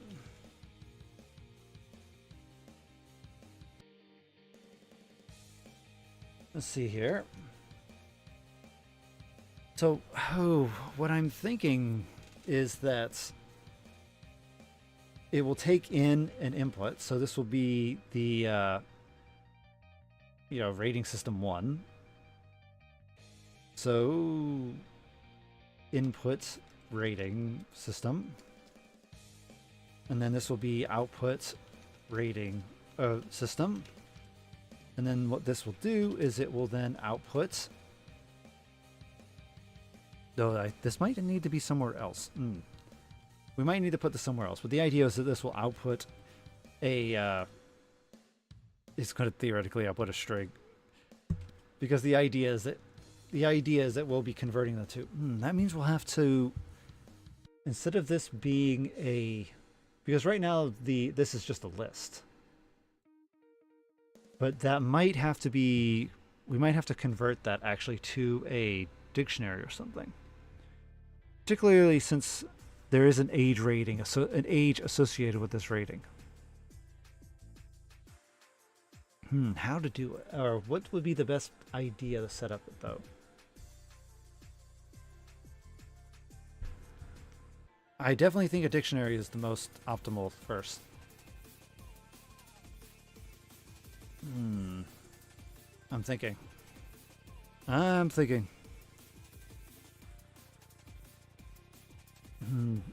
Because all right, let's go ahead and let's look at it. If I hate it, I'm going to change it. I have a strong suspicion that I'm going to hate it. Here it is, North America. All right, so 0 to 10. All right, so 0 to 10. That means theoretically this would start off at 0. This would also start off at 0. This would start at 10. This would start off at, this is T for teen, so that would mean what, 14? 13, all right, 13. Mature happens to be 17. This happens to be 18. And then RP happens to be, well, I'm going to set to 0 because, oh crap, we can't have it set to 0. Rating pending, which means it doesn't have we don't know. So this will simply be U. We'll set it to you. Unknown is you. Okay. And this needs to be a dictionary. Anyone else hating this? Yeah, anyone else hating this? Yeah, I'm kind of hating it. I don't like it. I do not like it at all.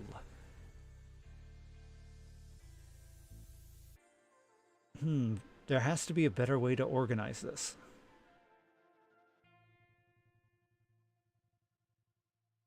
Part of me feels like...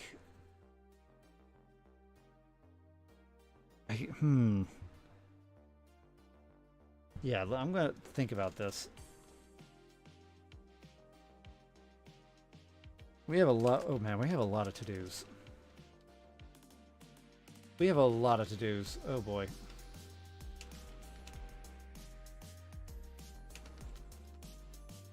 For the rating systems. Yeah, we'll have to work on this. Because I don't like this at all. It's too clunky. It's too clunky. Maybe... Actually, maybe a rating system service. Because then that way I could store all the data accordingly. I think that might be it. Instead of trying to store it all in enum. So... maybe a rating systems service that references enum. I think that might have to be it. So yeah, that means we don't need the class method will have to be somewhere else. It'll have to be in the service. But yeah, we have a lot of variables we have to account for. Yeah, I hate that. I hate that a lot. Oh, I hate it a lot.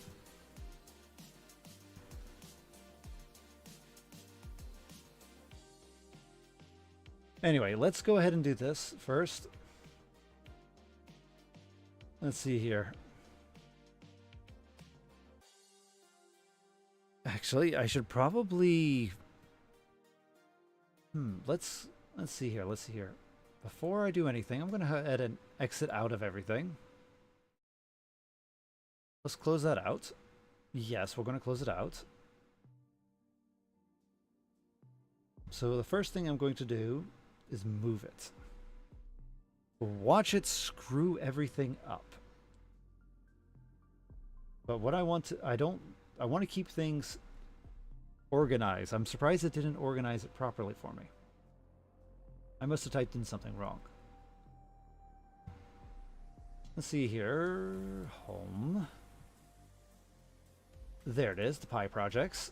Yeah, because we have multiple Pi projects here now. And I don't want it to... Like, that should not be here. Be gone, you. You're not supposed to be there. You are supposed to be here. Like so. There. Okay. Now let's see if my shenanigans caused chaos. I think it did. I wouldn't be surprised if it did. If it did not. Okay, let's see here. I think actually I can just run the... Okay, let's just go back to the... Here it is. This one. Bin. Where are you? Oh, I don't see you. There it is, PyCharm. There it is. Found it. Okay. Oh, I didn't find it. Whoops.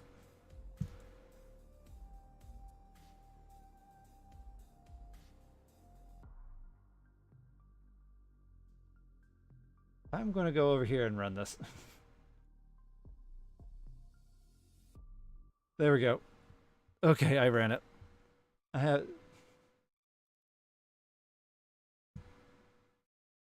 Okay, so yeah, this one happens to no...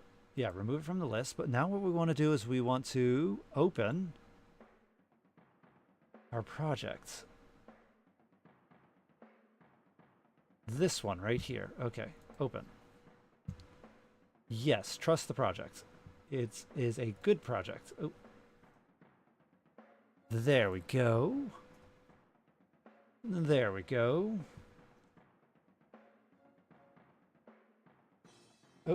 And there's all of our progress. Nice.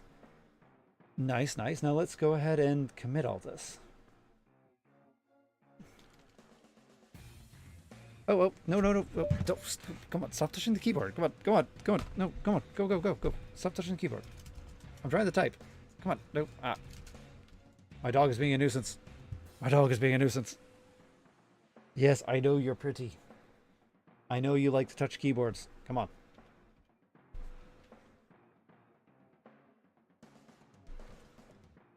Okay, get status. Nice. Okay, perfect. So let's go into... There we go. Get add everything. Get status. Get commit. We'll leave a message. We'll simply call this the initial commit. There we go. Okay, we've committed all of our changes. Nice. All right, we've committed all our changes. Everything looks nice. Everything's structured properly. Yes, I know there's an error. Reload.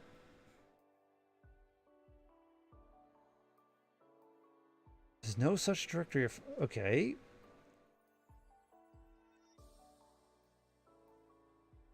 All right, Pi console, where are you? There you are. Refresh. I wonder what... Okay, we'll have to fix that. Yeah, moving it did cause an error. I think it just should be something very basic. Settings. This should be our interpreter. Let's see here. Editor. Not code editing, not general. Where are you, interpreter? I don't see interpreter. Oh, come on. Where's the interpreter? Come on. Where are you? It shouldn't be too difficult to find you. Did they move you somewhere? No, not language and frameworks. Not version control. There it is, Python interpreter, right here. All right, so we're going to, yeah, this is the problem. It doesn't see that anymore. So what we're going to do is we're going to add our interpreter because we actually know where this is already. We just simply move this back one like so. And there we go. Apply. Perfect. Done. News. Good. Nice. Let's rerun. Let's reload this. Oh, we gotta wait for re-indexing.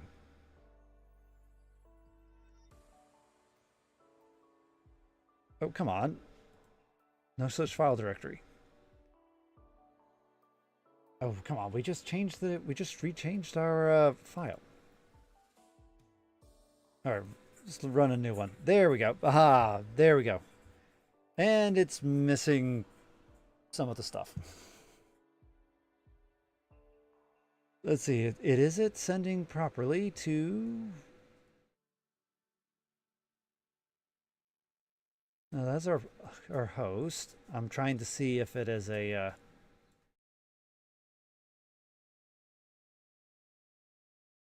Let's see here. Interpreter. This is our virtual environment. It happens to be ROM helper bin, yes.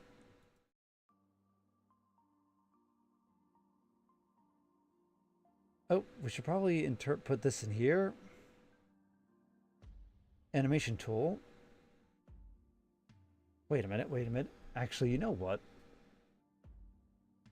Why do I get a feeling that it was using the interpreter from the animation tool and not the one that I was hoping for? If it was, that's going to be super annoying.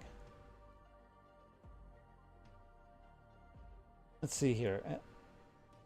This should be the from the okay. One moment. Where is this located? ROM helper. All right. Now where is this one located? Oh, come on. Where are you located? Okay, we need to remove you. Oh, ROM helper Python, but no, that's correct. So all we did was, oh, I see what the problem is. All right. It's still not in the right location. Yeah, it's still not in the right location. This, we still, yeah, we're missing this part right here.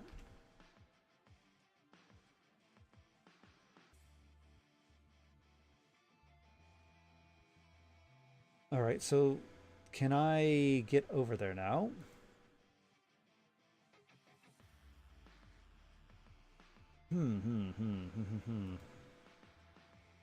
Get rid of Pi project. There we go.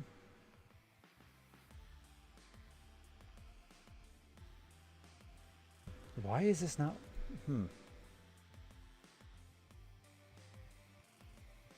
It says in, yeah, I know you claim invalid, but I delete you. I delete you.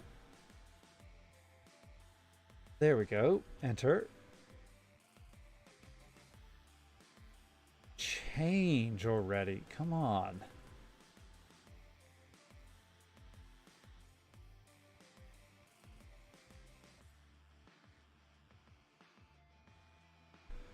Environment already exists in a specific folder. Select existing interpreter. Okay. So we're going to be using this one, 3.10. We're going to be going into the ROM data helper.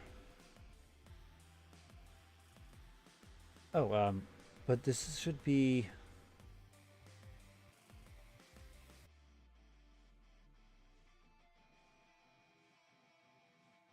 Okay, it might be... All right. First things first.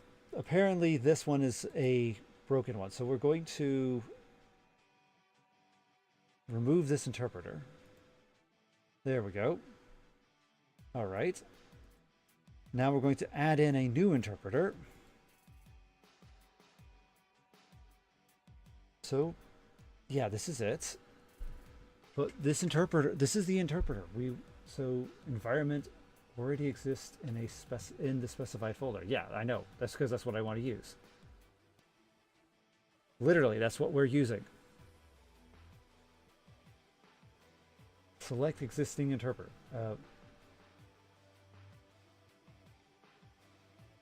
PyCharm projects.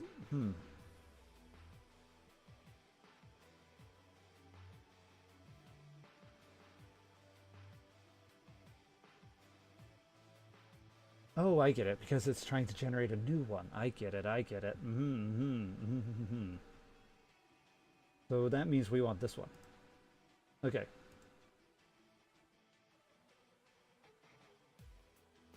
There we go. And it's still not.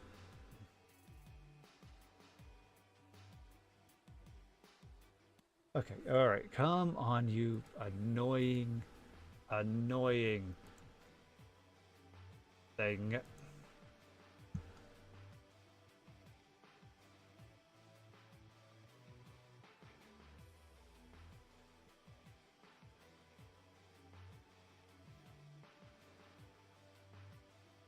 Let's see here. Python 3.10.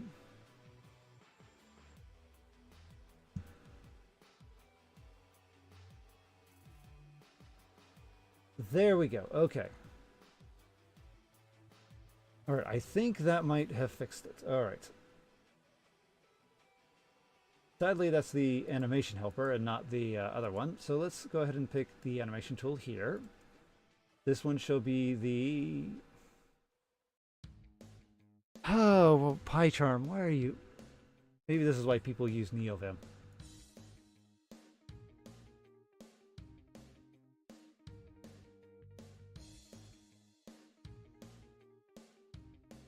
There we go. Okay, finally. Done. All right, reload. Still not working. Why are you not working? I'm tempted to just say, screw you, I'm going to just use a different interpreter. You would think it wouldn't be too difficult. You think it would not be too difficult to just move the interpreter.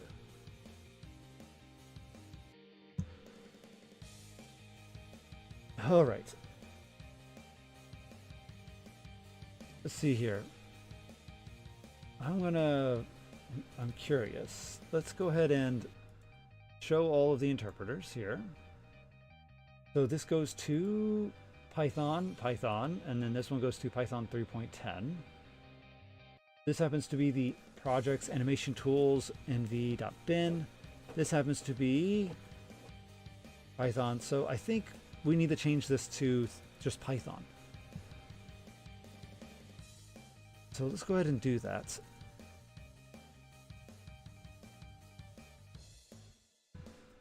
Let's go ahead and do that. Let's go ahead and remove this one. We'll remove this one again. There we go. All right. And then from here, we will now add an interpreter. It's going to be an existing one. This happens to be in our environment, right here, Python. So this is exactly where we're heading, right here. There we go. There's URL lib for Selenium. I do not see, there's IPython. Okay, so that should be everything. So there. Reload.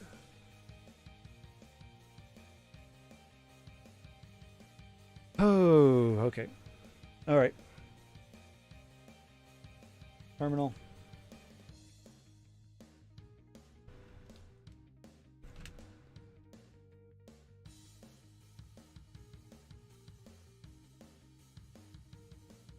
All right.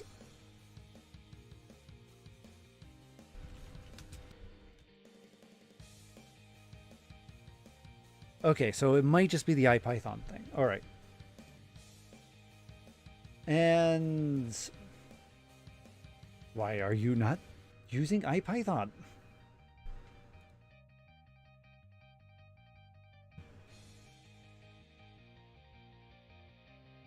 All right, all right. Maybe I'll have to just restart it because it's not acting right. Don't know why it's not acting right. Animation tool is correct. This one's tool is correct. We are selected to IPython right here. But let's see here. Let's go to show all.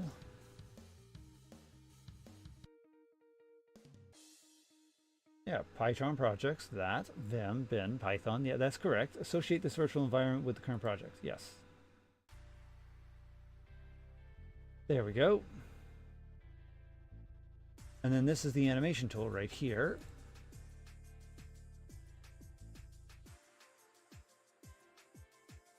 Yeah, okay, if it doesn't work, I guess it doesn't work. It's not, no, yeah, it's, if it doesn't work, it doesn't work.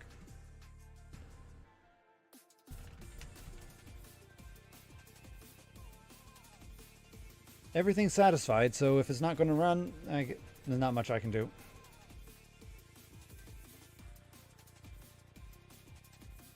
Now here's the question, which one are we currently loading? I'll have to see what the version is. Ooh. There we go. Okay, that's fixed it. I see a warning. Attempting to work in a virtual environment. If you encounter problems, see the IPython virtual environment. Okay, all right. Okay, well there we go. Okay, things have been fixed. So now things have been fixed. I've reorganized the data structure. We've committed our saves. Let's call it a day for now. I'm gonna hop off and get some other stuff done. But it's been fun. It's been fun. Maybe next time we'll practice or do some drawing, or we'll continue programming. The main point is being creative. So, but either way, have a good one. See everybody later. And good morning or good night, wherever you are. Have a good one. Laters.